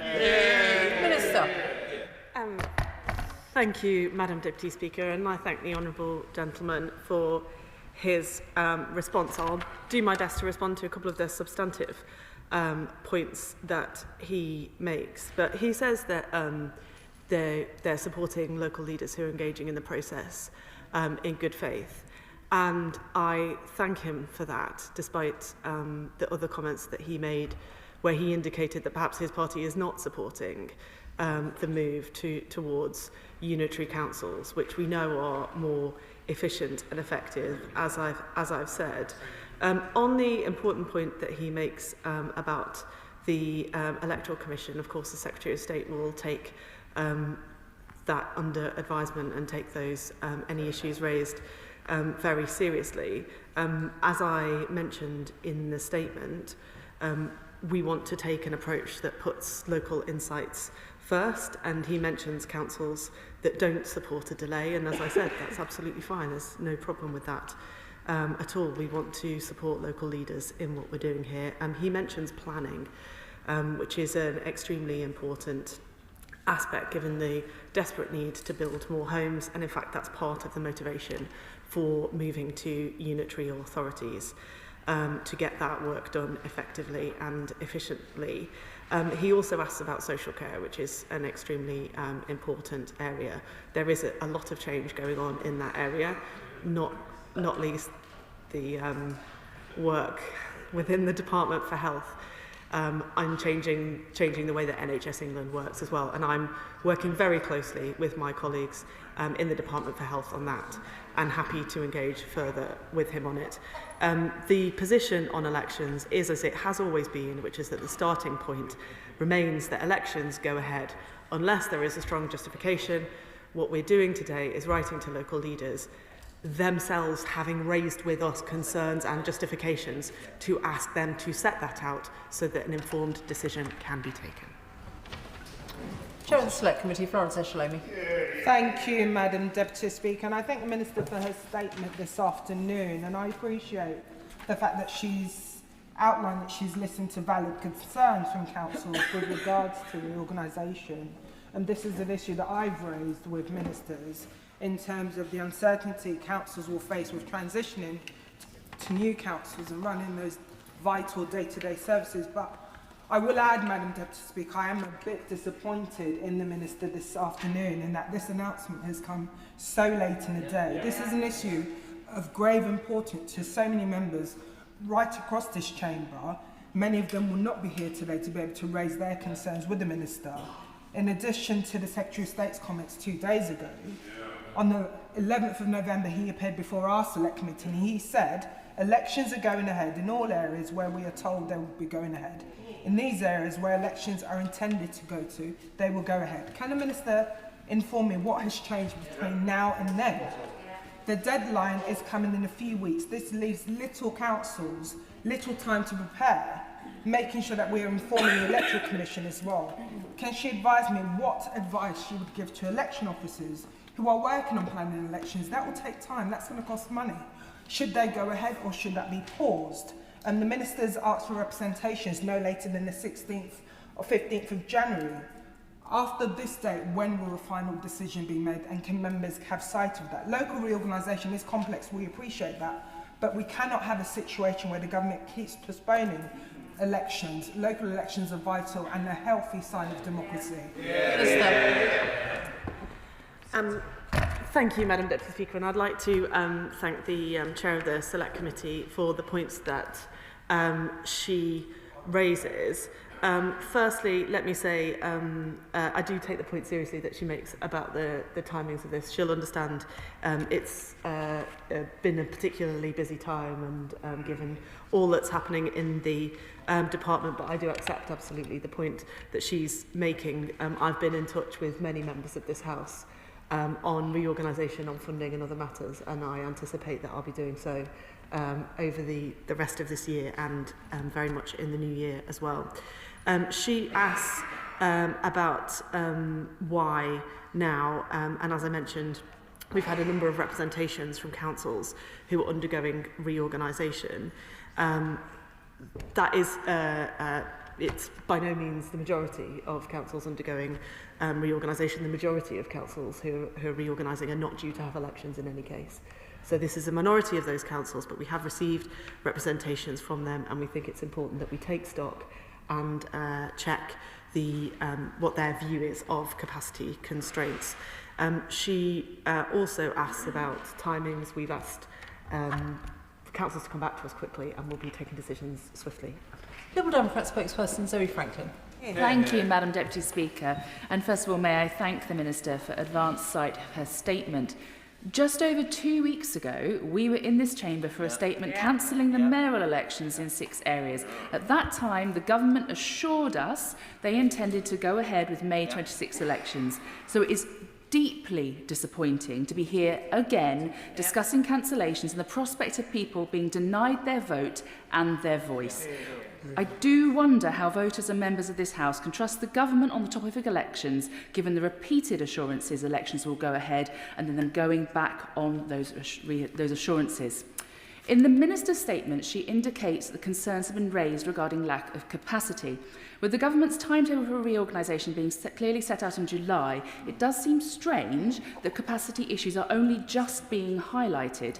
Can the Minister clarify for the House what type of capacity issues are being highlighted? Could she also advise which tier of council will be the primary decision maker on whether an area has capacity issues, and what happens if districts and county councils have differing views?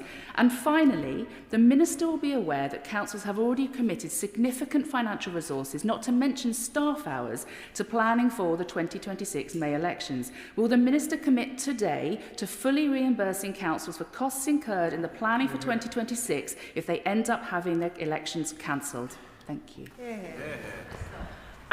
Thank you, Madam Deputy Speaker, and I thank the Honourable Lady for her questions. I won't respond again to things that I've already responded to, but as I mentioned, the majority of the English electorate will get to vote in the elections in 2026 that are not affected by reorganisation. There are other elections going on, and as I said, this is not the majority of councils undergoing reorganisation either.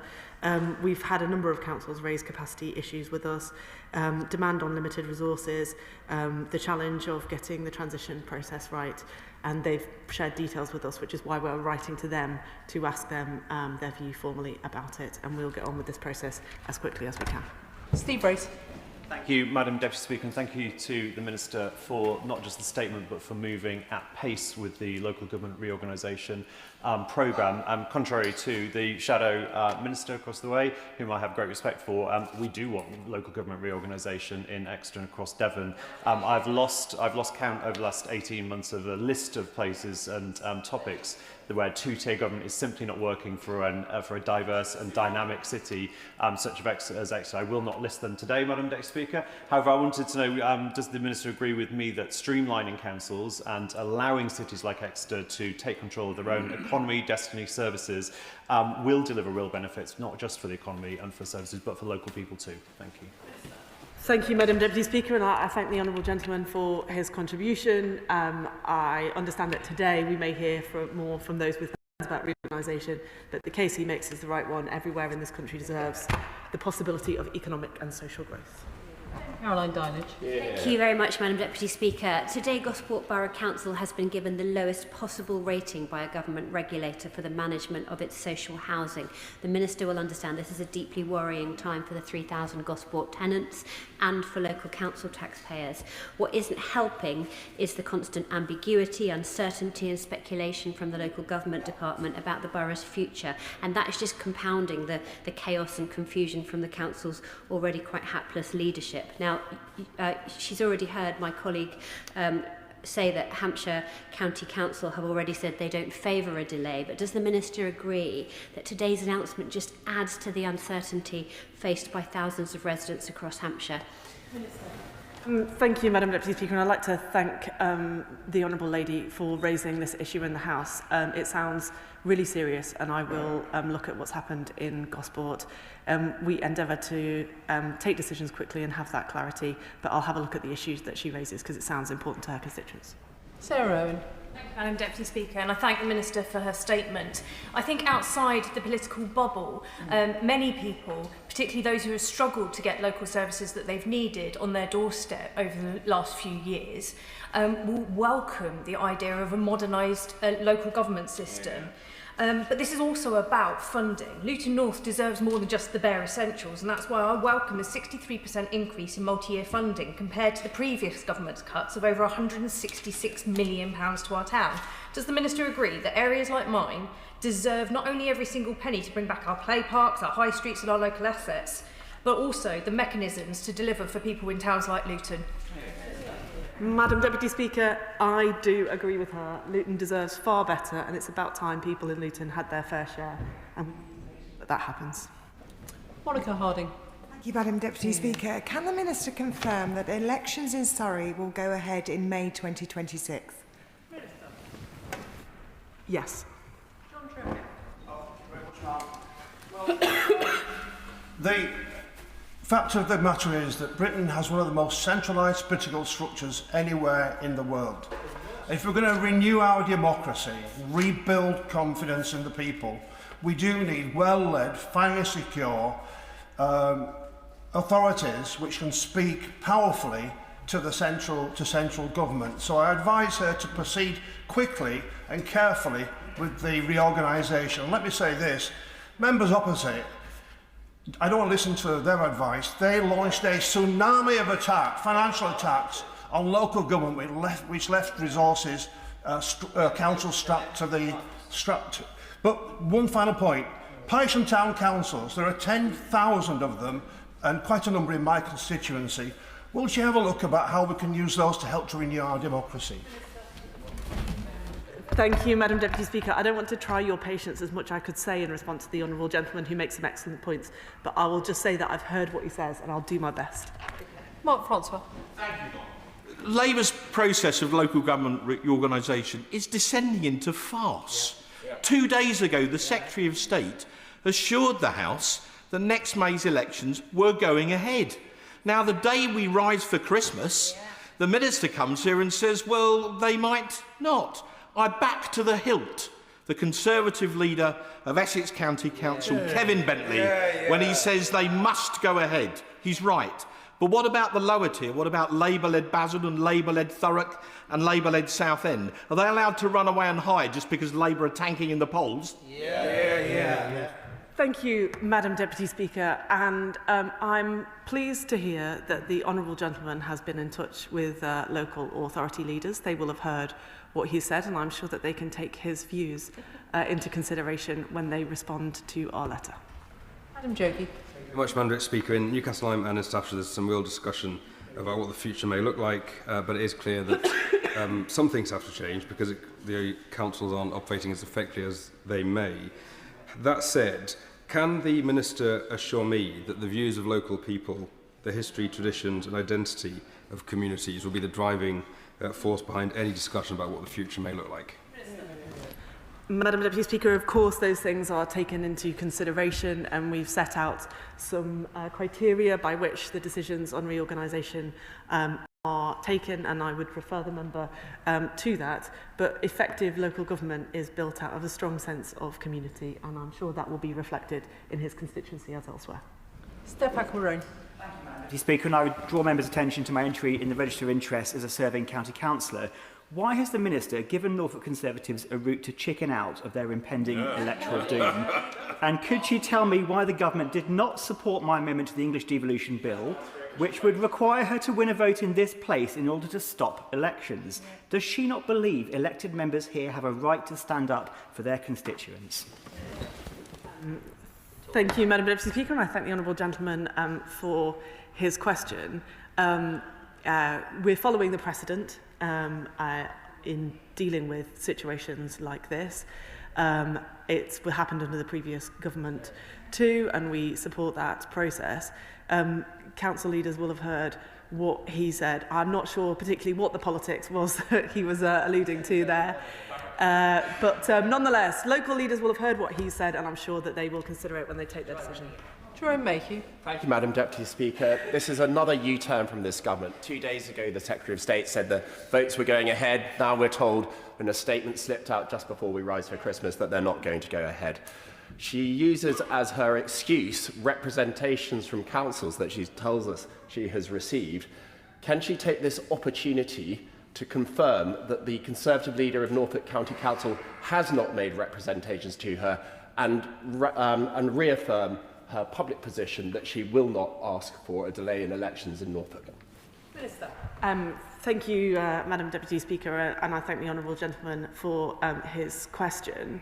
I will write to him to confirm the response to that. Obviously, primarily, that's one for Norfolk, and I'm sure they may say things publicly, but I'd be very happy to discuss with him the circumstances in his constituency if he would like that. Richard Tice. Thank you, Madam Deputy Speaker. Whilst the Minister is doing a noble job of defending the absolutely indefensible cancellation of further elections, where is the Secretary of State, Madam Deputy Speaker, who just 2 days ago told this House, I'm sure in good faith, that the elections would go ahead? And so I do think that the Minister needs to explain what has changed in the last 48 hours. Otherwise, MPs are left with the regrettable conclusion that the Secretary of State inadvertently misled the House. Thank you, Madam Deputy Speaker. I'm awfully sorry that I am not the person that the member wanted to see at the dispatch box today.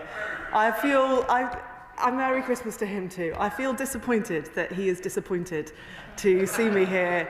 But in any case, as I've said to other members, what's happened is that local councils have raised concerns with us, and we are attempting to get in touch with them as the letter is going to them today so that they can say what the circumstances are in their borough. If, as we've discussed, if they wish for elections to go ahead, that's fine. Alison Griffith. Thank you, Madam Deputy Speaker. This is a disgraceful decision that damages our democracy and sets a dangerous precedent. To borrow a phrase, is the Minister afraid, frightened, frit? What does she say to my constituents in Bognor Regis and Littlehampton, whose fundamental right to have their say at the ballot box is now being taken away? Thank you, Madam Deputy Speaker. I'm sure her council will have heard what she said and understood her views and opinions on this, which is the right thing. Having stood in 1 local council election and 5 general elections, I'm not afraid of democracy. John Milne. Thank you, Madam Deputy Speaker. This feels like some kind of unholy Labour-Conservative alliance to avoid electoral humiliation. At West Sussex County Council, the dysfunctional Conservative administration will surely grab the chance to cling on to power for yet another year past their sell-by date. To make sure that any decision to delay is taken for the right reasons, will the Minister agree to require that any council seeking to cancel elections will also be required to see out the rest of their term under a cross-party rainbow coalition comprised of existing councillors? Madam Deputy Speaker, I'm not sure I have the power to do that. Jenkins. Speaker, could I invite the Minister to be open and candid with the House?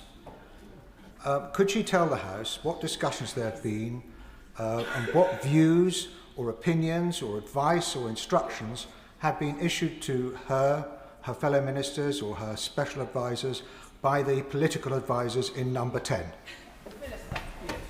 Thank you, Madam Deputy Speaker. As I mentioned a few times, we've had representations from councils about their capacity. Of course, we discuss these issues as ministers and as part of the government, and those discussions happen in the usual way as you would expect. George Babarindi. Madam Deputy Speaker, after reform-led Staffordshire County Council, Conservative-run East Sussex County Council pays out the highest amount in compensation to people with respect to potholes in between 2022 to 2024. People in Eastbourne want to have their say.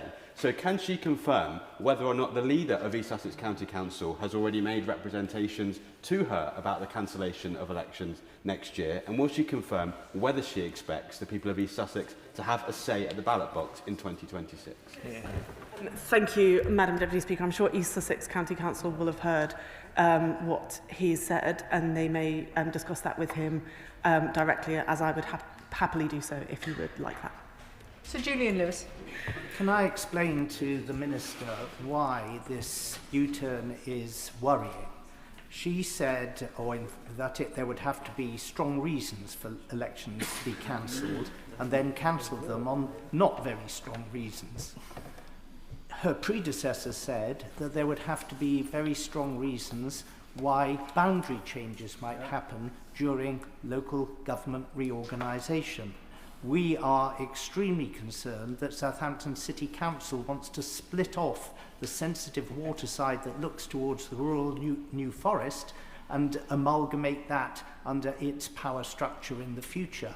Can we now be confident that those very strong reasons that would have to be adduced for any boundary changes really amount to any sort of guardianship of the situation at all? Thank you, Madam Deputy Speaker, and I've heard what the Right Honourable Gentleman says, and I will take that as part of the consideration of the issues around reorganisation. He makes an important point, and I have heard it. We've published the criteria that will take the decisions on with regards to reorganisation, and we need to stick to those criteria, but I take seriously the point that he's raised. Final question, Jim Shannon. Thank you, Madam Deputy Speaker. Can I thank the Minister for her update? Having went through a local government restructure in Northern Ireland some years ago, the shifts are dynamic and can be very difficult to reconcile in new ways. So what information will be available for the general public to ensure that the transition is understood and that people are not alienated from their local representation? Thank you. Thank you, Madam Deputy Speaker, and I thank the Honourable Gentleman's commitment to taking part in these discussions and the insights that he brings from Northern Ireland, which I'll alert colleagues in local government to and let them know that there's experience that they could learn from in the points that he makes. Point of order, Sir Bernard Jenkins. I'm most grateful. It is about the reply I got to my question, because I have it on very good authority that these decisions have been taken by political advisers in number 10. And she didn't deny that. Could she clarify whether I'm right to take away that impression, or could she be more open and candid with the House? The Honourable Gentleman will know that that's not a matter for the Chair, and I am reluctant to allow continuation of debate via the mechanism of points of order, unless the Minister wishes to respond. No. We now come to the Select Committee statement on behalf of the Backbench Business Committee. Bob Blackman will speak for up to 10 minutes, during which no interventions may be taken. At the conclusion of his statement, I will call members to ask questions on the subject of the statement, which must be brief questions, not speeches. Can I emphasise that questions should be directed to the committee chair, not the relevant government minister, and front benchers may take part in questioning. Bob Blackman. Thank you, Madam Deputy Speaker, and with permission I'll make a statement on the report on the first 15 years of the Backbench Business Committee. As members will be aware, the Backbench Business Committee came out of the right reforms which were presented to this House, all bar one of which has actually been implemented. The only one that hasn't been implemented is the requirement for a House Business Committee, but I'll leave that to the leader to consider in the future. I'd also like to pay tribute to my two predecessors as chairs of the committee, Natasha Engel and Ian Mears. They led the committee with appropriate dignity and actually formatted many different reforms in this place as a result. And indeed, I've had the pleasure of serving on the committee for 14 of the 15 years, so I've witnessed at first hand the excellent work that they did. Our role is very simple, and that's to encourage debates on a wide area of subjects that the government doesn't necessarily wish to be debated in the House. We also have a duty to ensure that requests for debates actually have the support from a cross-party basis to use the time as effectively as possible. We also allow, of course, for select committee statements to take place. And I remind select committee chairs that they can actually apply to the Backbench Business Committee for a debate on reports that they produce, which may then lead to a motion that they wish to put on the order paper. There is a slight problem with this, which I'd recommend to the leader that he looks at very seriously, and that is at the moment the standing order requires such statements to be within 5 working days of the publication of a select committee report, and we would like to see that extended to 10 working days to allow more flexibility for select committees to make appropriate statements to the House on the work that they've done. The issue around substantive motions, which are divisible motions that the House can consider, in the period between 2010 and 2012, the first 2 years of the committee, 63% of the debates in this chamber were on divisible motions. In the last 2 years, that's reduced to 25%. And in the report, we've summarised the various different years that have taken place and how that has changed. I think there is a reason for that, namely that this is not binding on the government. And often, well, hardly ever, is there a vote on a divisible motion. They're normally nodded through. So I would urge the leader to have a look at this and say, could we have a framework for action on the divisions or the motions that are passed by this House, and what action the government is prepared to take on those and report back to the House. Now, at the moment, generally speaking, for the Chamber, we're confined to Thursdays. And indeed, one of the suggestions we've made is that we should be given more time between Mondays and Wednesdays, possibly 90-minute debates, either before or after appropriate government time, to allow backbenchers to actually have debates on issues that they wish to have. I have to say, Madam Deputy Speaker, and today is another day where it's happened, that our debates are often curtailed by urgent questions and statements from the government. I think that's unfair on backbenchers who are here to obviously to take part in important debates that they've sponsored, and indeed often we have visitors to the chamber who are in the public gallery to witness those particular debates. And I think we need to do something about this to prevent the backbench debates from being curtailed and colleagues going to have to do very short speeches instead. On Westminster Hall, we obviously have the opportunity to allocate the 90-minute debate on Tuesday morning and debates on Thursday afternoon. We have suggested once again, and I hope the leader will look at this sympathetically, that we bring forward the debates on a Thursday afternoon from 1:30 to 12:30 and from 3 o'clock to from 2:30 to 2 p.m, which would then allow members to get away and close Westminster Hall at an earlier time, which would be much more convenient for staff. We often have rejections of offers for the second slot on Thursday afternoons unfairly, in my view.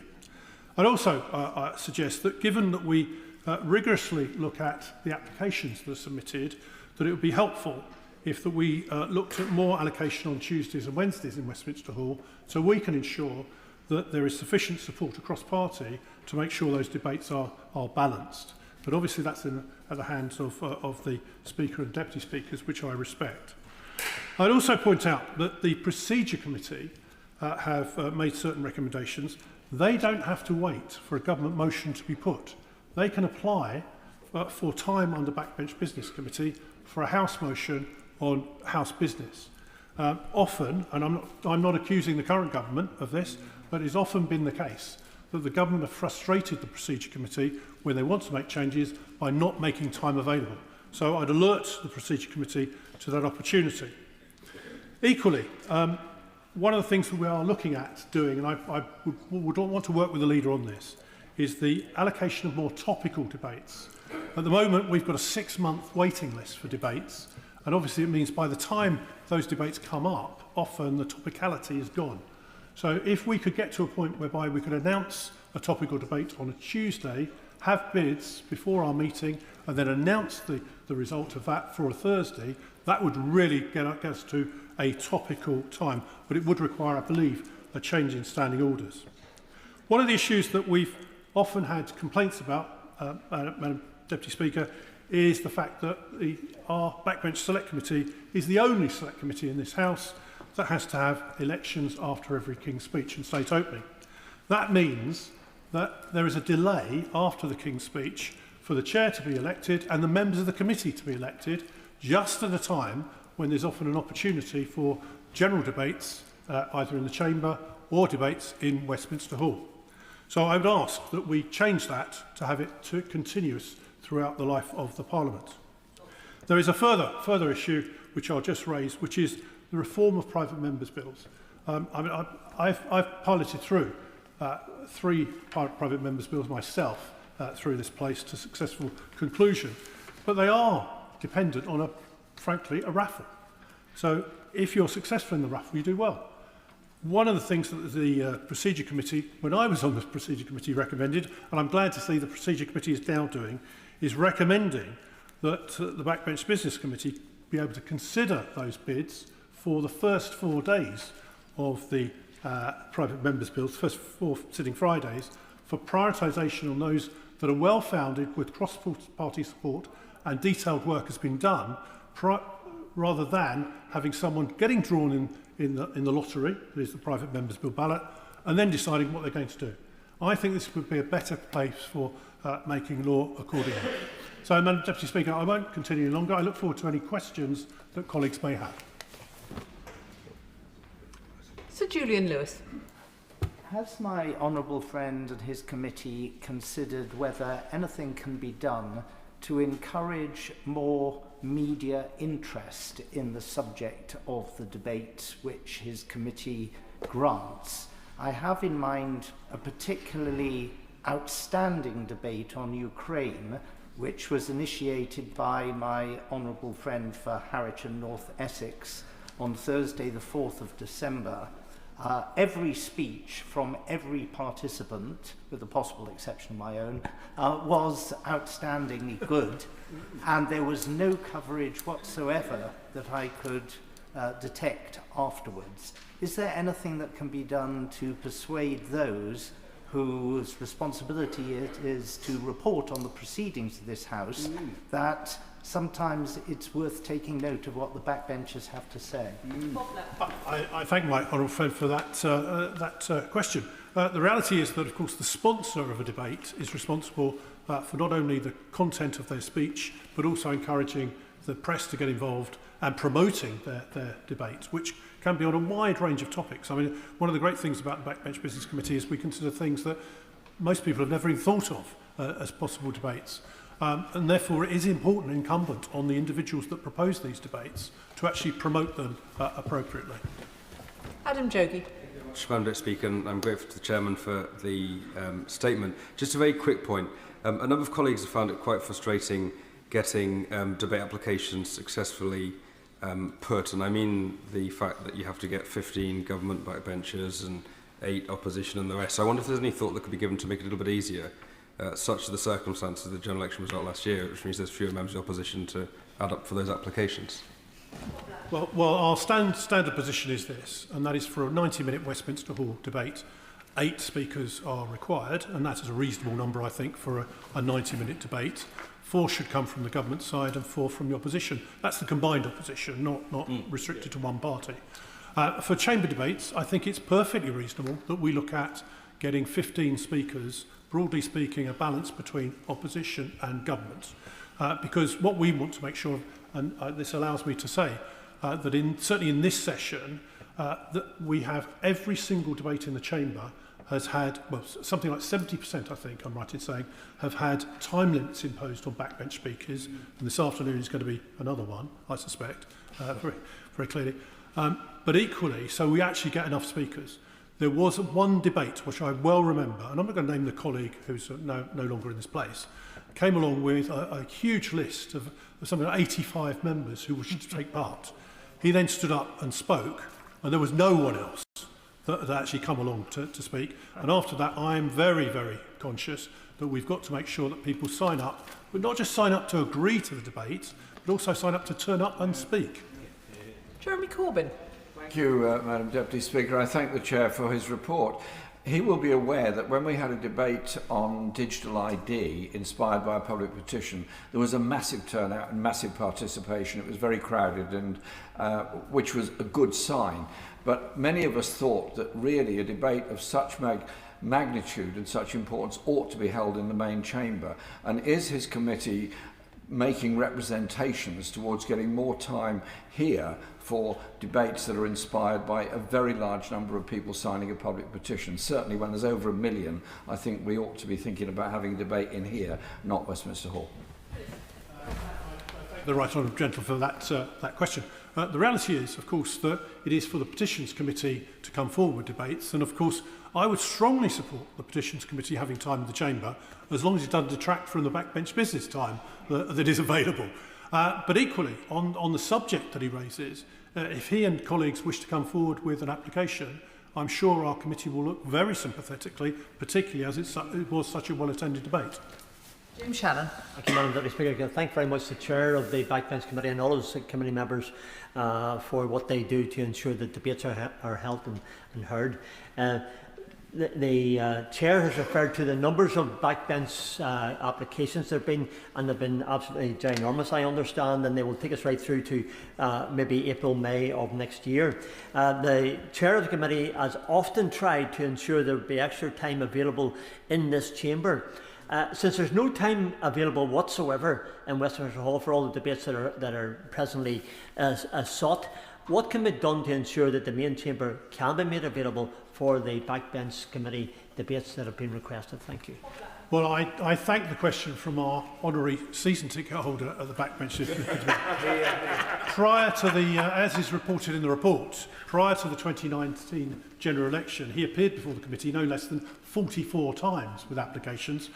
He's continued with that, and of course he is the top member who has applications before the committee, and we're always pleased to grant appropriate ones that he wishes. The reality is that we encourage people, and I think one of the things I am encouraged by is that there are large numbers of MPs now that come before us, new, never been before the committee before, who come with an application, well supported across the House, and people, I think the message has got home that this is one of the best ways that you can get a debate on an issue that affects you. I call Charlie Maynard on a point of order in connection with the Code of Conduct to rectify failure to declare. On a point of order, Madam Deputy Speaker, in response to a recommendation from the Committee on Standards, I would like to apologise to the House for failing to register several interests within the 28-day period set by the House. These included my receipt of pro bono legal advice to support my intervention in the sanctions hearing of Thames Water United Limited's restructuring plan at the High Court and subsequently at the Court of Appeal. Nor did I appreciate that I should have registered an informal arrangement with a family member to use their London flat without charge while I was staying in Westminster. I also owned and subsequently sold shares in a Vietnamese company which exceeded the threshold for registration, And finally, I failed to update my register entry when my role as a councillor at West Oxford District Council ended. These failures were a result of my own errors. I'm grateful to the committee for recognising that I neither gained nor sought to gain any advantage, and that I acted honestly in repeatedly drawing the Commissioner's attention to failings as I identified them. I fully accept these are breaches of Rule 5 of the Code of Conduct. I apologise to the House and commit to take a more diligent approach to the registration of my interests in future. Can I thank the Honourable Member for his point of order and for giving notice of it? I remind the House that members may seek advice on the Code of Conduct at any time from the Parliamentary Commissioner for Standards and from the Registrar of Members' Financial Interests. There will be no further points of order on this issue. Which brings us to the backbench debate on matters to be raised before the forthcoming adjournment. Bob Blackman to move. Thank you, Madam Deputy Speaker. And I beg to move that the House has considered matters to be raised before the forthcoming adjournment. And at the outset, Madam Deputy Speaker, can I wish you, members, their staff, all the staff here in Parliament, a very Merry Christmas, Happy Hanukkah, and a happy, peaceful, prosperous, and above all else, healthy New Year. And as the nights are drawing in, no doubt we'll all be lucivicus by the spring. Explanations of that will be held later. Now, turning to matters local to my constituency, when the Conservative Party took over Harrow Council back in 2022, the council was marred in corruption, backlogs in roads, potholes and pavement maintenance, and basic services were not being delivered to residents with a very high level of council tax. Well, things have changed. The administration is now spending more than £40 million across 3 years on the highways budget, and it's very apparent that things have changed in our roads and pavements. We've also rolled out 1 hour free parking across the borough, which is the most generous parking allowance anywhere in London. Fly tipping, which is the blight, I know, not only of Harrow, but many other areas of the country, is being addressed. And in the last year alone, more than 1,000 fines were issued for the culprits of fly tipping. And the council has even reopened phone lines so you can actually call and speak to a human being at the council. After many years of that not being the case, I think that's really something I welcome. Now, in Rayners Lane, to tackle the scourge of double parking and those who simply think they can park the car in the middle of the road, lock the car and go off to the shops, they are now finding that, thanks to local councillor Taya Idikar, it's been an enormous success for Red Route, with more than 500 fines issued in the first week and growing awareness of the scheme rules. So I just hope that Santa Claus, when he visits Rayners Lane, doesn't park in the middle of the road, because he'll get a ticket. In terms of fly tipping, the council has introduced a free bulky waste collection for every household every year, which I think is making a huge difference, because we know what it's like when people want to dispose of freezers, wardrobes or sofas. We want to see those cleared up quickly. So the bulky waste collection, as well as drop and go sessions, where literally the council turn up at a recycling centre in a car park near to residents, fly tip it, and then people can bring their fly tipping to the drop and go centre. That is extremely popular and has reduced fly tipping as a result, and people see the difference. But there is, of course, a penalty if you do indeed dump rubbish on the streets in Harrow or elsewhere. You should suffer the penalties. And indeed, we suffered a similar criminal fly tip, but not as large as the one that was in Oxfordshire. And so it's vitally important that residents continue to report fly tips and action is taken. Now, there could have been even better news for residents in Harrow this week, where we were all looking forward to the confirmation about Harrow's first SEND school to be built for more than a generation. The money to build and operate the school was delivered under the previous Conservative administration in government. But like so many other projects, this Labour government came into office, froze this particular proposal, and we've been struggling to get clarity ever since. Indeed, the budget was supposed to be an early Christmas present for residents, but it's turned into the nightmare before Christmas. And last week, not even we, but certain colleagues on the other side were told of the bubble and squeak medley of the announcement last week. Money was announced to improve existing SEND facilities in mainstream schools, whilst a new school that had been promised by the previous Labour administration in Harrow is now minded to be cancelled by the government. The much-needed SEND school at 265 The Ridgeway, where the previous Labour administration wanted to build flats, is in continued limbo, with alternative funding to be provided. I mean, you couldn't make it up. We're now in the position whereby this urgent school that needs to be built, children are being sent for an hour and a half each way to specialist schools miles outside of the borough, costing the council an incredible amount, and it's bad news for their education and bad news for their mental health. So spades could be in the ground now. The school could be opening soon. But we need the money, we need the school built now. In a similar sense, we've had the position in London and indeed in Harrow, where the Labour Mayor of London is breaking yet another manifesto promise and closing front counters across the capital, including in Harrow and Pinner. It's unacceptable the Mayor can promise one thing before the election, promise everything will be better with a Labour government and a Labour Mayor, whilst knowing the state of London's finances, and then break the promise so blatantly. As one of our local councillors put it, the pantomime villain in this endless saga is the big baddie, the Mayor of London. So they are, and of course, police counters are a vital safe haven for women and girls.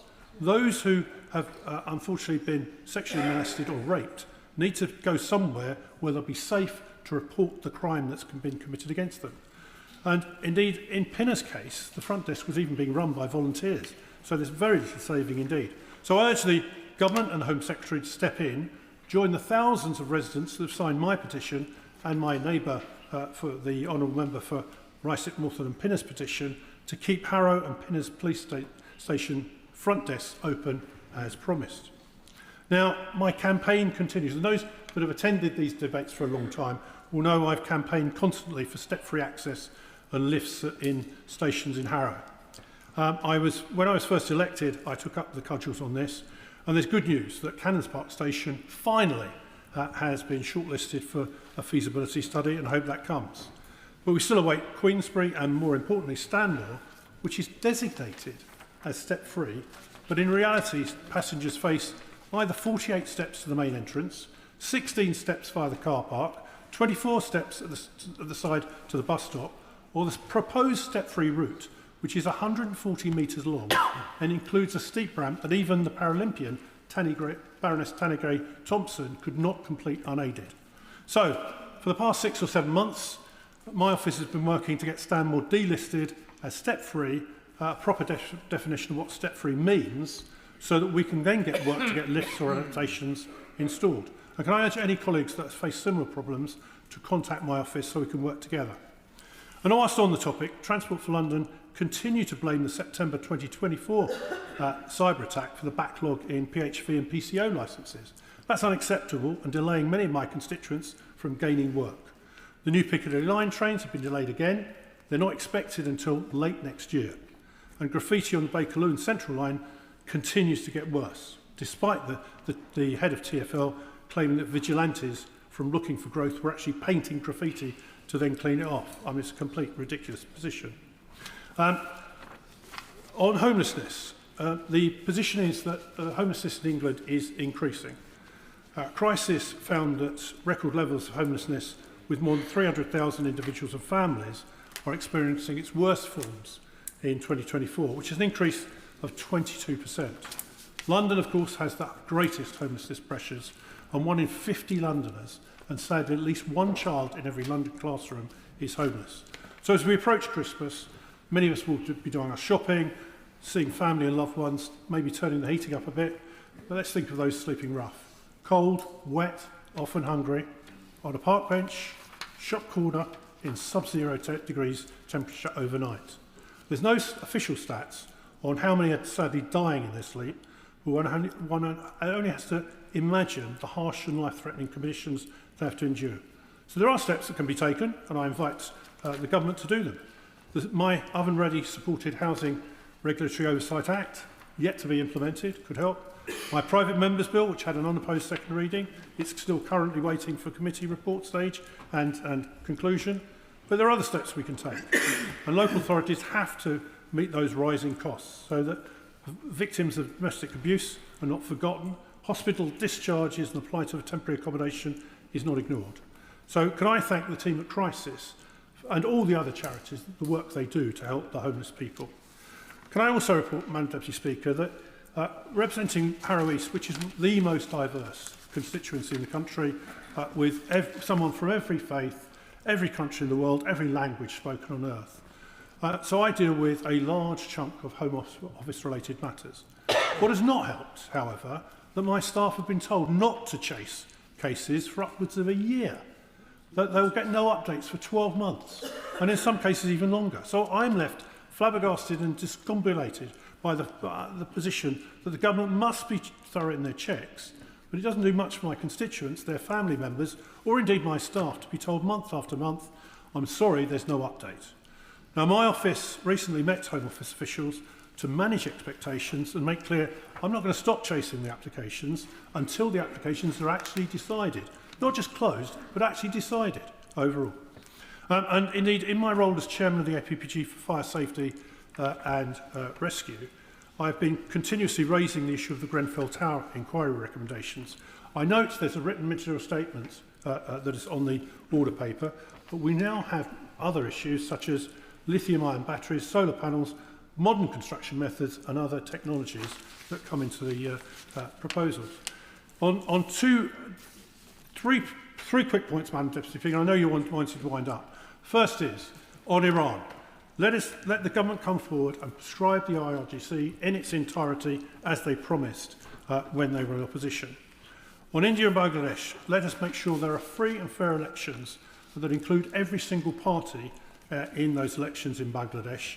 And indeed, the outlawing of the Awami League is an outrage in my humble opinion. I'm delighted that, of course, we've reformed the Azerbaijan all-party group and we're looking for the increased trade, which is worth £888 million in the last 12 months alone.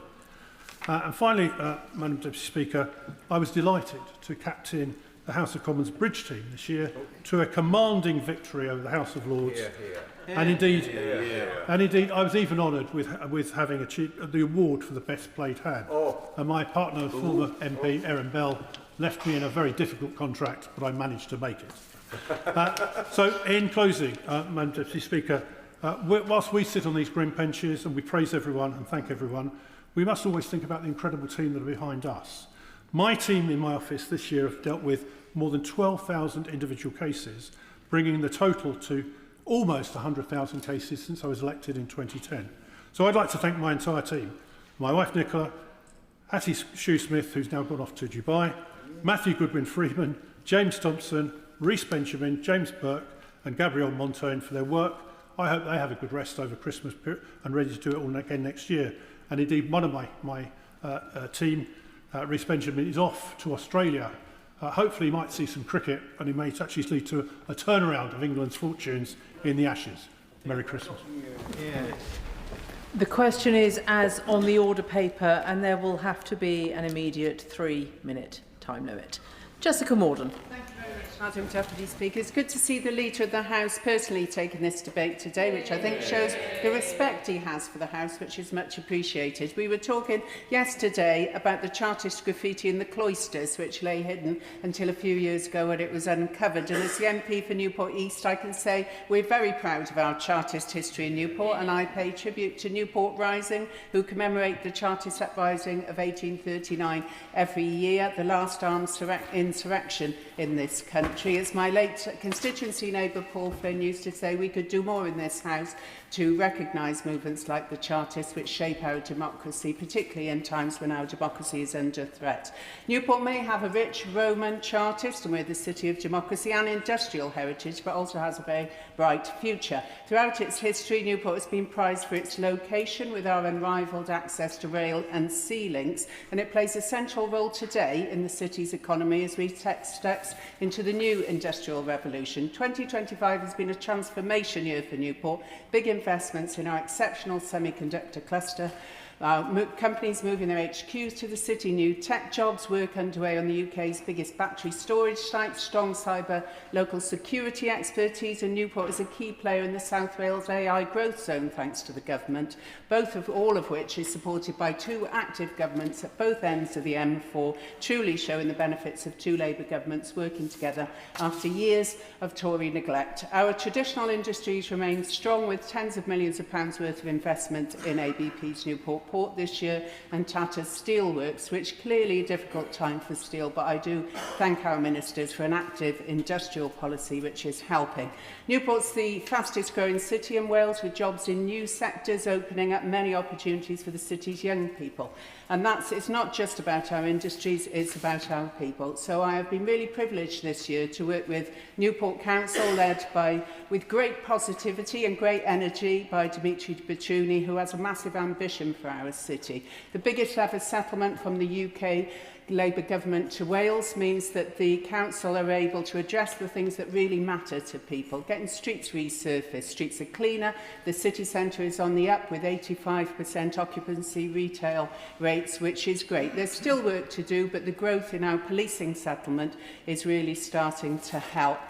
Like all honourable members, the great privilege of this job is working with constituents who don't just do it for the thanks, but I'm going to thank them anyway. Can I pay a particular thank you to 11-year-old Sophia, who has juvenile arthritis and uses her incredible energy and infectious positivity to raise awareness, including lobbies in this House, and she inspires me every week, as does former Welsh Guard Mike Hermanus, a Falklands veteran, fighting to get to the truth of what happened at the when the Sir Galahad was attacked in 1982. And Mark Francois. Thank you very much, Deputy Speaker. As I have 3 minutes, I just want to try and raise two quick issues. The first, I hope, is good news, which is to do with Riverside Medical Centre. I've been trying, I confess, for 7 years to get an extension on their GP practice because of unbelievable NHS bureaucracy that I won't tire the patients of the House with. It's not been possible until recently to do that, even though there's a brand new housing estate called High Elms Park, built by Barratt Homes, which has produced many extra residents who need a GP.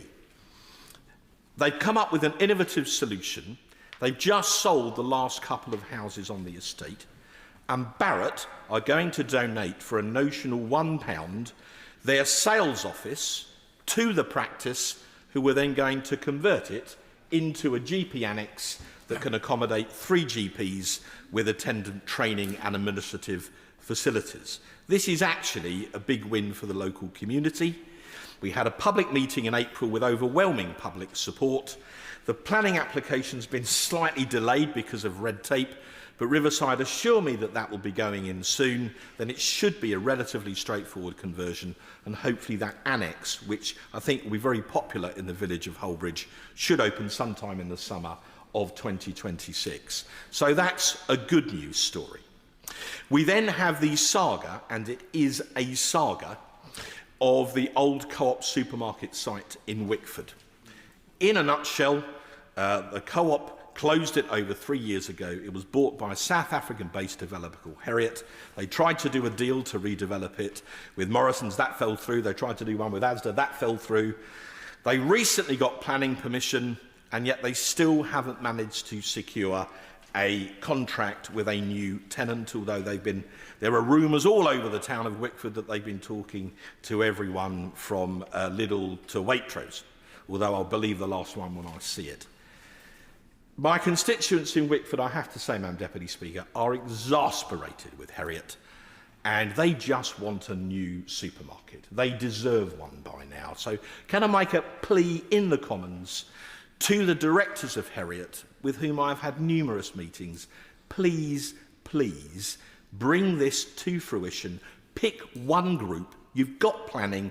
Do a deal with them. Get them on site. Let's get that new supermarket opened in a way that my constituents in Wickford, who've waited more than long enough, deserve. In my final 10 seconds, Madam Deputy Speaker, a very Merry Christmas to you, to all MPs, to the staff of the House, and to our own staff, without whom this job would be impossible. Barry Gardner. Following the reduction of their grant by 9% in real terms, national parks and national landscapes were explicitly encouraged to use biodiversity net gain markets to attract private finance. I was disappointed, therefore, to see in setting out its consultation on planning reform proposals on Tuesday, the government announced plans to introduce an area-based exemption for smaller sites under 0.2 of a hectare. Exempting developers from BNG and thus reducing the biodiversity net gain market is a serious blow to our protected landscapes, removing one of the few viable mechanisms available to generate external income. Cutting government funding to these vital landscapes and telling them to look to private finance makes no sense if you then take away that source of private funding. So I would ask the government to consider in the consultation reducing the site exemption threshold to 0.1 of a hectare, which would approximately double the market available for biodiversity units. Next year, Madam Deputy Speaker, will be the 70th anniversary of the Clean Air Act in this country. When 4,000 people died over a period of 5 days, the government acted. Today, 262 people a year die of knife crime. 1,600 people approximately die of road traffic accidents. But 35,000 people die every year from the consequences of air pollution and the health impacts that it brings. If this were road traffic accidents, there would be an uproar. But because it's an invisible, a silent killer, unfortunately, there is not the motivation to act that there should be. We need to be doing something to align what we do with the World Health Authority standards, and I urge colleagues to back that next year, that we can, on that 70th anniversary, get a new Clean Air Act through this Parliament.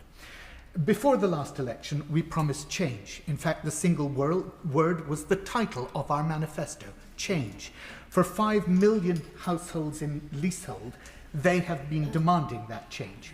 But it's only the voice of the property magnates and offshore interests who think they can continue to exploit leaseholders with impunity. The manifesto committed our government to ending the feudal leasehold system for good. And we must.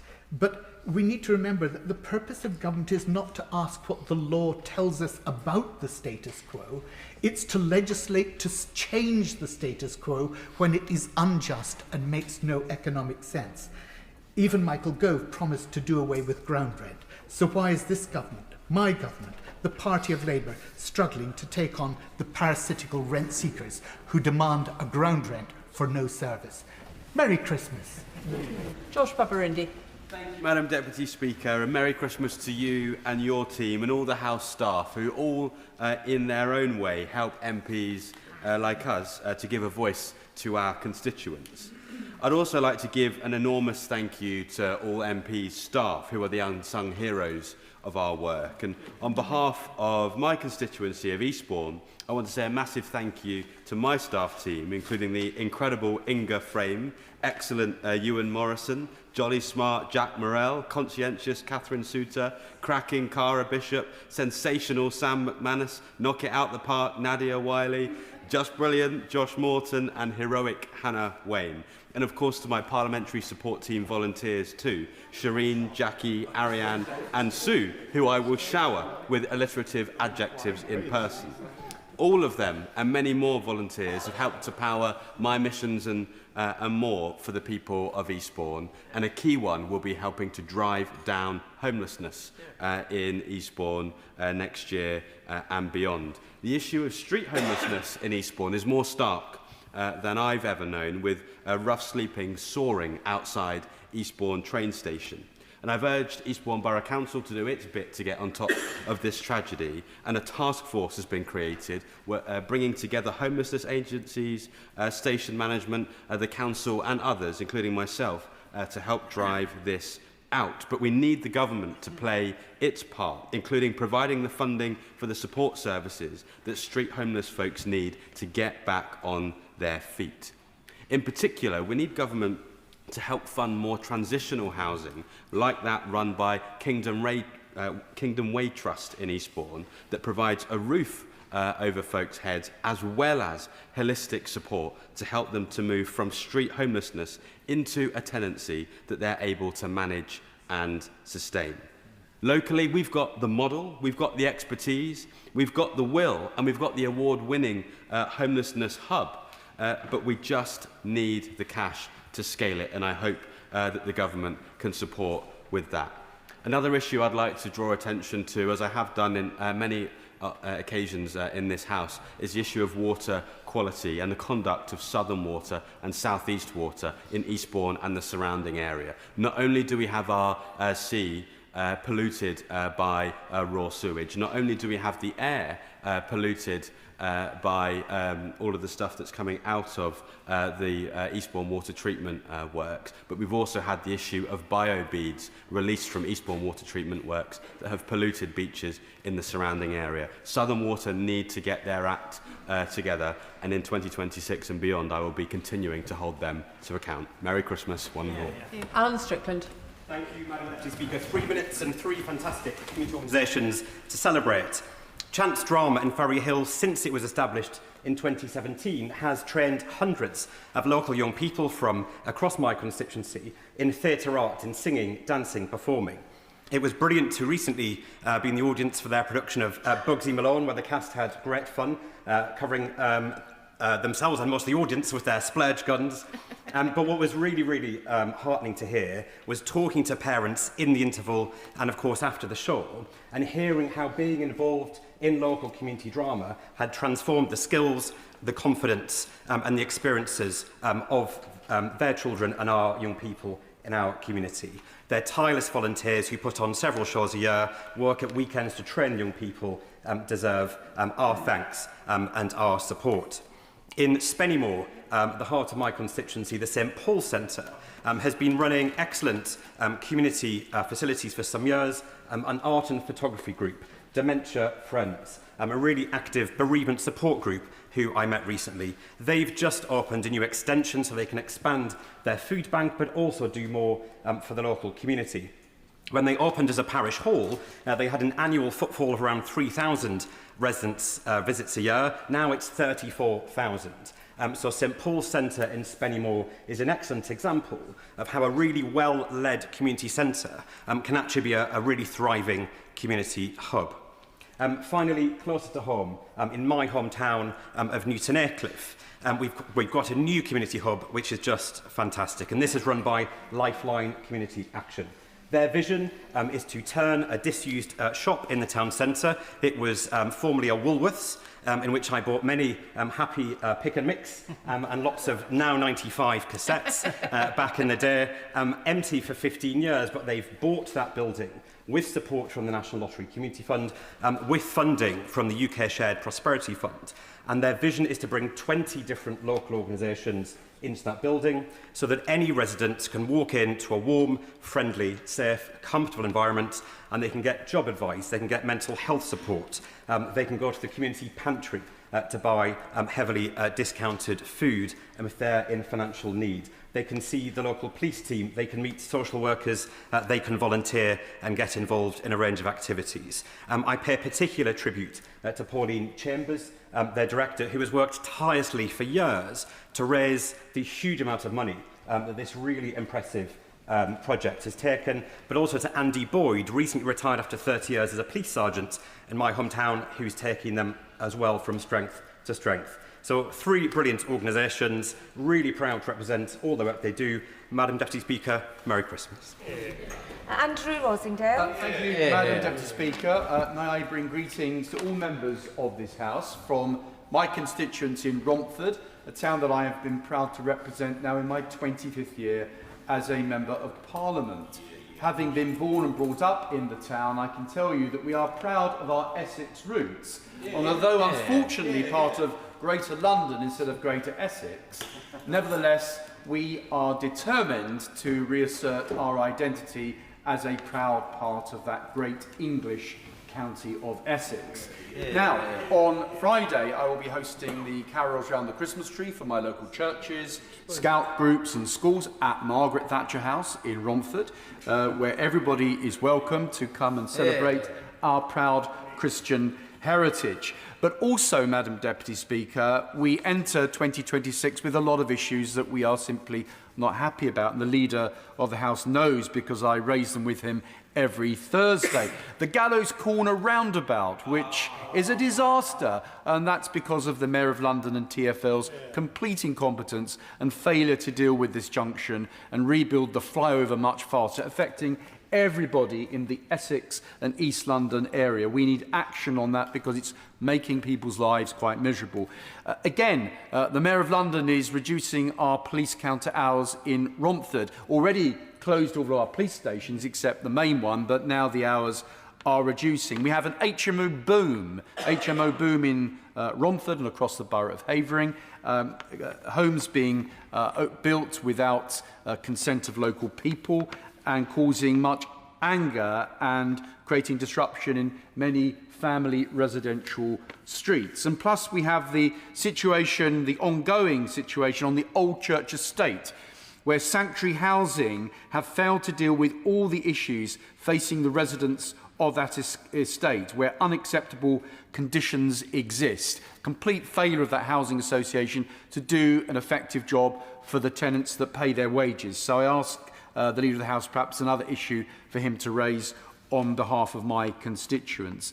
And finally, cladding on the Mercury Gardens estate, the Access estate at the back of my headquarters. Again, the building safety regulator has failed to act swiftly. This is causing unbelievable stress for the residents of those flats because they are trapped as leaseholders, unable to sell their properties until this matter is resolved. So, Madam Deputy Speaker, I wish you a Merry Christmas. Thank you for your kindness, your courtesy of all the Speaker's staff over the year.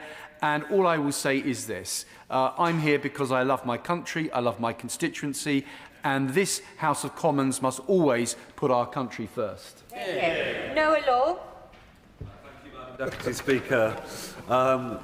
War and Russian brutality first came to Ukraine in 2014.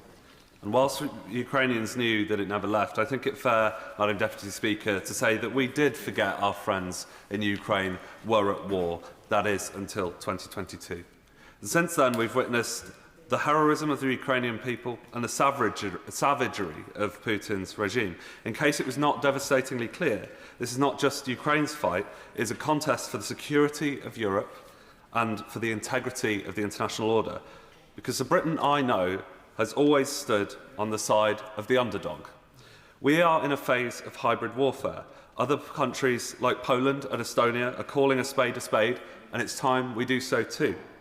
One does not have to turn very far for examples. Warehouse fires, targeting of undersea cables, a strategy to recruit traitors in turquoise. These are not just random acts.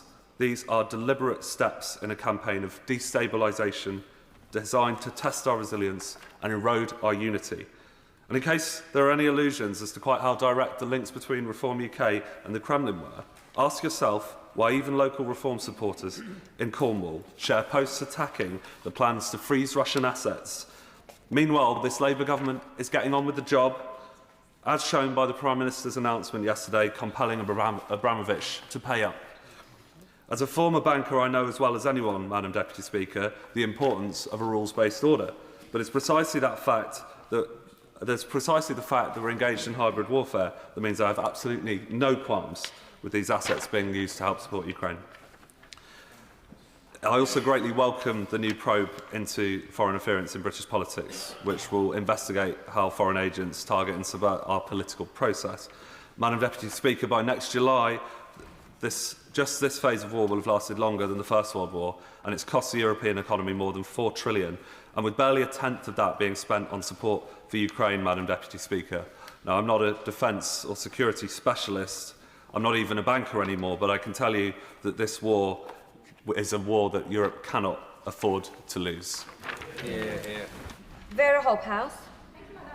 Speaker. This last debate of the year is an opportunity to reflect and celebrate some of the most valued aspects of our constituency, and I can only mention a few because of time limit. Voices has been delivering independent trauma-informed domestic abuse services in Bath for over a decade, currently supporting more than 200 women and many more on the waiting list. Voices are working hard to improve survivors' experience with the courts. Earlier this month, I met with Baroness Lewitt to discuss the survivor-led guide to family court proceedings. they co-produced. We explored how the government can work with Voices for wider access to this trauma-informed guide, helping survivors navigate what is often an intimidating and re-traumatizing court process, and I pay tribute to Voices and the very hard work they are doing. Looking back, Madam Deputy Speaker, many of the brightest moments of 2025 had a musical focus. Most recently, of course, the carol concerts across the length and breadth of the city that highlighted the joyful unity that communal singing can bring. November brought the Mozart Festival and the lively Amdram, Gilbert and Sullivan productions. May, the Bath Festivals and Party in the City. None of our cultural activities are free from deep financial worries, as public money all but dried up and can only survive with the hard work of volunteers who run these organisations. Madam Deputy Speaker, Bath is also home to a vibrant community of independent shops. I pick up our independent bookshops, Mr. B's, Persephone Books, Toppings, Bath Old Books, Oldfield Park Bookshops, and the iconic Scoop. You've got a very good and wonderful choice. Many of these cherished local businesses face serious challenges as rising costs and limited government support continues to threaten their future. Mr. B's bookshop will soon see their business rates rise by more than 70%, largely because of a steep increase in their rateable value, which often bears little resemblance to the reality of what businesses actually pay in rent. Many independent shops have long-standing relationships with their landlords built on trust, loyalty and stability. In some cases, landlords deliberately keep their rents fair and manageable because they value a reliable long-term tenant, but none of this is recognised by the current valuation system.